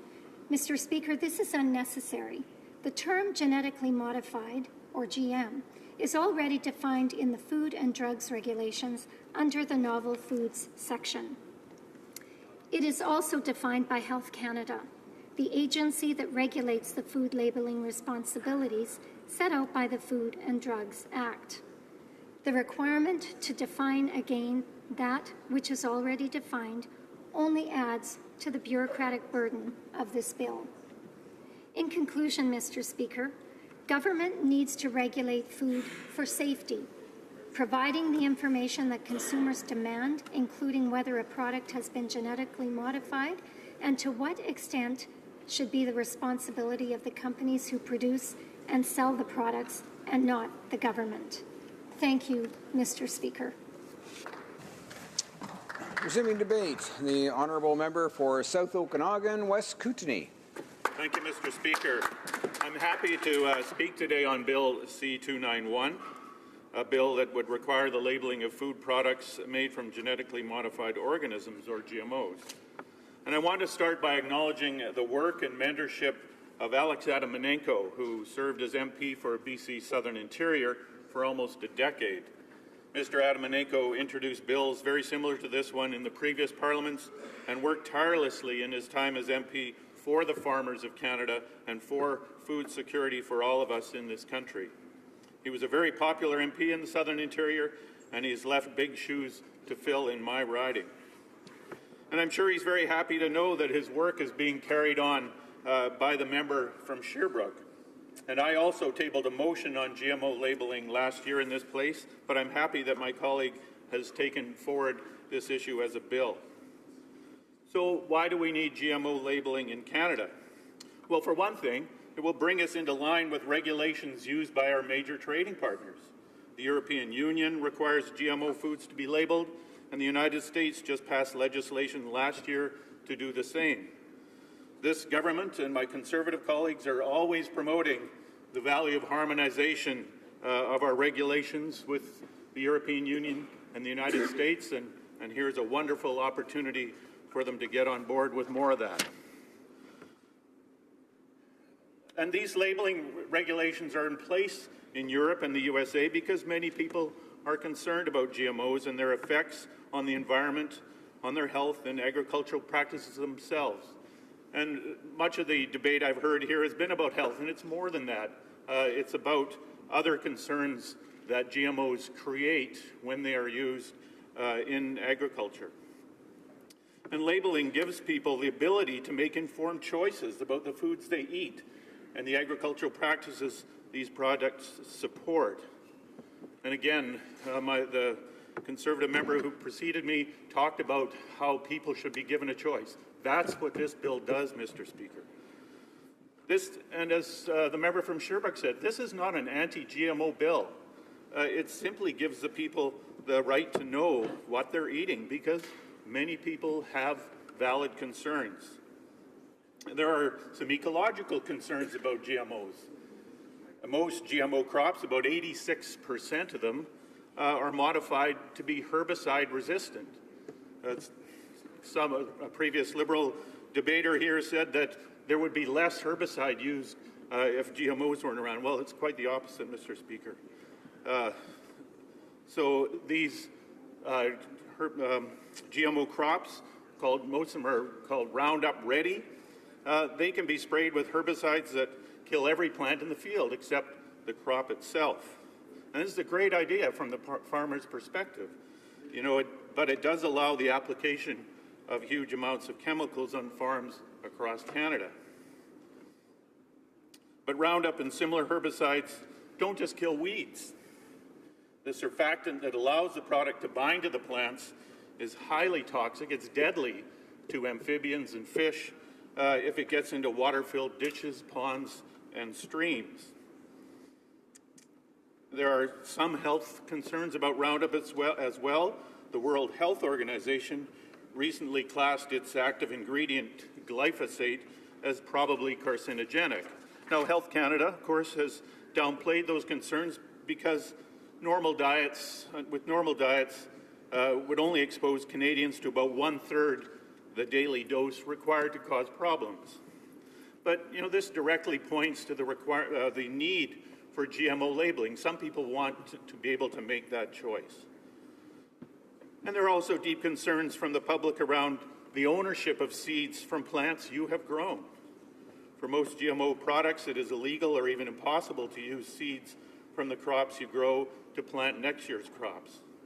And this fundamentally changes the age-old practice of many farmers, particularly those in developing countries, of saving the seeds they produce to grow next year's crops. There are also concerns from some growers in Canada about the risk to our national reputation as a producer of safe, healthy food if we don't tackle the GMO issue. The BC Fruit Growers Association opposed the licensing of the GMO Arctic apple simply because their markets depend on the trust their customers have in the apples that we produce. People buy apples because they're considered a tasty and healthy food, and any risk to that reputation could be bad news for Canadian orchardists. Now, as a scientist, I know that every GMO is different, that the effects they might have on our environment and our health are as different as well. And I don't want to spend all my time today here debating those issues. But I can say that views about GMO effects are very polarized out there. Many people believing that GMOs are all evil, and many believing that they're universally harmless and beneficial. And as in almost every debate, the truth is somewhere in between. But it's hard to get at that truth when much of the data from studies around GMO effects are hidden from public view. One thing I would ask is for the government to adequately support Agriculture's Canada research programs into this field and ensure that Canadians are well informed on the issues. My father worked in an Agriculture Canada research station throughout his career, and I'm well aware of the great benefits that the work of our scientists have for the citizens of this country, from help to farmers in producing better crops with higher yields, creating new products, and planning for a future with a changing climate. And I think that Agriculture Canada and Health Canada could play central roles in rebuilding the trust in science behind food safety. Too many Canadians have simply lost all trust in reports they hear about on that subject, when most or all of the studies have been carried out by the large multinational companies that have huge financial stake in the outcomes and interpretation of those studies. So how do Canadians feel about GMO labeling? Well, Health Canada reports that 80% of Canadians want GMO products to be labeled. About the same number of Canadians feel that voluntary labeling doesn't work. The will of Canadians couldn't be clearer. They want GMO labeling. They want this bill to be passed. This bill bends over backwards to give industry and the government full discretion in how labeling is introduced, what it would look like, and even the actual definition of what is or is not a GMO product. You simply cannot argue that it is too prescriptive or restrictive. This bill is about transparency. GMO labeling is a first step that will help diffuse the polarization in the GMO debate in this country. It will allow Canada to join the rest of the world in giving its citizens a clear choice about what they eat, and as the Prime Minister put it last year, know more about what they are putting in their bodies. So I'd like to finish by thanking the member from Sherbrooke once again for bringing this bill forward, and once again thank Alex Adamanenko for his work in my riding and across Canada. I trust all members will vote for this bill and give Canadians the GMO labeling and the choice they want. Thank you.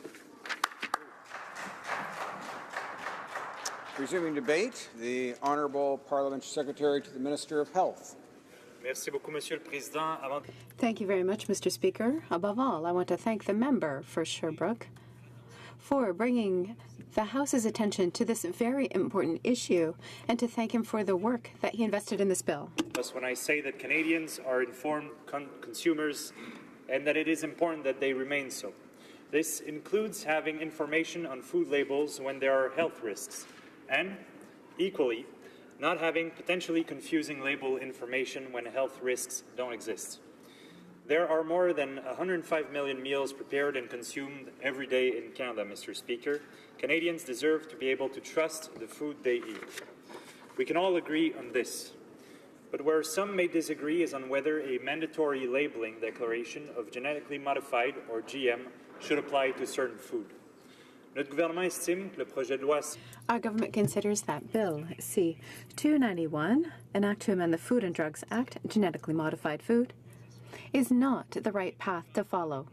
This bill does not correspond with the role of the government in protecting consumers against fraudulent acts, and this goes for all Canadians. I'm looking at this through the lens of a lawyer, which means I had to rigorously analyze information before making a decision and allow me to present the information pertinent to the debate. What does genetically modified mean?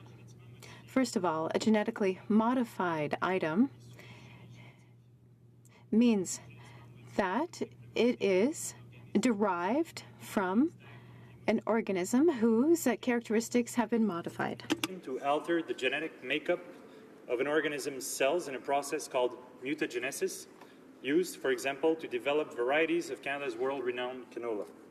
It can also involve joining DNA from two different species to produce new genetic combinations that are of use in agriculture, such as those used to develop Canada's groundbreaking, non-browning Arctic apple.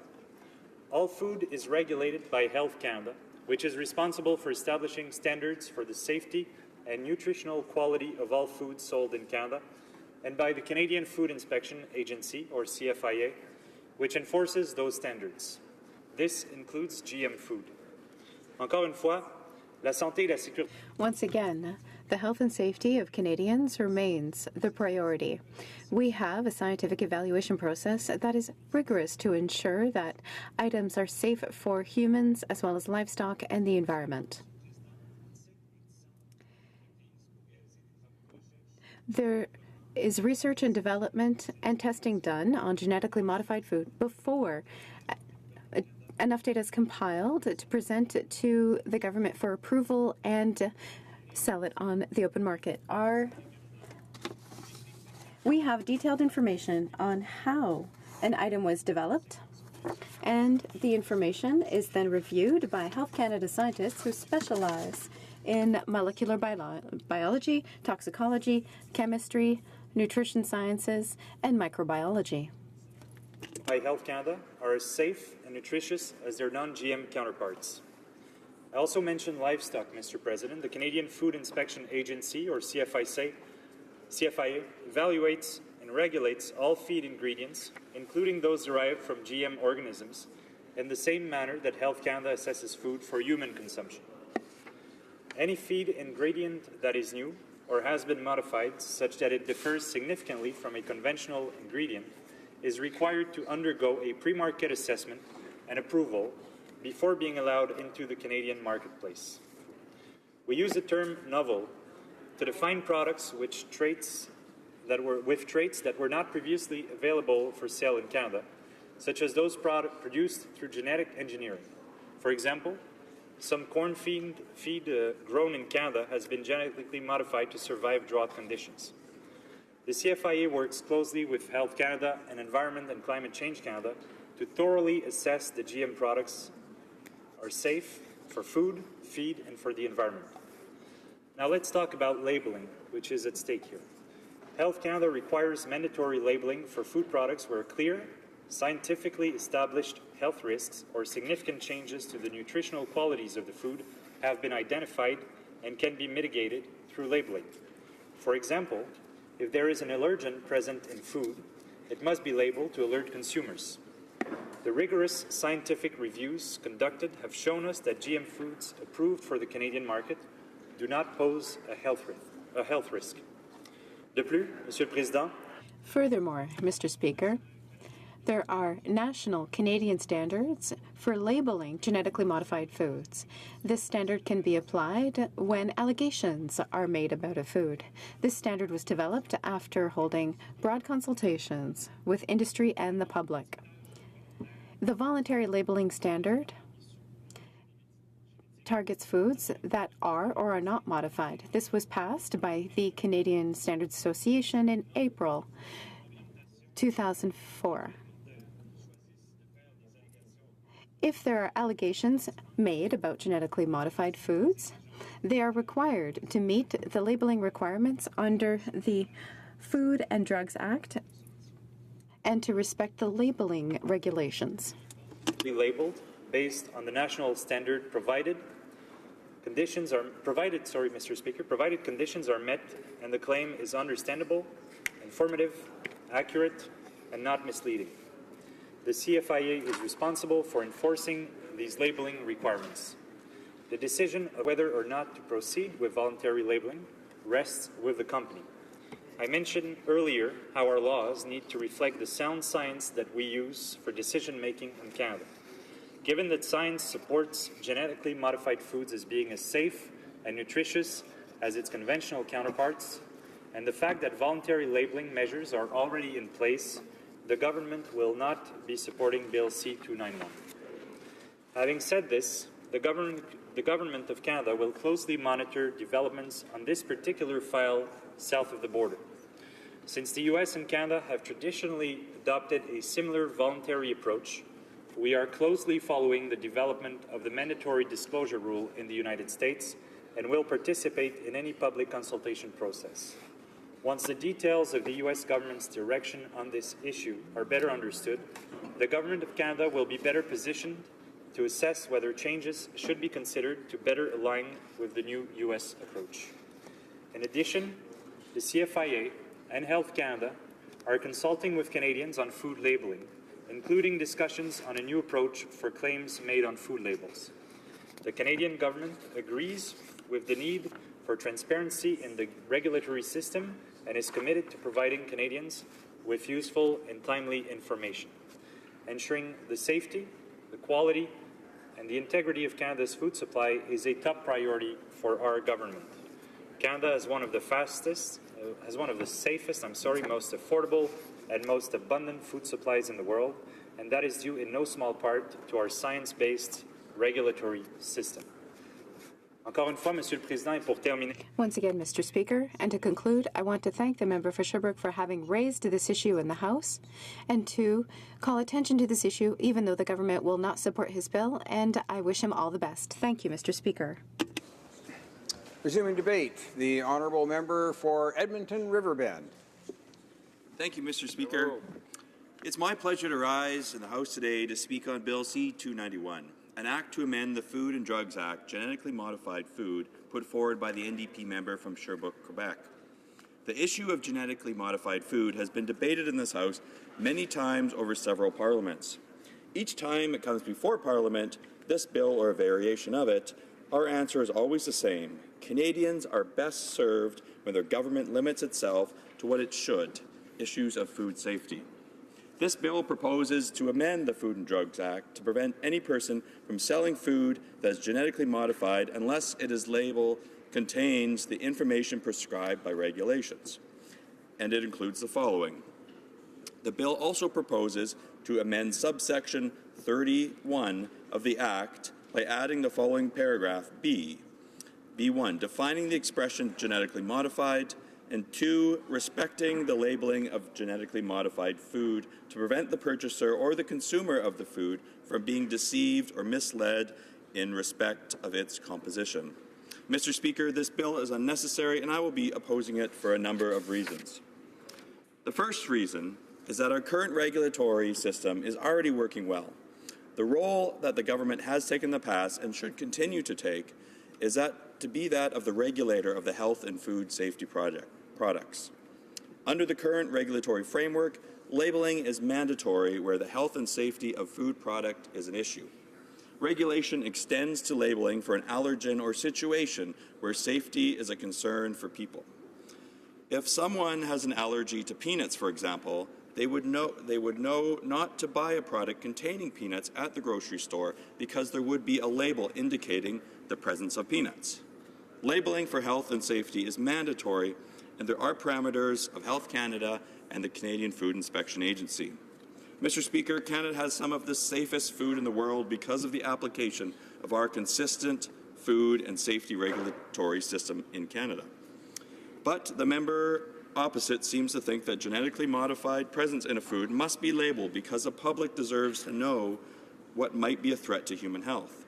Mr. Speaker, the reality is GMO foods are safe for people to eat and that they are just as safe as non-GMOs.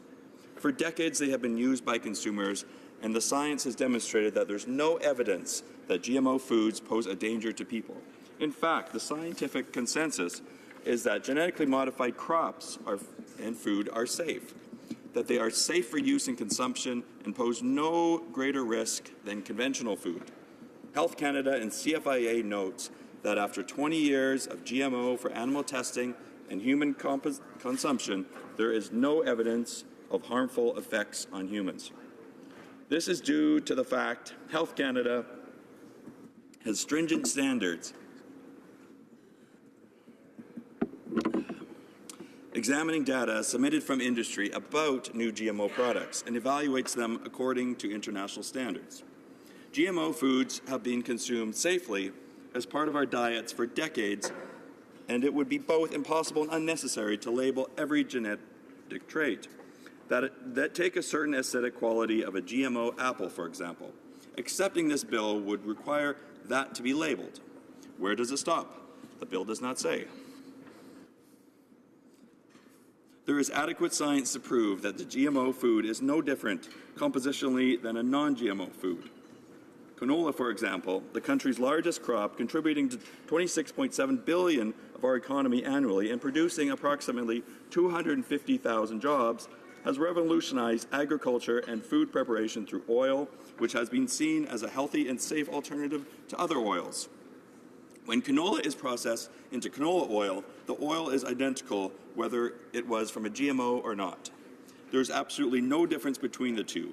This is why if you walk down the aisle of the supermarket, you will not see a difference in the way that is labeled either. GMO has resulted in positive gains in agriculture as well. The plant biotechnology industry, for example, is a global research-based industry with significant amounts of capital and time invested into the discovery, development, and regulatory approval of a wide variety of products of plant breeding innovations. These innovations have produced new varieties of crops that are resistant to insects, diseases, drought, and certain herbicides. These genetic traits deliver more predictable yields for farmers, improve crop quality, and encourage more environmentally sustainable farming practices. Genetically engineered crops are valuable tools for farmers that have been adopted around the world over 2 billion hectares of farmland. Another reason this bill should be opposed is that it is a bureaucratic burden on our trade and regulatory processes. Most of our GM crops are exported.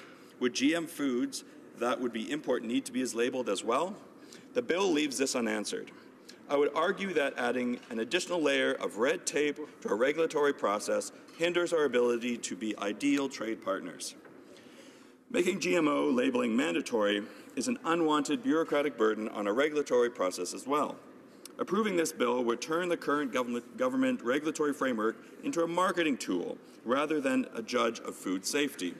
That is not acceptable and one more reason not to support it. Companies should make their own marketing decisions, and it's inappropriate for the government to be doing this for them. This is a position that our government took and one that the government should continue to hold. For many Canadians, labeling of foods that have been derived from biotechnology is an important issue.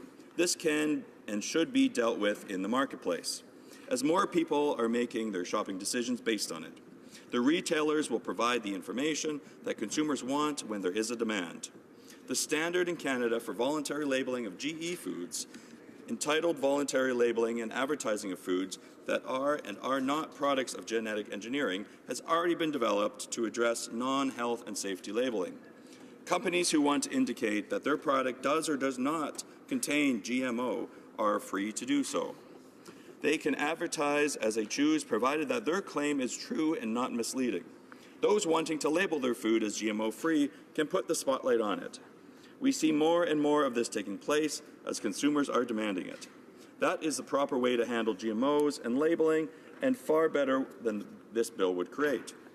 Bill C-291 seems to imply that manufacturers might try to deceive consumers about the consumption of Canadian food, and especially food with GMO content. The truth is, Mr. Speaker, safeguards are already in place for the authenticity, approval, and sale of GM foods.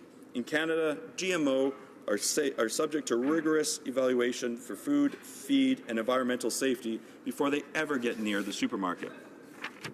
CropLife has said it takes typically 7 years to bring GMO product to market. That is from the lab to seed, and it could take about $150 million. This is a lot of time and money that should itself deter anyone from trying to mislead the public. Products that come to market have gone through the strict, rigorous pre-market assessment and testing by Health Canada, and we can be assured that new GM food products lacking adequate scientific data do not go to market. Bill C-291 does not outline what resources would be required to implement the mandatory labeling of GM food, nor does it talk about how or when it will be implemented. Another reason to oppose this is because it proposes to amend the Food and Drugs Act to include the definition for genetically modified. Mr. Speaker, this is unnecessary. The term genetically modified is already defined in the Food and Drugs Regulations under the Novel Foods section. It's also defined by Health Canada, the agency that regulates the food labeling responsibilities set out by the Food and Drugs Act. The requirement to define again that which is already defined only adds to the bureaucratic burden of this bill. Mr. Speaker, there is a cost to this bill, but it is completely undetermined at this time. What is it going to cost to implement the mandatory labeling scheme that would be necessary to satisfy this bill? We have no way of knowing. Given the safeguards in place, one must ask whether or not it is fiscally prudent for the government or members to support this bill. The answer is clearly no. The government needs to regulate for food and safety, but consumer choice and should be responsibility of the companies who make the products and not the government. The government should have to do nothing for this item. Thank you, Mr. Speaker.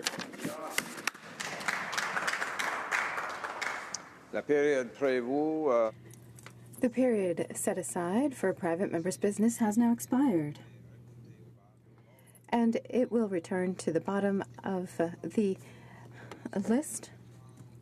As it is now 2:35 p.m., the House stands adjourned until Monday, March 20th, 2017 at 11 a.m., pursuant to Standing Orders 28.2 and 24.1.